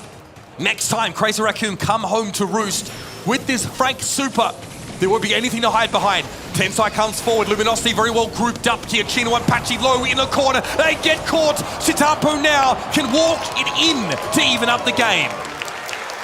1-1 and only 1 minute to go. This map has been absolutely blasted open. It's going to be a little difficult for Chino to get in range and get some value out here. Here comes Patchy, though, automatically going for the aggression. Shitampo shuts him down, but does end up trading in the end. Hypercharge out from Tensai. Too much damage. A missed bank in the back right corner. What a disaster. Charles given a reprieve there, able to recover the ball and get us back to parity. 30 seconds left in the round. Shitampo with another super. He threatens it. Patchy unperturbed for the most part. Moya will collect, now move up that left-hand side. Shitampo still flashing super at every available opportunity. Patchy wants to come forward though, he gets himself a Gus super in, he comes. Shitampo stunned up, yet again unable to dispense with the super. And with 10 seconds left, Crazy Raccoon are going to struggle to gain possession. Moya taken down, 5 seconds left till all of these walls break open, but we need to see a super. Charles has got it. Crazy Raccoon now fan out to try and defend this goal. Tensai with the last super out here. Shitampo, take it down. Patchy! He's barreling all the way over the enemy team. Moya shut down. And Luminosity start us off with a game win. Coming at you all the way from the LCQ. Luminosity stare down the barrel of an elimination game. Stare in the face of Apex #1 team and smile. They've got game of their own here. And Crazy Raccoon fall behind in that first game. Gotta see a similar start here for Luminosity. Keep in mind, we only made it to overtime because Patchy was allowed to cross the entire field and line up a pretty nice super. See Chino in with immediate aggression, shutting down Cite Tampo. Patchy needs that super. Here's one, looking for two on the Tensai. Shut down, pass, daisy chain down to Patchy. Easy, Can't what? walk it in, no ammo. A little bit too low. That's right, shooting the ball requires some ammo. That's a big change that affects how spam happy you can be when you want to gain possession. Close call there for Crazy Raccoon. Chitampo constantly getting interrupted by that Daryl. Here's Moya looking to go in, putting that pressure down. Patchy rolls on through again. Chitampo frustrated, not able to have much of an impact here. Tensai needs to clear the Daryl, but Patchy eventually will succumb. He's afforded time for the remainder of the LG roster to now push up to mid. They're firmly locked behind these walls. Cite Tampo's gonna have to evaluate whether it's worth actually breaking these walls, and he's flashing it. A little reminder that he could break all these walls if he wanted to. Here comes the hyper charge in. They're trying to make it past Chino. Cite Tampo's punching in the back left. Chino, with his super active, gets the takedown, and Luminosity clear out this offense. Chitampo being careful about how he uses his hypercharged super. He doesn't actually want to break up the whole map. Crazy Raccoon's cop definitely benefits from being able to hide away from this surge and gust damage, so uses it sparingly, but here comes Patchy again, gets himself a shield, shot in, Chitampo back against the wall, but they bring the Daryl down. Likely a mistake there from Patchy, super forward. I don't think that's what he really intended to do with the ball there. But here comes the double hypercharge combo. First, Chitampo breaking everything open, but interrupted. He did it on too low of health. Again, Chitampo interrupted, this time by getting taken down. The damage here from Luminosity is not to be sneered at. Not with Chino at max rank right now, with that hypercharge available to go even further beyond. Here comes Patchy again. Tar barrel used. Chitampo slowed up, trying to stave off the Daryl, but can't get rid of him. Patchy looking dangerous. Here's Chino over the top. Chino, unreal! Luminosity, Unreal! 30 seconds left to defend themselves and get this set, but here comes the speed. Moya in with the super. Cite Tampo trying to break things open, baits the super in from Chino. Moya still alive. Chino needs 2 shots out here. There's the tank. Charles at the goal line. Bullets him away with the super. Tensai out with the desperation hypercharge. He can't get there. Gets a stun. The remainder of the Crazy Raccoon roster rushing to Luminosity's goal, but it's a fruitless effort. In set 1 goes to LG. Holy Toledo! LG have got plenty of fight left. What a goal!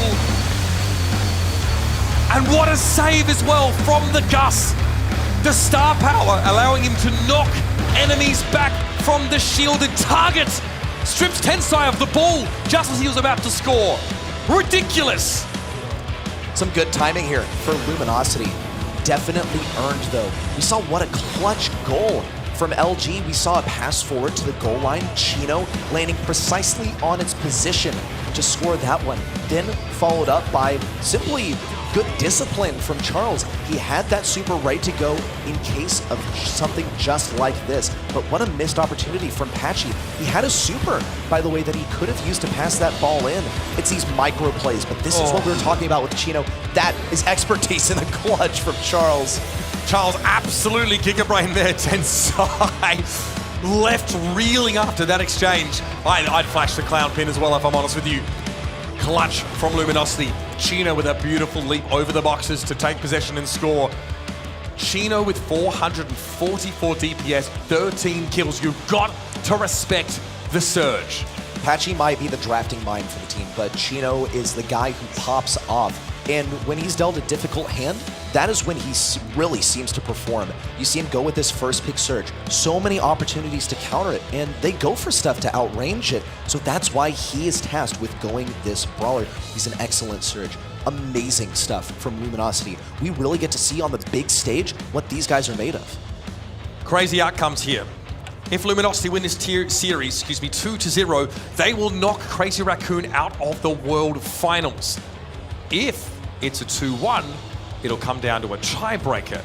So Crazy Raccoon obviously want to avoid getting swept out of the series here, but it's all on the table for LG. They can deal a mortal blow to these previous champions. When it comes to getting knocked out of the World Finals, Crazy Raccoon and Luminosity actually share in opponents that they faced last year. Both of them eliminated by this Zeta Division roster that they share a group with. What a way to go. Their fates now once again meet here on Bridge Too Far for set number 2. A tiebreaker situation would be interesting because we start looking at set win percentage and we have to count back a few ways, game win percentage, excuse me. So we have to count back a couple of metrics in order to find who our winner would be, but we'll cross that bridge when we get to it. Head on to the next map here. Already Moya. First pick Melody taken away. I want to point out that Kenji is available. We've seen Kenji play here on Bridge Too Far before, and it's worked, but not like super well. Long lanes. There's potential to counter it, is another thing. He has quite a bit of mobility, so he is able to rush basically to midfield. Something like Amber should be able to deal with it. Now, we've seen Amber throughout the group stage today, but she actually has lost quite a bit of value, especially with the gadget losing value. So we'll see if she actually manages to get some of that done here today. By losing value, do you mean it doesn't instantly blow people up? Yeah, because pretty of a much. bug? Instant 6K. Ah, yes. Such a shame to see that one go. My goodness. And Luminosity would have gotten that Amber as well because they are red team. They're red side, yeah. So they would be true red side in that sense. And yes, that Amber gadget was doing some funky things if you stand on your opponents. But not an issue here, so Moya can happily try and run up on Chino. And that is where Amber is at her weakest, when someone is strafing or when someone closes the gap quickly on her. So straight fire, Crazy Raccoon. Know they're playing some long lanes here. Want to pick some brawlers up that can have success.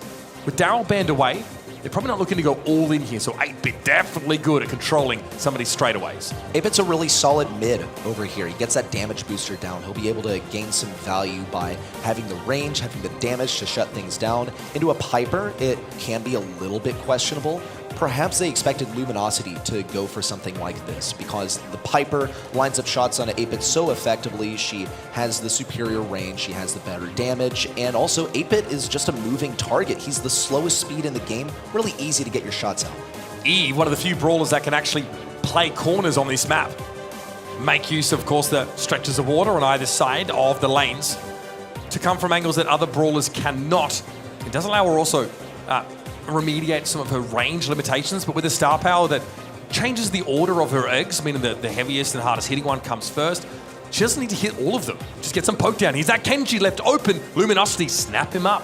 So what's the goal with the Kenji here is really the question of the day. Do you just go aggro or are you trying to get on the enemy safe? Because Kenji is going to get his value once he's able to cycle respawns on an enemy that's attempting to defend that safe. He gets quite a bit of damage with his super, so he's going to be able to earn that super at the same time as attacking the enemy safe. I also look at this Eve pick from Crazy Raccoon. While it is good on this map, it can be a little bit unusual into the Amber. So what I expect the dynamic to be out here is that Amber is trying to rotate over to that Eve, but Eve has much more easy passage over some of this water than Amber does, so she'll be able to run away. Those Eve babies are really an easy target for Amber since she's able to pierce through them all and won't be able to get value on that lane. Yeah, Eve really wants to send her hatchlings at a single shot brawler to eat up some of that ammunition and allow you to put pressure on.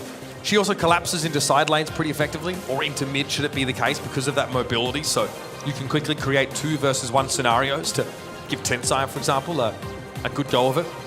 Maybe you are trying to secure a Melody matchup against Patchy here or against this Kenji, something that can deal with that Kenji, because Kenji's passive allows him to heal for damage done. Quite a rare thing. You don't see that on many brawlers, and it's often overlooked here, but it's part of why he is just so powerful right now. He can close the gap. He has great damage mitigation. His star power lets him basically negate the first hit he takes within a certain interval. So in longer games against less brawly games, he can eat up that sharpshooter damage and get close. I'm tempted just to say that Kenji as a brawler can do pretty much everything. The only thing that he can't do is accomplish one of the biggest demands of this map, which is have long range, okay? But he can extend his positioning with his superior mobility. He's alternatively dashing and sending out these slashing attacks. We'll see which lane he decides to go for, actually double stacking the lane with the Amber over here on the left. Yeah, and again, you can respond to this as Crazy Raccoon with the E pretty well. Shitapo is just pushed in this right-hand side, then got a bit of free poke damage, but here comes Charles aggressing towards Tensai, who can keep the Kenji at arm's length, but Charles wants to dodge some of these shots, and now he's on the safe. The slash and dash comes out. He's not quite able to connect, but Tensai eventually finds him though. And this is dangerous. Patchy, undetected, uncontested. A lot of free damage being put down on this CR safe. Charles already laying so much into the safe, but they had to ignore the Melody in order to make that push happen. Ooh. Now it's dropped down to 25% on Luminosity's side. They're gonna have to churn out the damage faster than Cite Tampo can get to their own side if they want to win. Costly trade for Luminosity, but they got themselves a bit of a slim lead now, though it's getting ugly. Crazy Raccoon, their safe goes low. Luminosity down to 15, 7, 5 for CR, and they get there somehow. The all-in from Crazy Raccoon, a 2% margin. They take the round. Costly decision to leave that Melody on the safe. She does unreal damage, and all she's got to do is be there alone and walk counterclockwise while all of her notes hit that safe. We saw Cite Tampo get that so quickly. He's running up this lane that was uncontested last time. Now we see LG pretty much roll the dice, decide, yeah, we're going to double stack the right instead of the left side this time. Cite Tampo adjusting his positioning to try and defend versus Charles manages to do it too. Great defense. Moya also here. Essentially carte blanche when it comes to that safe pressure, but Chino makes the right move, responds to the threat of the 8-bit, wins that fight out. Homemade recipe there for Chino, available, uses it, but Tensai is able to jump away and avoid the shot entirely. Charles doesn't love the hatchlings, but can cut through them. And now Luminosity is suffering damage on their safe as well. They need to answer the Melody, but Charles is here, getting some slashes in. Chino unsure whether to attack or defend, and they've made the wrong call. Luminosity here have let this one slip, folks. A very quick set. Crazy Raccoon even up the series. It looked like Luminosity might make short work of Crazy Raccoon after the beginning of game 1 of this set. But it couldn't have been further from the truth, because what we didn't see was Cite Tampo doing what Melody does best. Walk in a circle, and get damage and win the game. That's why we weren't watching them on camera, because very straightforward. Fist to the air for Tensai. He's got to be feeling good about that result. Nicely done on the eve. Really has to respect what Charles is capable of. But Piper and Kenji racing against the Melody, it's not a great value proposition, even if Luminosity do buy into it. We saw potential also for a defense here from Luminosity, but they had to play this one picture perfect. And this is where Crazy Raccoon really prevail, is that they play perfectly, seriously. I would actually say, though, in set number 1, I think they were treading into untested waters, unfamiliar for them. Saw some mechanical mistakes when it came down to how that Frank was played. So now that they're playing something that they're more familiar with, these kind of brawlers, they've found their comfort here on the stage. And if we need to start talking about tiebreakers here, which is important, Crazy Raccoon getting a 2-0 on Heist here is going to be important when we look at game win percentage. So clean wins on these sets are crucial to try and make sure you can get through that tiebreaker, because we saw a Brawl ball win, right? That was the other way. And the reason why we're talking about this is because if we get a Luminosity win in the series now at 2-1, we'll be counting back. We'll be going to a tiebreaker to try and find our winner. And forbid, you know, it goes down to damage difference, because I think I saw quite a bit more damage there for Luminosity here on the high set, because we see Charles the Executioner slashing and dashing here with a Kenji. I don't even want to have to imagine deciding our team advancing from this group based on damage done, but we need to find a metric to separate these teams. It's as simple as that. Gold Arm Gulch is going to be our last location. It will be knockout time. Luminosity have impressed us over the course of this year with their knockout play in general. They've had a lot of their series go all the way, and I've had to win it out there. And they've used a lot of kit comps, so good to see Crazy Raccoon respect that straight away, ban it out. RT, first selection here from Crazy Raccoon. It's exactly what we saw in our last match over here on the big stage, as RT picked first. By the way, didn't win the match for them. So how do Luminosity respond to this RT? Simply by kind of going their own way, doing what they decide that they want to do, because RT is not really a brawler that you approach with a counter in mind. Yeah, it's a safe purse pick as well. It doesn't really give anything away in terms of Crazy Raccoon's overall strategy. Luminosity will, of course, have a pick to release Respond, but here's the Bell. Really common. Gold Arm Gulch, great map for it. Again, very, very good at establishing that map control, dissuading any engage. If you're able to get those nest eggs down, Bell, a great pick. This is also the exact same response that we saw in the previous match. You see this Bell coming out here trying to mark the RT, but there's no possible way for us to see an exact repeat, because note that Gene is banned out. That's important utility that has been lost, but Luminosity decided that they wanted this. So with a Gene ban, are they picking a thrower? No, actually the big man's coming out to play. Interesting. On knockout, no less. Also, Gray, is available. We've seen quite a few teams look to make plays with that brawler. Obviously pretty scary if Frank turns up on your doorstep because of a dimensional door. That causes an option for Luminosity, or maybe something to facilitate a little bit more in the healing department. Byron, pretty common pick actually in APAC. They really have liked to play Byron when they can. Combines quite well with his LG comp, gives them the ability to turn a lot of these fights on their head. I think it combines with LG's comp so well that Crazy Raccoon might actually have to take it. Pick it? Yeah, we'll see Lou come out. This is the Frank counter. No, this is how you do it. Because I say, hey, I'm big, I'm made of health, I'm gonna walk forward. And Lou says, hey, the fact that you're walking forward is actually really good for me. I like that. Keep walking at me. Okay, well, it's been a while since we've seen the Lou so hotly contested, but obviously with that hypercharge, very potent, guarantees an instant stun with that super. And it is a lengthy stun at that. Mo will round out the composition for Crazy Raccoon. Mo is going to be so good at taking down this Bell. I think that once this Frank starts to get going, that's when he's going to feed some super to Mo, and then Mo's going to go super on this Bell since she pretty much has no defense and she doesn't have the health to survive any respectable Mo attack. So now Luminosity had this last selection. Now this Mo has been deliberately left open, so they should be equipped for it. The Lu could come as a surprise. So what they do into that Lu is... Ruffs. Okay. Are we... We're not going for field promotion, are we? On this Ruffs? I think you're onto something. Okay.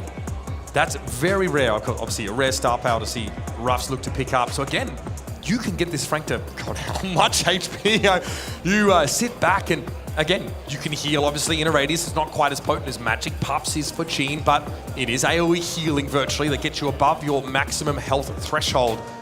Turns you into an absolute tank. And Frank already, by the way, boasts, what, 14k, 15k health? So, yeah, it's going to look like 5 versus 5 knockout pretty soon. My concern here with the Frank, though, is that Lu is already good into high health brawlers that try and establish their dominance by walking forward. But here's another key thing to consider about the Frank is that, okay, look, all the Frank really has to do is decide that he's not going to go for one gadget over the other. He's not going to be going for the pull anymore. He's just going to be going to immunity to stuns and could even be using a +1 gear in order to get an additional gadget. So that completely nullifies what Lu is able to do here. The only question becomes, how many times does Lu actually get a freeze out on the field, and can he drain those gadgets from the Frank before it starts to become a win condition? It's also not a terrible matchup for sandbags either. Both Moira and Chitapo, need to break those the old-fashioned way. So a bit of extra survivability on top of the fact that Luminosity will be quite healthy. So Crazy Raccoon are going to be incentivized to try and poke Luminosity down as much as possible, lest they get to these really high health totals, these really oppressive states. And there are no throwers on the map here, so that's harder to do. Crazy Raccoon might have to take some risks to get poked down, and Patchy, of course, will look to punish them. They have to split away from the Bell composition. They can't really play together, whereas Luminosity do want to group up to a degree. Also looking at this Bell, what role is it going to fulfill here? Into the RT, it's totally possible, but you're competing at very similar range, and to do that against Crazy Raccoon, some of the most mechanically talented and gifted players from around the globe, that's a big statement. It is field promotion for the Ruffs, and the anti-stun gadget has been taken by Chino on this Frank. So you notice those health pools starting to increase. Patchy does get marked up briefly by the RT. This comp really forces Luminosity to give up a lot of map control here, and so the poke game is on! Patchy! Oh, buddy, that is scary. Not even the sandbags can save you.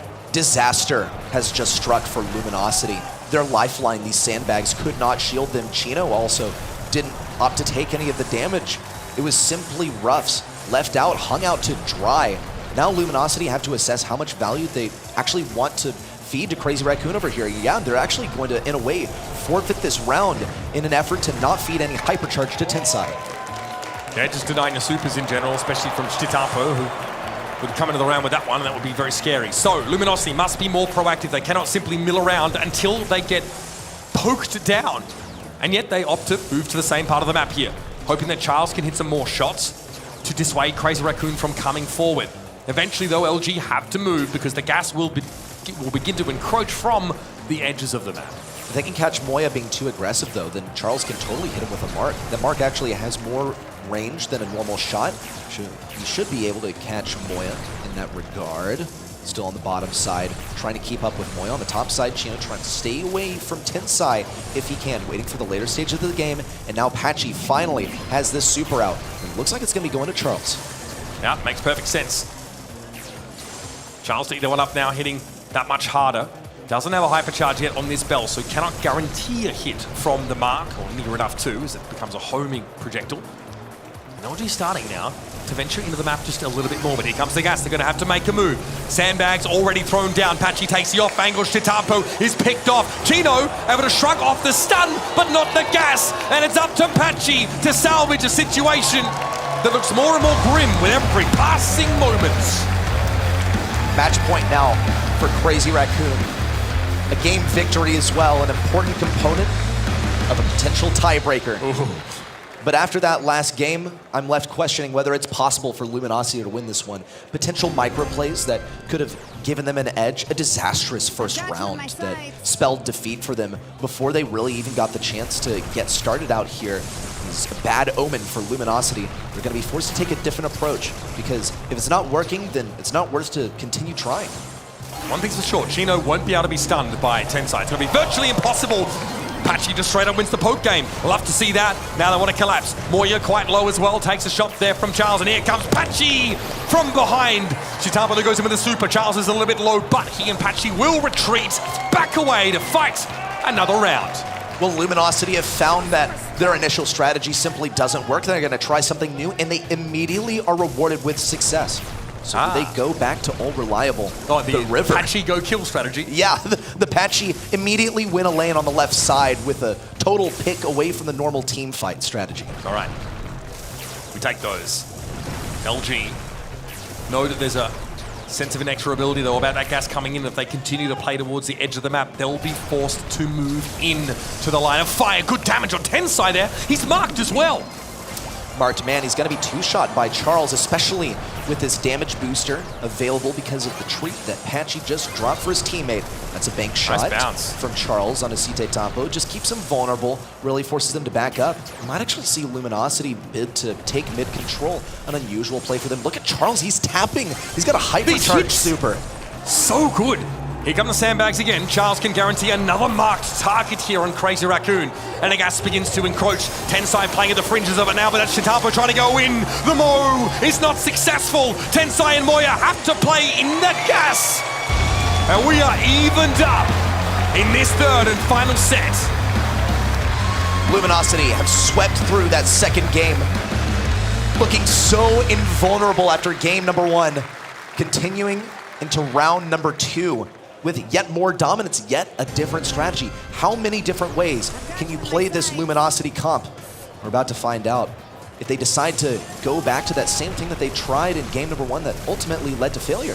Remember, 2-1 means we need a tiebreaker if Luminosity win to decide who will advance out of this group of death. And it has delivered, folks. Chino, dangerous!